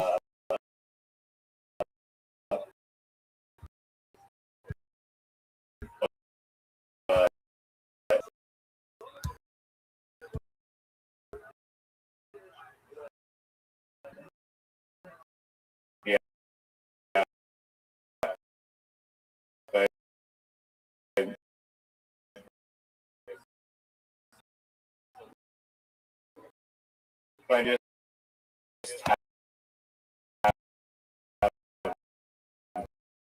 the piece of work.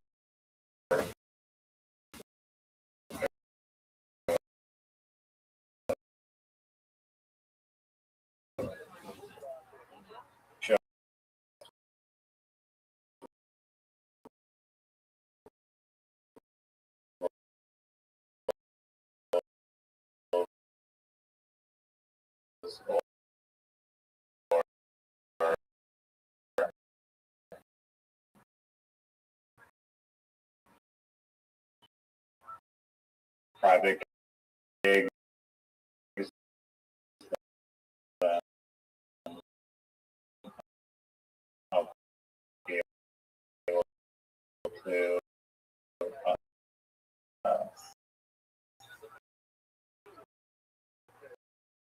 hopefully use that as like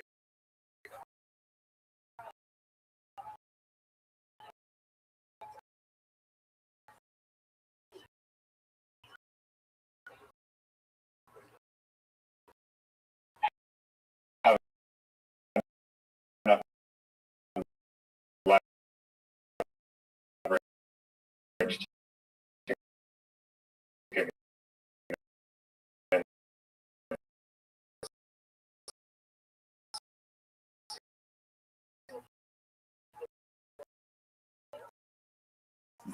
that to want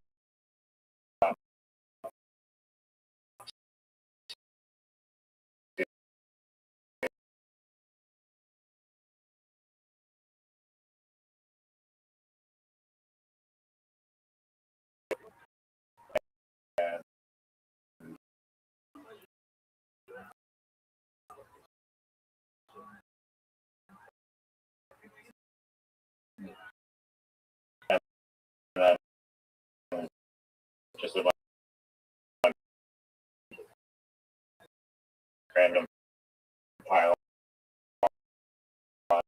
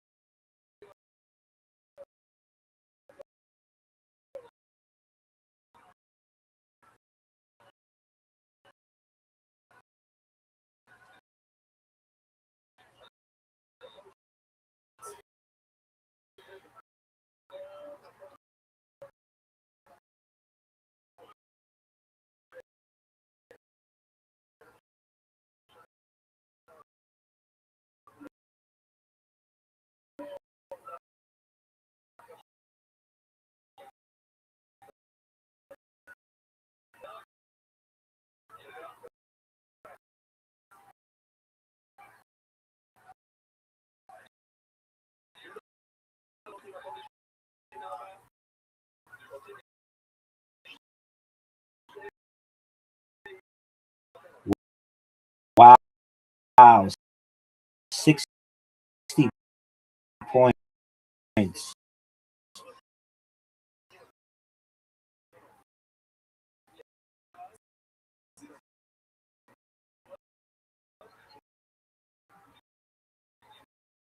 Puts him back.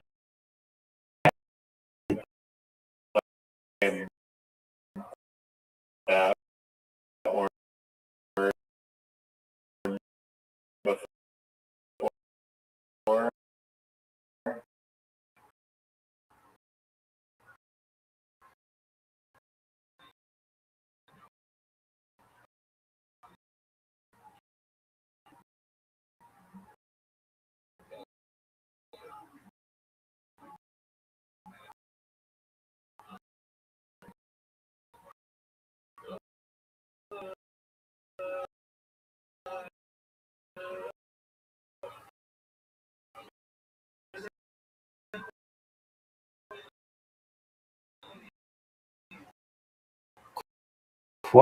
Quoth. What an excellent word.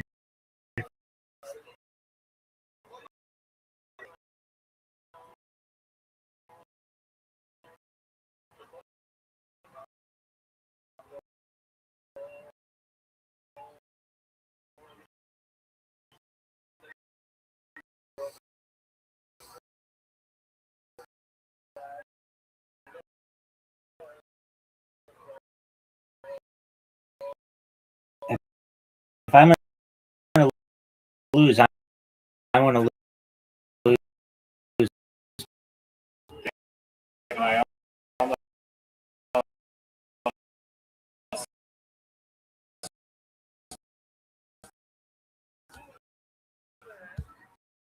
Almost caught up.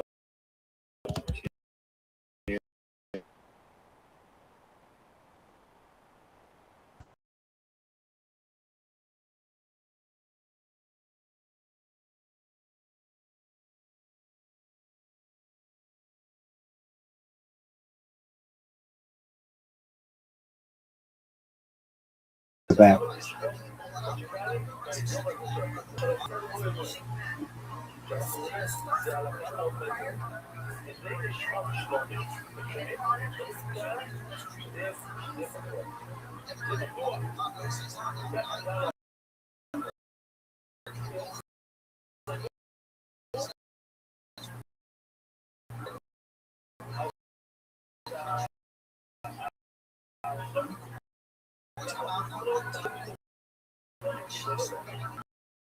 Oh no.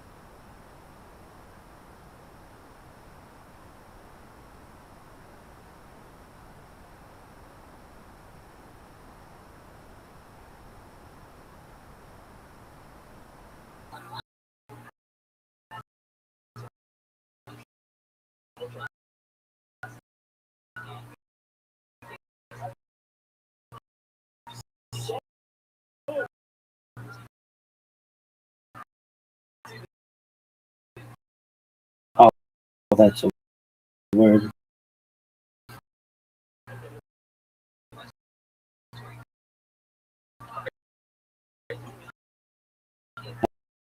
Everybody knows that bitch is a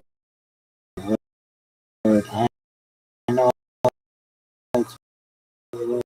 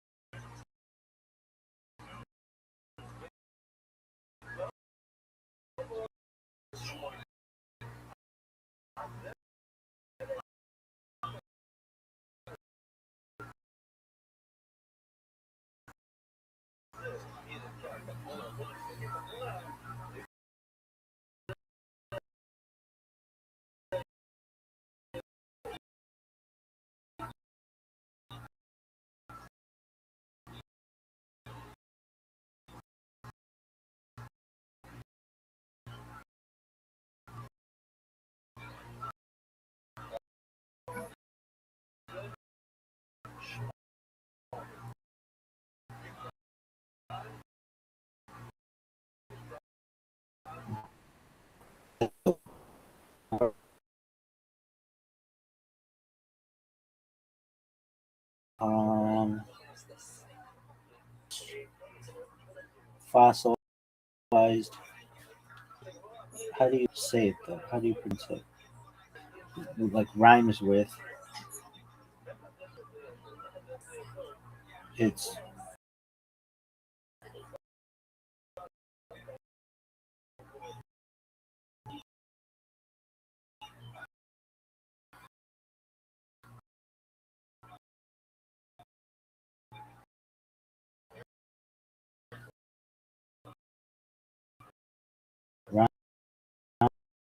rhymes.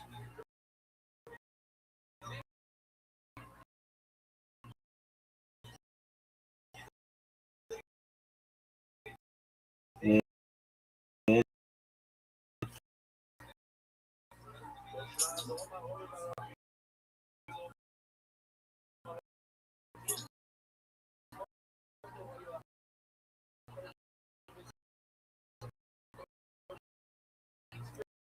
oath, which would be maybe it's both.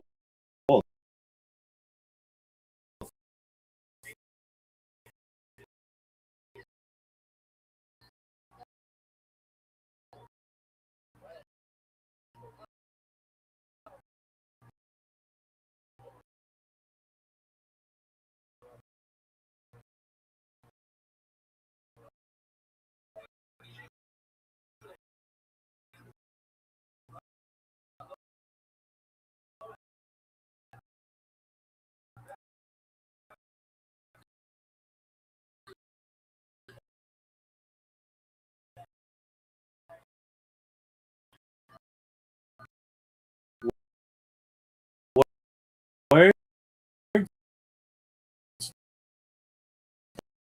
that rhyme with Could be pronounced both ways.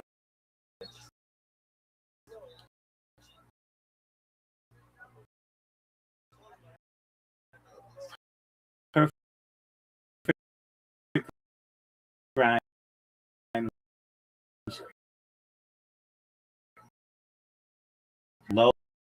Loath, quoth, loath, cloth.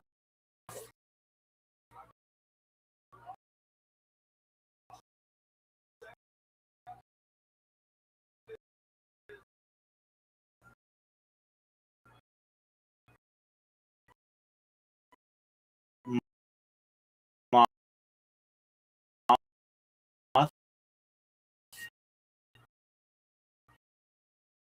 both. Yeah, I'll play.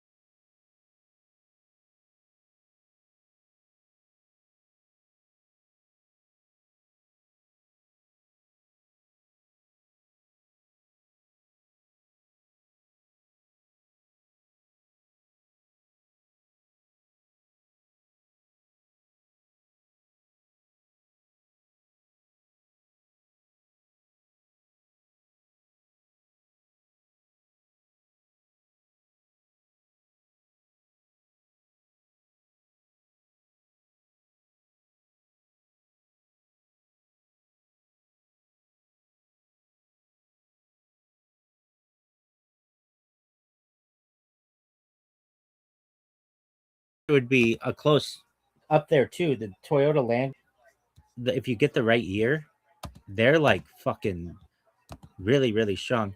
Same with Toyota or Toyota Tacomas. In LA, every fucking like Latinx person who does any kind of like um,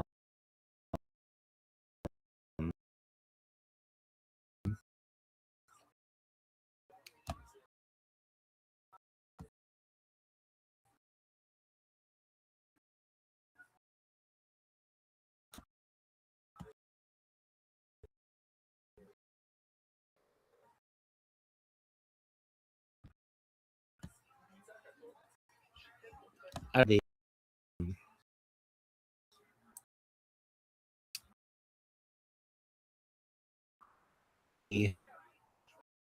are like in value. At one point, the Honda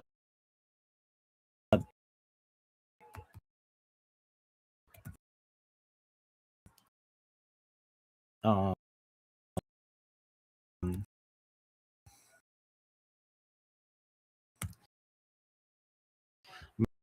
maybe it was a Toyota Tacoma when you bought it right off the um,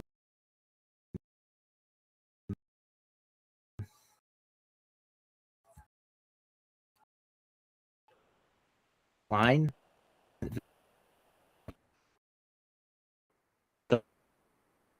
with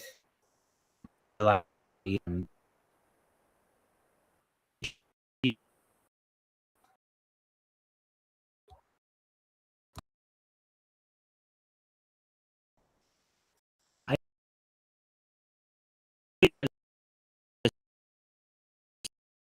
Sprinter van, but that was like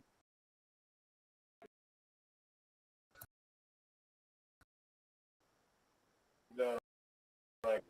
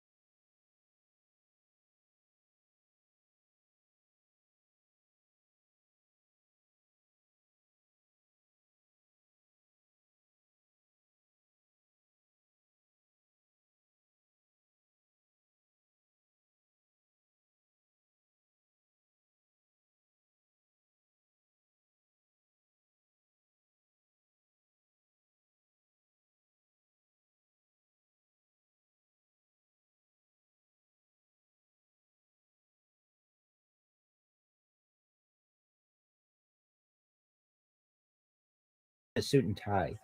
And so I want to think maybe it was my watch or something like that that nicked it or something, but um and I wasn't reaching for it. I was just walking past it and it's like I don't know, I just always felt like um the I just it got me to think like I remember this guy really liked Porsches. His wife had a Porsche Cayenne, a white one, and he had a bunch of Porsches, and he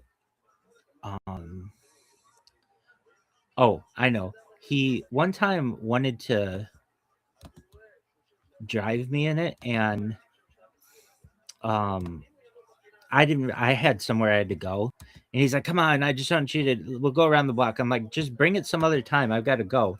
And where our office was, there, like, there weren't standard curbs. The curb was maybe like 1 foot high, and and he like opened the door or something, like the passenger door, to try to get me to get in, and and it just like scratched the bottom of the door, and I was just like, yeesh, like you have to be really careful about that in those really, it's like a really low car, and I don't know, those kind of like novelty vehicles, I just kind of thought it was Kiss that he scratched it. No, trying to help get you to get in. no, he had his own body shop, so he just could have them take the door off Right. and repaint it, and that's why I didn't feel too badly about his like anything about his cars. Like all the cars that he had, I knew that they were at one time they were all, every single one of them was, except for maybe his wife's car, a, what do you call it, salvage title. So it was like, I don't mean to say like it was useless. Not collector's condition. Yeah, exactly. But he had some really sweet vehicles that like, if you, he would really like a TV show growing up. He liked Beverly 210, and because he was like a little older than I was, that was like a grown-up show for my generation, but he was a little older than I was, and he was like, "Oh, like you got to check out this car," and I'm like, "Okay," and so I go and I look, and he's like, "Do you know where that's from?" And I'm like, "I mean, it looks like just like a Jeep, like it's a Jeep, right?" Like, and he's like, "Yeah, but it's from the same kind they had in Beverly Hills 90210." I'm like, "Dude, that show is like 30 years old. Like, how do you expect me to know that?" He's like, "You didn't watch Beverly Hills 90210?" I'm like, "I was 7. No, I didn't."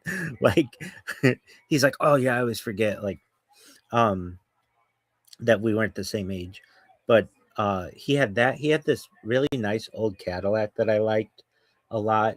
It was like a Men in Black car, like really old, from the 1960s. He had a Ferrari, couple Ferraris, and a couple of Lamborghinis, and he had like Shelby Cobras and stuff. And Does this guy have like kids, or like where are they inherited?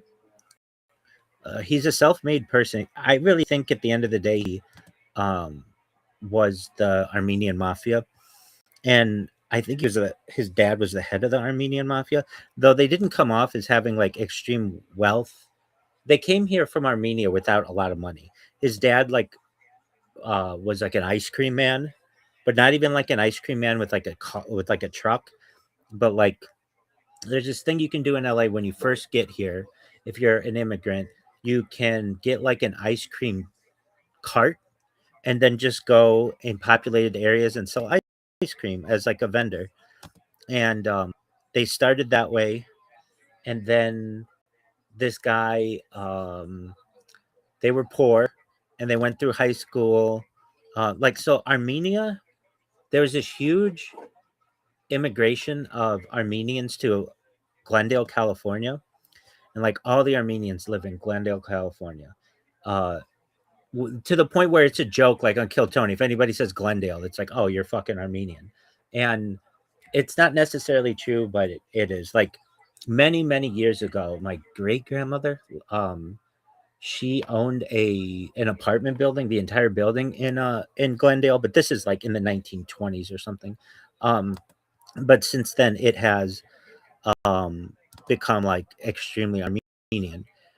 And a lot of people don't even know what Armenian is. It was once part of the Soviet Union and now is like in um, the Caucasus area. But it's like always at war with the Turks, and the Turks like have this huge genocide of the Armenian people. And so this guy, like, I don't want to say he couldn't stand Turkish people because he could, but there's always like this rivalry.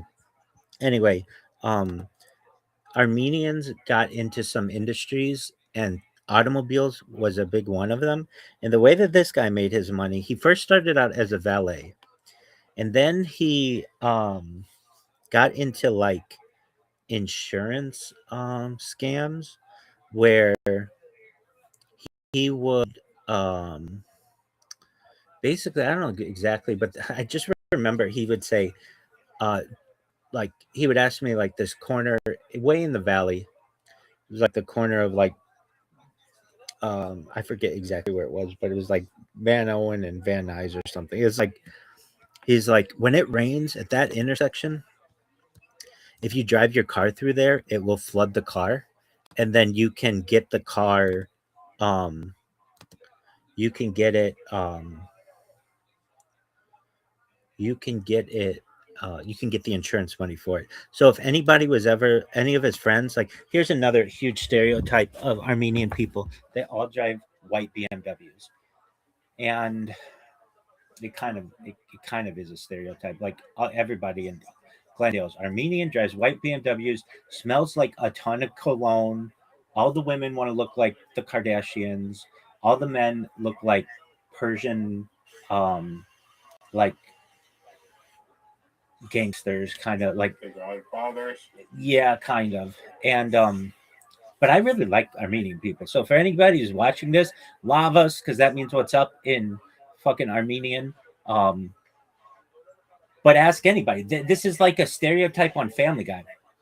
So anyway, this guy then started, and he got into auto auctions, which is and he got really good in it. And then he sold his first business. Basically, um, he had a gift to some extent that he could look at a car and know the year, make, and model of it faster than anybody else. It was like almost like he did flashcards, but he was always like around cars, so he got to know cars really well. And so he knew what cars would sell at faster than like even like the best people in the auto auction. And he just had a feeling like he knew he had to make at least $5,000 on every car that he bid on, and he would only buy like high-end BMWs, Porsches, Lamborghinis, Rolls Royces, Bentleys, like anything over like $150,000. And then what he would do, he'd buy it, he'd put a little bit of body work into it, and then he'd sell it to Dubai or sell it to Shanghai or sell it somewhere overseas where it could be purchased and um, it could be it wouldn't have a salvage title. Like in the United States, it has a salvage title. So once he started doing that, he got a lot of money, and he ended up having to put it in places. And so he started buying real estate, and he started buying real estate in like downtown LA and buying these warehouses. But he said every time somebody would have a warehouse that was like of adequate size, he would always notice the power bill would go up, and he would notice it was always a like a place where they were make like growing weed, and he didn't want that. And then he then went into like high end um, luxury properties. He bought a beach house in like he would call it Malibu. It's not Malibu. It's Oxnard. There's a huge difference, but he would call it Malibu. He bought, and then he did this all. He did this all like his life could have been a movie, like just what he would do. He then bought a. He started building this house in Glendale. He bought all this property, and he was building like a massive house. How big?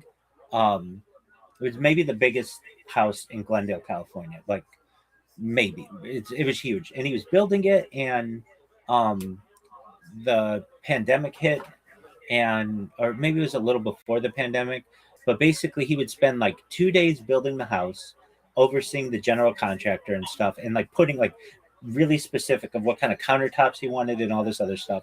And then he would spend 1 day at the auto auction and at our business, and then the rest of the time he was always traveling, like he would go fly fishing in Northern California, or he would go to Las Vegas, which is where he ended up getting murdered. And he just was like just a really interesting person. Um, and so you asked, how did he get his money? He was self-made. And I'm not saying it was always on the up and up, but then he would get jealous of like, there's like one Armenian, he would always call the Kardashians his cousins. And there was, which were they really related? No, I don't think so. But he would just say that those are my cousins. And you asked him. Do you know any famous people? No, that's the thing. He did not. I knew more famous people than he knew. And I mean, I don't even know that many, but it would be like, since he wasn't from the United States, he came here when he was 8. A lot of American culture was lost on him.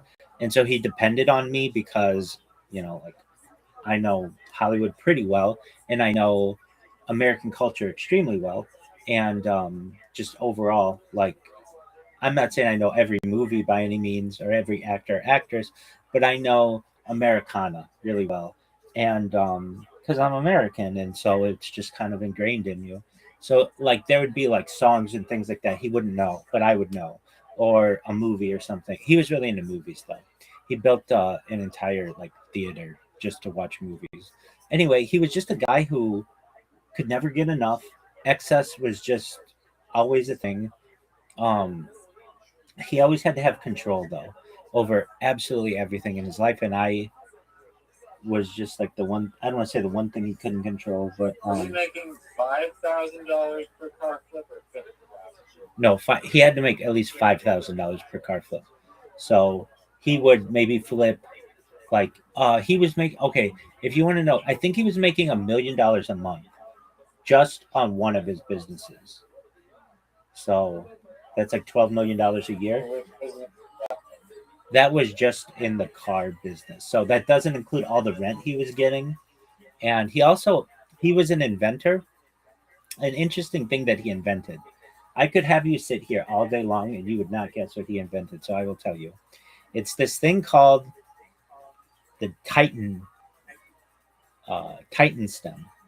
You're like, what the fuck is a Titan stem? So Armenians are really big into hookah and water pipes and stuff like that. And he wanted a stainless steel pipe, like thing for a bong.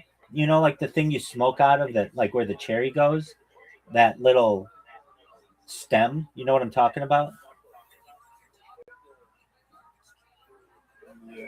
Like, the thing that you put weed in a bong or whatever. Oh, the bowl piece? The bowl piece, yeah, exactly. So he made a stainless steel one of those that was like indestructible, and he patented it.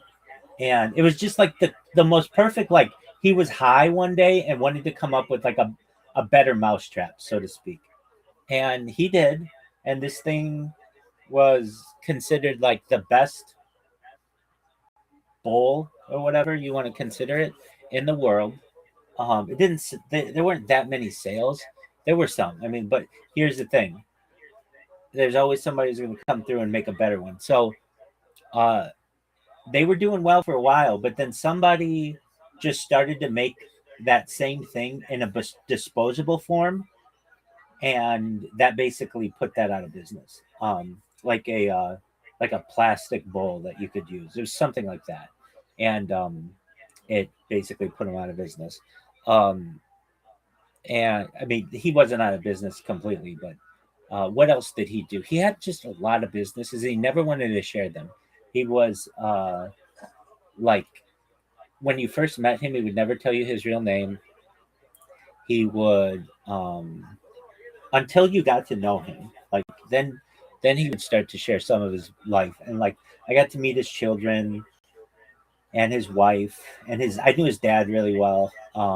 His dad didn't speak much English, but he would always come in and just make sure I was doing a good job. Like when his son wasn't there, his son might have been gone for a week or so.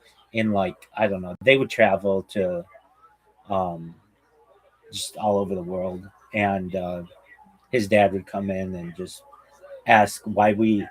When he first would come in, he would be like, "How many washes today?" And I'd be like, "Oh, 50." And he'd be like, we need more. And I'm like, I know, we're doing everything we can.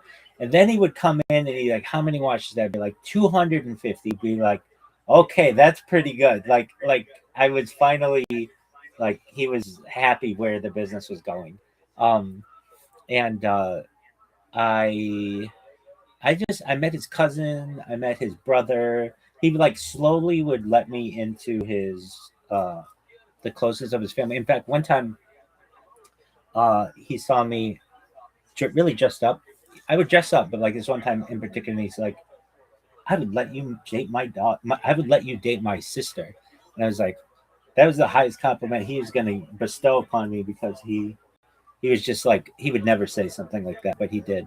Um, and it's just a really interesting person, and I think about him a lot, and wish he didn't die. Obviously, I will think about that business a lot because it was a lot of fun and it was a really good idea.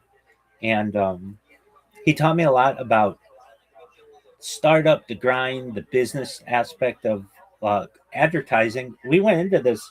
He's the person who taught me about SEO. I mean, not he. I remember it was like my fourth day at this business, and they were like, the SEO guys coming, the SEO guys coming, and I'm like, what are you saying? SEO? What is that? And they're like, oh. And he's like, what does it stand for? And they're like, search engine optimization. I'm like, oh, ranking highly in Google? And they're like, yeah. And I'm like, oh, okay, cool. And that guy came, he was from Sri Lanka. And it was not that first meeting that I had with him, but maybe like the third or fourth, that he's like, data is the number 2 resource in the entire world. Water is the only thing that's more valuable. And I was like, that like changed my life. Like just hearing that. And then it would turn out like very soon thereafter, data would overtake not well, water and petroleum as Earth's number 1 resource. And I say that all the time. So with that being said, like that um I really wanted, like when I was there, I was 30. I just turned 30 and he was 36. So we were both pretty young entrepreneurs with this like multi-million dollar idea and business that we were rolling together. And do I think if that law hadn't changed, I would still be there? There's a chance of that. There's a chance. So, with that, Karam time, are you ready? Yeah, that's it.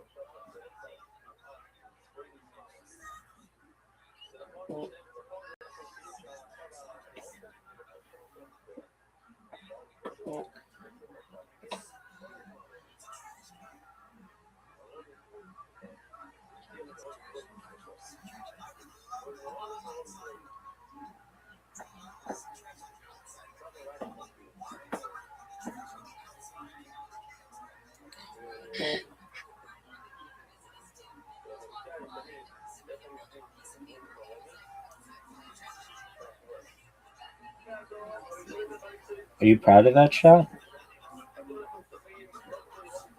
Dude, One of the greatest you've breaks we've ever seen. you've left me with nothing.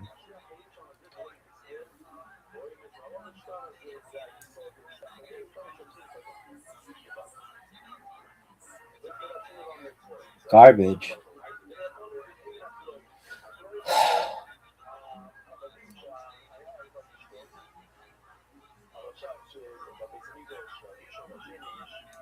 Oh no.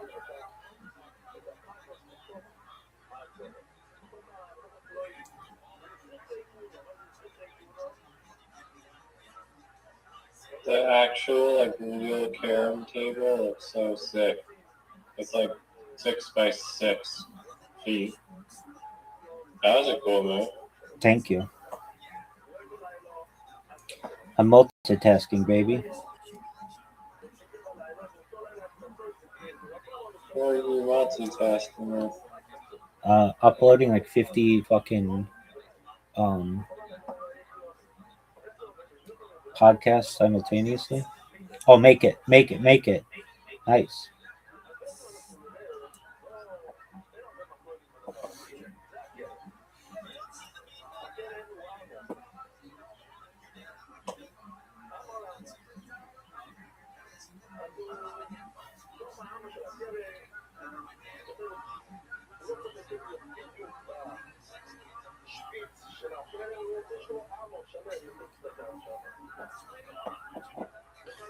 That's the shot. Oh, that would have been a baller. Makes it easy here, though.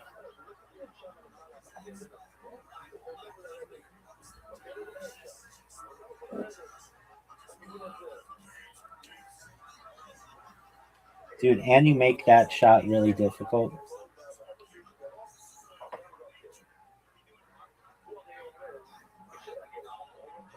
Hit at least one of my things in.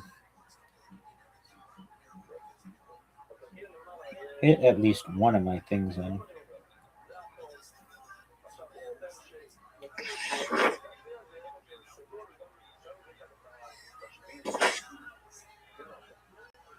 Well, you're welcome. Thank you.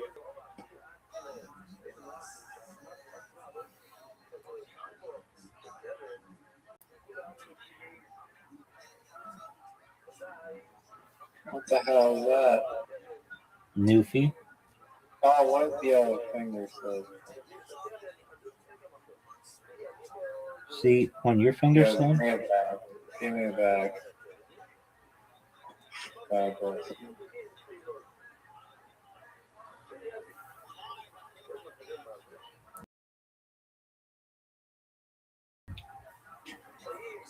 Oh, you got the red one in. That should not count. That's fucking. That's a legitimate strategy. That's iCarly. I want to hear it. It's iCarly. If it's iCarly, I'm gonna call it out as iCarly. Oh, I missed the easiest shot. Yeah.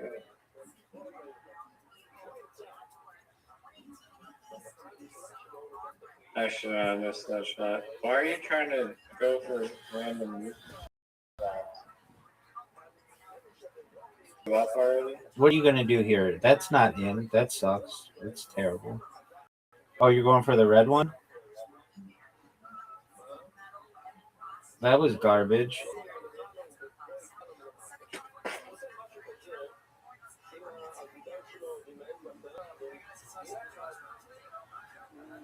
Dog, Kevin Jonas thought that shot sucked.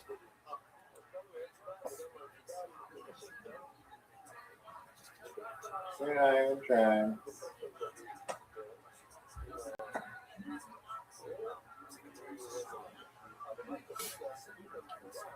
If you miss this, there's a very good chance I win. If you miss this. Oh no, I just helped you tremendously.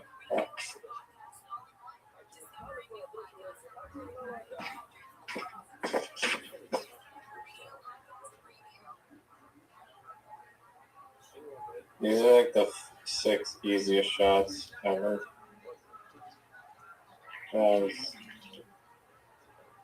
BS.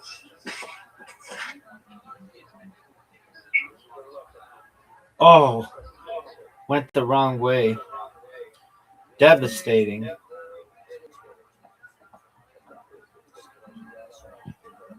There you go. Devastating. Really easy. Yeah, well, F off, dog. I'm busy. I'm fucking multitasking like a G. Okay, just one moment. I'm here.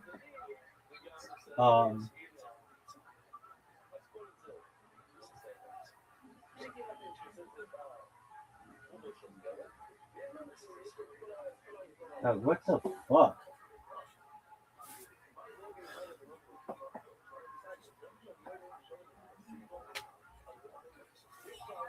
All right, why don't you call Zoo?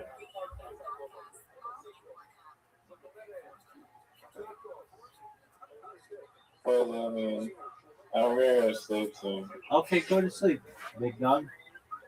Because I've got to reset these. I've got to reset these streams, and it sucks. It's going to take me 45 minutes. So, sweet dreams to you. Great job in Karam, and Can you say that, like, was it you that said it? I think so. It's like captchas and stuff will be obsolete in like 2 months. I said that. The new AI comes out. I said that. Yeah, so can you get like AI to do your like stream restart thing? No, it's a limitation of a Chromebook that it doesn't like. Auto clickers don't work well on them. They're just underpowered. They're like, though I can use them on tablets pretty well, and I can use them on phones pretty well. It's just an issue with like. Can you stream your like Chromebook to another device? Yep. Yeah. There's Chromecast. Yeah. So then, can you control your Chromebooks with a mouse clicker from another device? Make a bot for it? I mean, but I have like 1, 2, 3, 4. I have like 5 Chromebooks, and that's a lot of processing for one device. Even for 2 or 3, it's like okay, that does the clicker, but now those devices can't do anything in the meantime. They have to literally just sit there. No, you do them one at a time. I don't know this process. No, you're okay. I have tablets that auto click. That works. So when I'm asleep or whatever, they'll just click while I'm doing my thing. The Chromebooks are a little different. The program that you need to be able to use a Chromebook, like the auto click like that, does not for one reason or another, it does not work on a Chromebook. It let me see. Let me make sure that's correct. It does work on. Didn't you say like you could download like Linux though onto that thing and then? Yeah, I did. Like a Linux one. I did, and so I did that on one of my devices, and I just haven't had a lot of time to be able to experiment with it because I've been doing all this other shit. And even if it does work,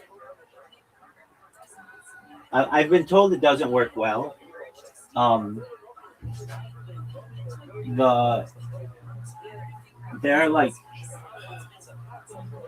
are issues that just occur that are unforeseen, like Rumble Studio. For some reason, all of my Rumble streams simultaneously went blank. And I thought like, oh, are they on to me? Did they delete all my accounts or something? And I don't think that's true because some of my streams are still going. But if something like that happens, then the timer's not going to anticipate that. You need something that does image recognition at that point, and then you're just looking at a computer. Like that's a pretty heavy program to run. So in answer to your question, can't you just get apps to do, or can't you just get AI to do? Well, can you get an auto clicker to do it? It already does do it on some of my devices.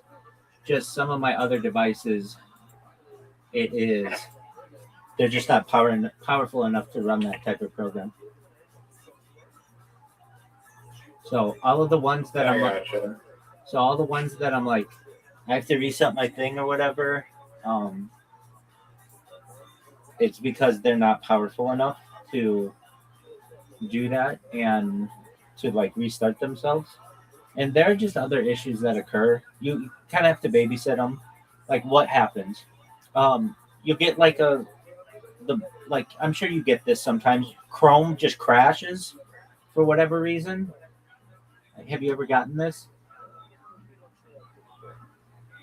I've had browser crashes every single day for the last 3 years. There you go. There you go. Perfect. So you recognize how often you get a browser crash, at least once per day for the last 3 years. And I love how you put that. So it's the same thing. Like I get crashes, and if it crashes because the devices are underpowered, they can't run the program that I would need. Like I could program something that could, when something crashes, like be aware of it and fix it. It would be that macro recorder program. But these devices are just not powerful enough to be able to run that. And maybe they could. Maybe somebody can figure that out. I'm sure it's possible, just like anything's possible. But actually, I don't think it's possible. Maybe, I don't know. Maybe I don't know enough about Linux or whatever. But even the little that I know about it and I installed it correctly and everything, I've been told Chrome does not want Linux like people to use it, so they make it really difficult. And then I've also read, even for like the auto clicker, I can get the auto clicker to work on a Chromebook, which was like a big accomplishment. However, it does not. The auto clicker, like on a computer, will click anything that you want and do anything you want. On a Chromebook, it does not override like Chrome processes. So what do I mean by that? Like it will click things on the browser, but it will not like close the app and reopen the app. And that's usually what you need for an auto clicker. Like there's a state, you have like a little bit of experience with the auto clicker. So there's a state that like you need the auto clicker to start on to work, unless it's going to use image recognition. So it needs to basically start in the same position every single time. So it's really good for the auto clicker to be able to close the app and reopen it so that it opens on the same page every single time. Otherwise, like it might not be on the right page, or there might be a timer that's off. Long story short, it works on a tablet. I can get it to work on a tablet. But the Chromebooks themselves, just it's a limitation. And I have 5 of them, and they take me a while. And then I have 3 laptops that I have to do. And then I have 2 iPhones that I have to do. And then I have 1, 2, 3, 4, like another 5 handheld devices that I have to do. And there's another thing. I'm sure you get this too. When you click something on a device, usually with an iPhone and stuff, it works immediately. But some like older devices, you have to click it a few times, or like it doesn't always take. And then I have an issue with iPhones as well. And this is just like an issue with the Twitter app, that the app will just crash on me sometimes right when I first start. For whatever reason, it's just like an app glitch. So I have to avoid those things. Very long story short, don't you? I mean, I'm sure you're aware of this. If I could automate this with as much as I automate everything, I would have done it by now. I would have done it by now. But even like this, hardware, not good enough. yeah, even this device that I'm like talking to you on right now, imagine it. Is that a Chromebook? Yeah. Imagine, like I'm talking to you, and then it's gonna like automatically close something and reopen it and do all kinds of other stuff. And it's like, no, I'm talking to him. I don't want you to do that at this point, or whatever. So it is just kind of a manual thing. Failed to stop stream egress. Dude, that's another thing when I go viral. You have to use English. You can't say failed to stop stream egress. What the fuck does that mean? What is that? I'm asking you. Failed to. I know that it means that I can't stop the stream, but like an egress is like usually something between, at least in property law, like two places. And also people are going to have to say why something, like why isn't it working? Not just that it isn't working, but why can't it stop the egress or whatever the fuck that means? No one knows. Okay. Yeah. Hold on. You need to be, before you go, you need to be updated on the fighter and the kid. No. Oh, for sure, dog. I need to go to sleep. Dog, I have to say, I really enjoyed when we would watch documentaries. I know you don't want to, but I miss those times. Those were great. I mean, if you have any good documentaries that you're down to watch. Yeah, I have a biopic. It's called Michael. I'll wait. That is not a documentary, sir. Okay, why don't you think it's a documentary? I get you're dying to watch that, so we can watch that. That's what I'm saying. Okay, so you have to know this, because this is deep lore.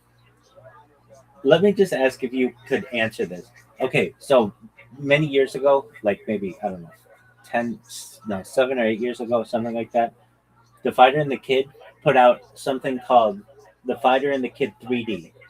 Okay? Are you following me? This won't be long. Yeah. Okay. Now, well, I have to take the dog outside, so you have a little time. Okay. Absolute nonsense.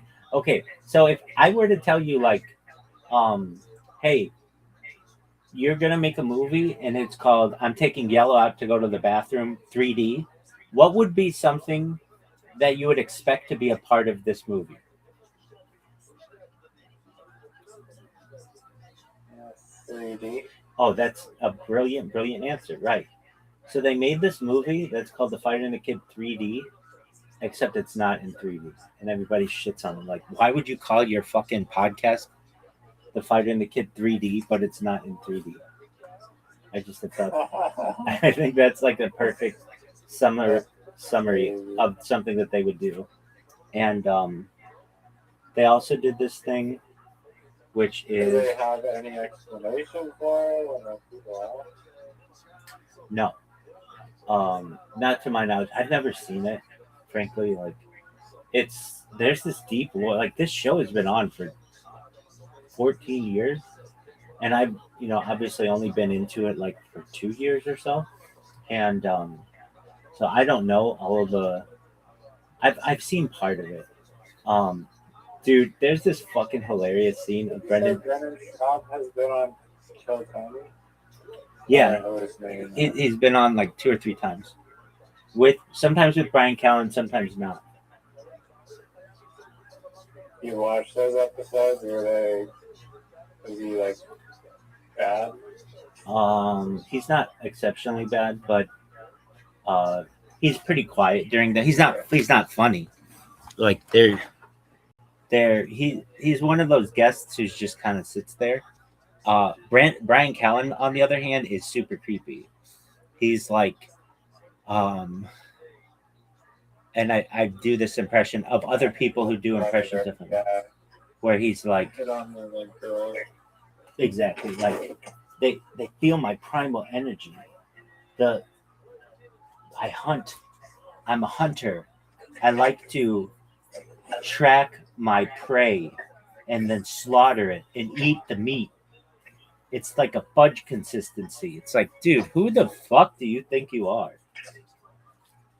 And he's been doing that for a long time. Dude, his wife does these skits on TikTok, and they're just the most what's the word, vapid things. They're like her skit today, not that I watched this, it was on it was on the subreddit. Was she was having like the whole skit is about how she has trouble fitting her finger into her purse because her wedding ring is too big. How vapid is that?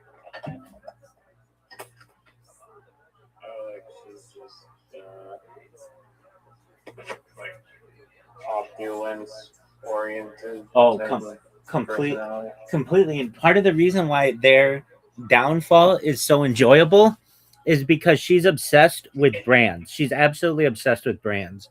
And she went from driving like Lamborghinis to like then Land Rovers and now I don't know, something else.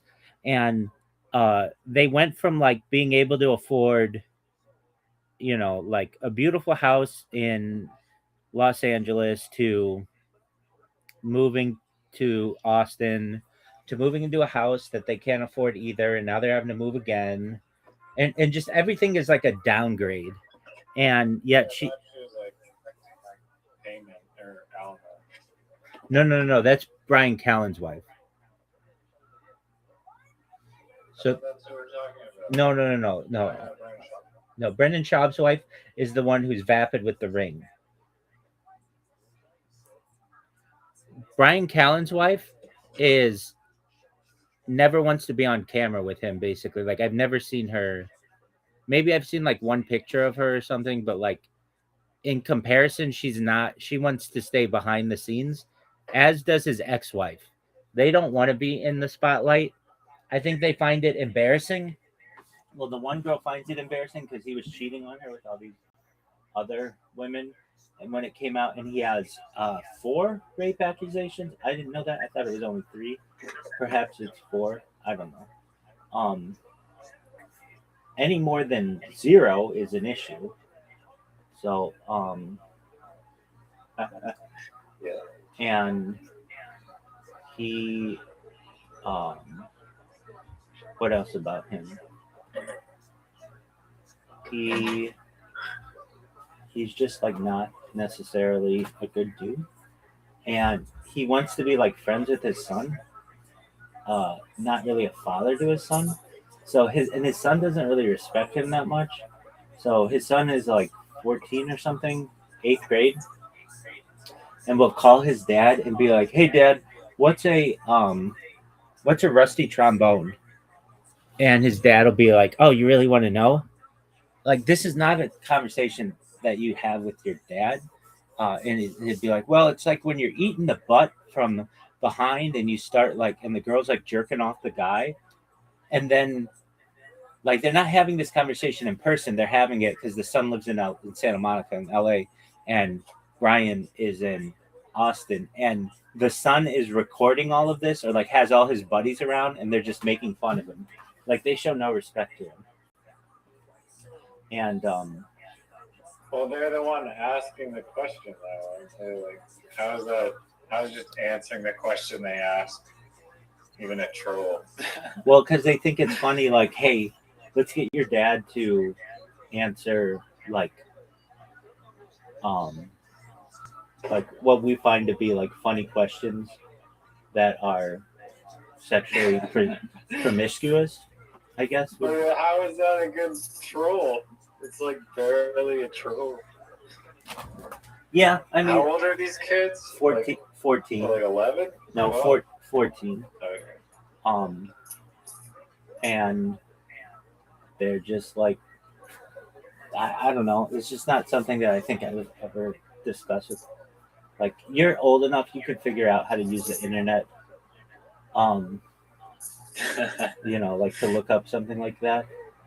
And then it would hurt me as a father if I knew you were,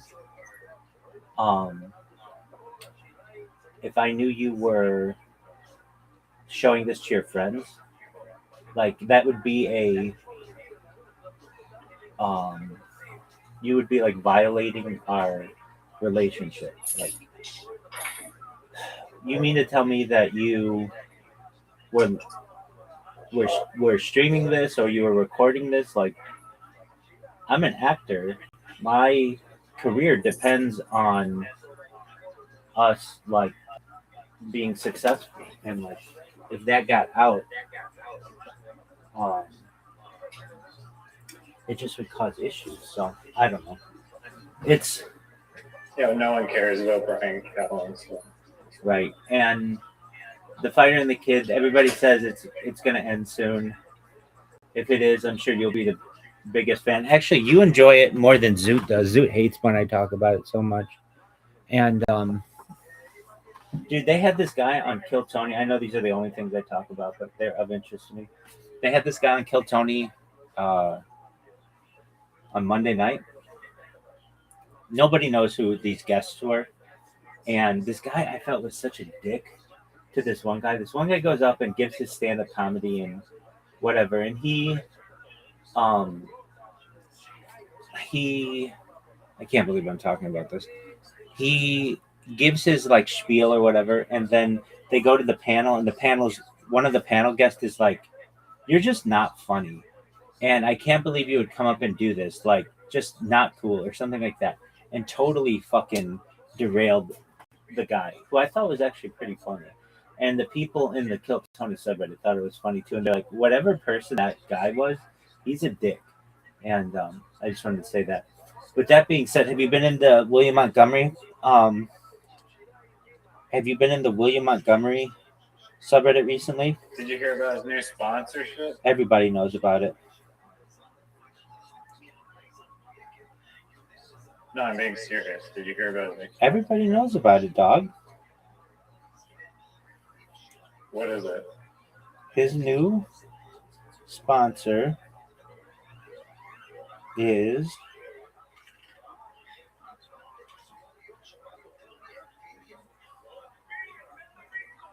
Kirkland Brands. No, I said seriously. Did you hear about it? Why don't you enlighten the room? So you don't know about his new sponsor? Dog, I know about his new sponsor. You're publicly declaring that you don't know his new sponsor? You don't have any more guesses? No, I don't need to guess. I'm right. The Kirkland brand was once his sponsor. I know it. No, I said his new sponsor.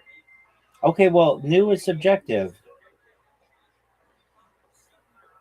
Yes, I know who it is. Okay. His sponsor is, and everybody knows. Sponsor. Yeah, his new sponsor. Most recent sponsor. His most recent sponsor, which everybody knows. Yeah, keep typing with your thumbs there for all to see. I'm not typing anything, dog.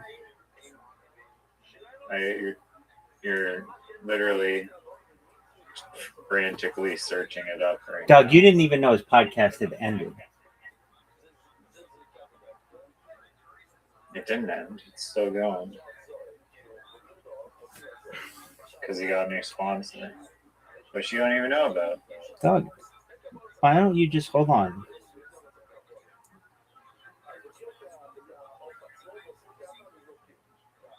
You didn't even see his Instagram post. I'm on his Instagram right now.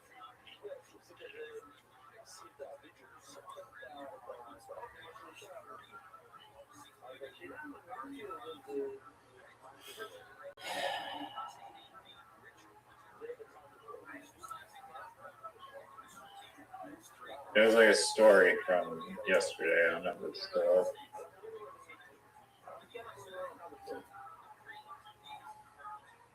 Okay, what do you think it is? You tell me. Okay, well, why don't you give me a clue?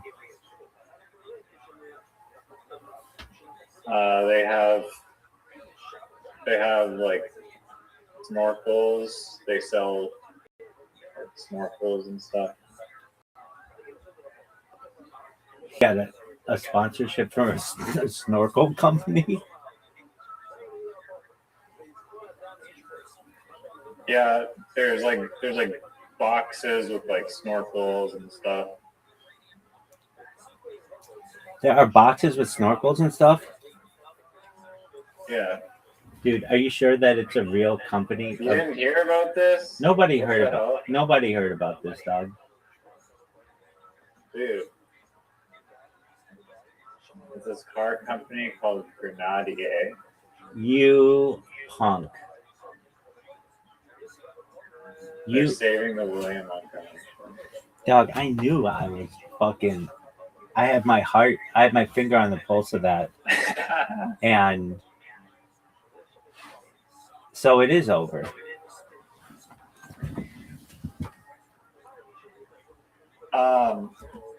It's not over. He'll be back on the Kill Tony podcast. That's really a show in no time. He'll be back on the William Montgomery show. That's actually a podcast. Funny how that works. The William Montgomery show is a podcast. The Kill Tony podcast show. And he will return to both. Do you really think he will? What do you think? Where is he going to go? Comedy. He's chosen comedy as his life. I don't think he's going to give up on his life. I'm not just going to get into investment banking or something. That's true. And he does have tour dates. He's supposed to be in Huntsville a week from this weekend, in Houston the following month, and then Austin.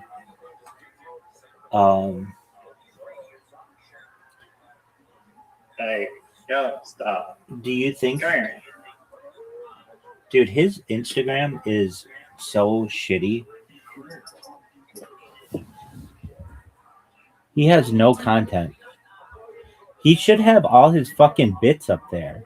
Like, there's no, like, to me, he just doesn't try. He has an opportunity to be a huge comic. And if he just put a little effort in it, all he does is fucking play video games all day and get high and feel sorry for himself. And if he just put a little bit of effort into the business aspect of what he does, he would be very successful. And I think his parents would agree with me.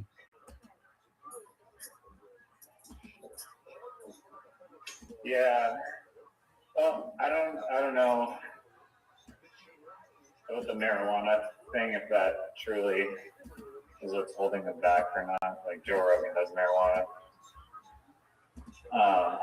But he could take it more seriously and be a lot more professional. That's true. I mean, if I made it seem like you can't be successful and smoke pot, no, I don't mean it like that. I just mean that he seemingly has his priorities in the wrong spot. Like, his priorities could be on his comedy. Like, who gives a shit about his rowing machine, frankly? Did you ever care about it?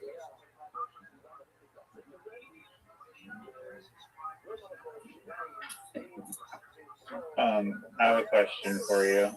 What is your question? Did William Montgomery talk about his rowing machine on Kill Tony? All the time. That's all he talks about. And people are like, who gives a fuck, dude?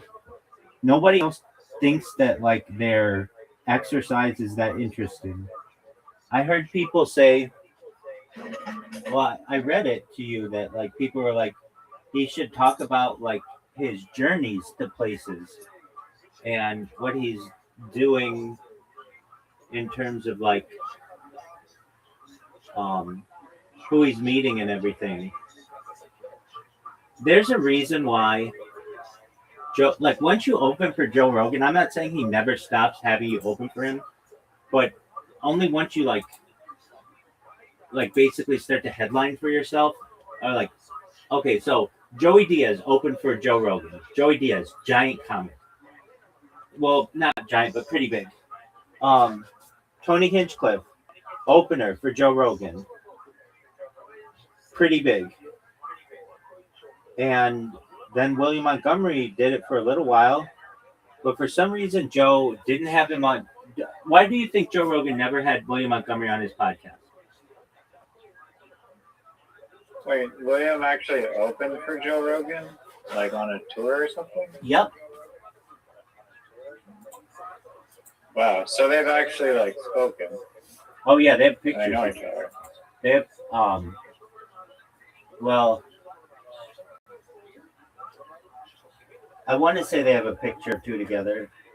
I could be. I know that William Montgomery has opened for Joe Rogan. Yes. And in just a second, I'll look up where.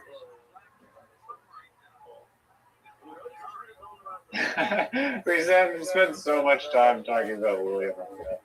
Well, yeah, because we're probably. I will say, like, back to your point about, like, why does he talk about the rowing machine? You can talk about so much more other shit. I agree with that. It's pretty, like, well, I don't know. Most of the time I see him, he actually does well in, like, the interview, and that's where he, like, will just go off and rip into people or whatever.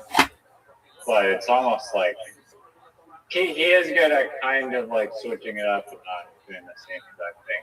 I haven't seen the more recent ones and how much of a potential train wreck that is, but I feel like if you have, like, a freaking week to, like, you know that Tony Hinchcliffe is going to ask the same 3 questions. What's up, William? How was your week? And it's like you have all this time to talk about literally anything, and it's like no one. It's not cool that you're just playing Call of Duty and getting skins in the COD game. It's like give us something. That's exactly right. It's almost and like sometimes it literally like it's fizzling out, where it's like an awkward conversation that's like barely treading water. That's exactly right. And like look, this is what the people want. And he may not believe it or not agree with it, but the people want him to do a few things. They want him to be like, shh, what'd you say? What'd you say? What'd you say? Shut up, you stupid bitch. I heard you. Like they want him to do that. And then they want him to they'll be like Tony will be Red Band's mom. Red Band's mom, that's exactly right. Band of it. That's exactly right. And passively, aggressively insult Red absolutely Band. Like that's not what your mom said last night. Or yeah, Red Band, your mom and I are talking about getting a condo in Boca. And like that kind of shit is hilarious. And Red Band goes along with it, and he's a good sport about it. He's not like, dude, shut the fuck up. Find out something else that's funny. He plays along. I find like Red Band is like he's pretty damn quiet most of the time. Like he barely says anything. Yeah. And then when he does say something, like Tony Hinchcliffe is even like out like 3/4 of the time like makes fun of him for how much he sucks at being funny. I don't know. I almost feel bad for him. You're not alone. A lot of people feel that way. I personally think he's a bit of a genius. Like, not a genius, he's not, but he's like a bend over backwards into fortune kind of genius. And he's like, you know who Phil Jackson is? He was the coach of the Bulls and then the coach of the Lakers. Okay, he's like Phil Jackson. Like he helped start his one dynasty, the Joe Rogan Experience, and then helped it start another dynasty. And in his own way is like arguably one of the most prolific podcast producers in global history.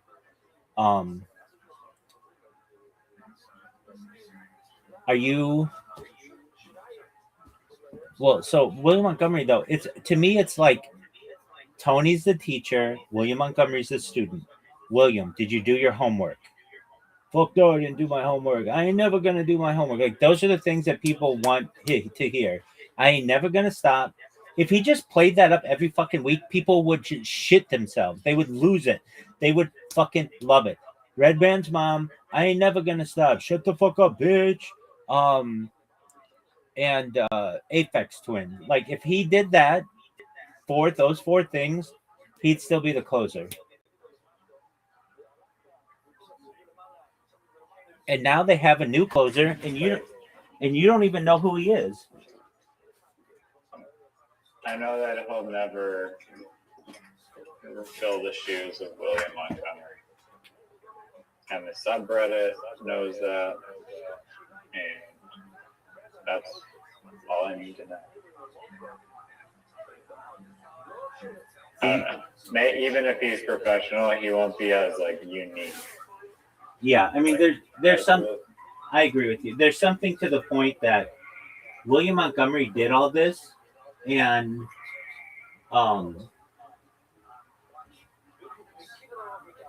when the show was not that popular.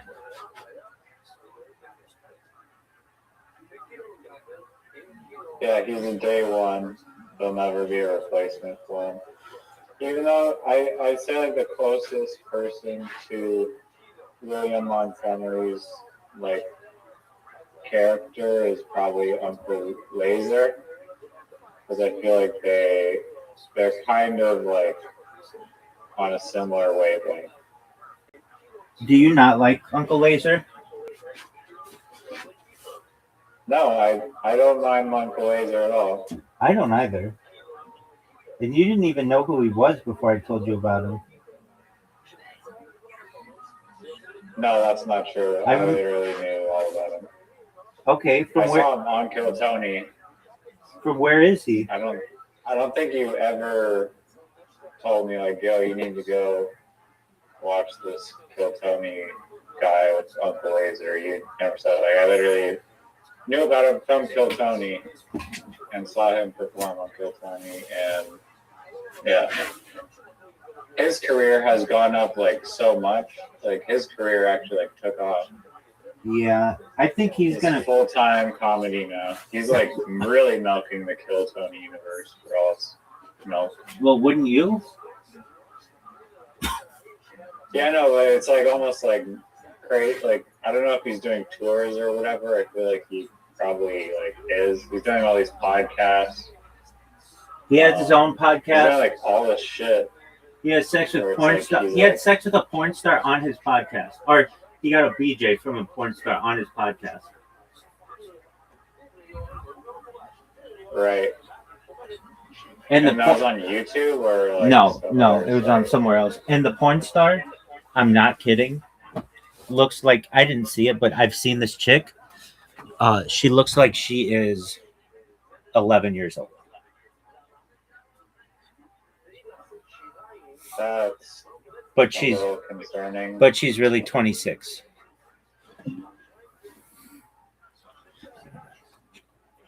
Does she have some developmental growth stunted disease? No, she just, you know how what's that one guy's name? From the Magic Mind commercial? No, the guy who looks like he's like 12 years old. Oh, the kid. Yeah. But he's glasses kid. Yeah, I mean she plays it up to look young or whatever. But what the absolute fuck?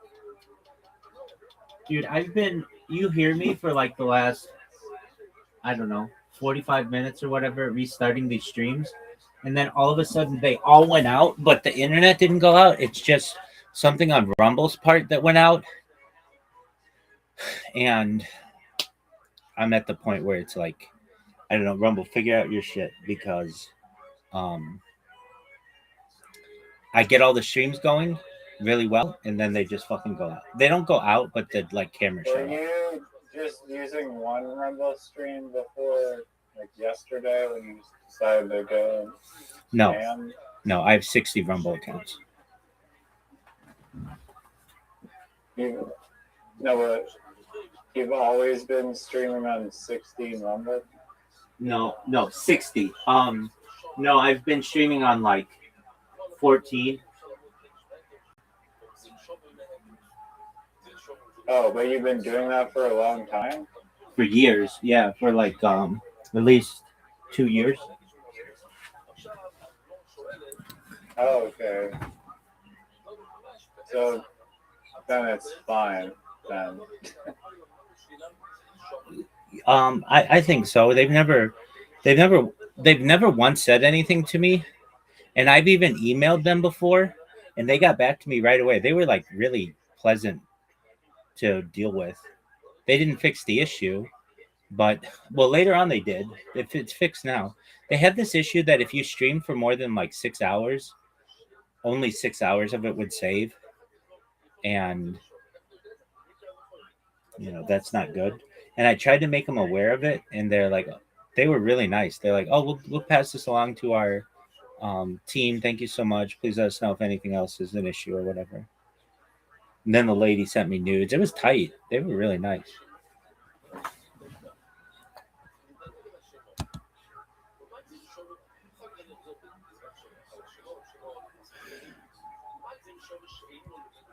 So then when it crashes, you have to reset a bunch of those tablet things. Yeah,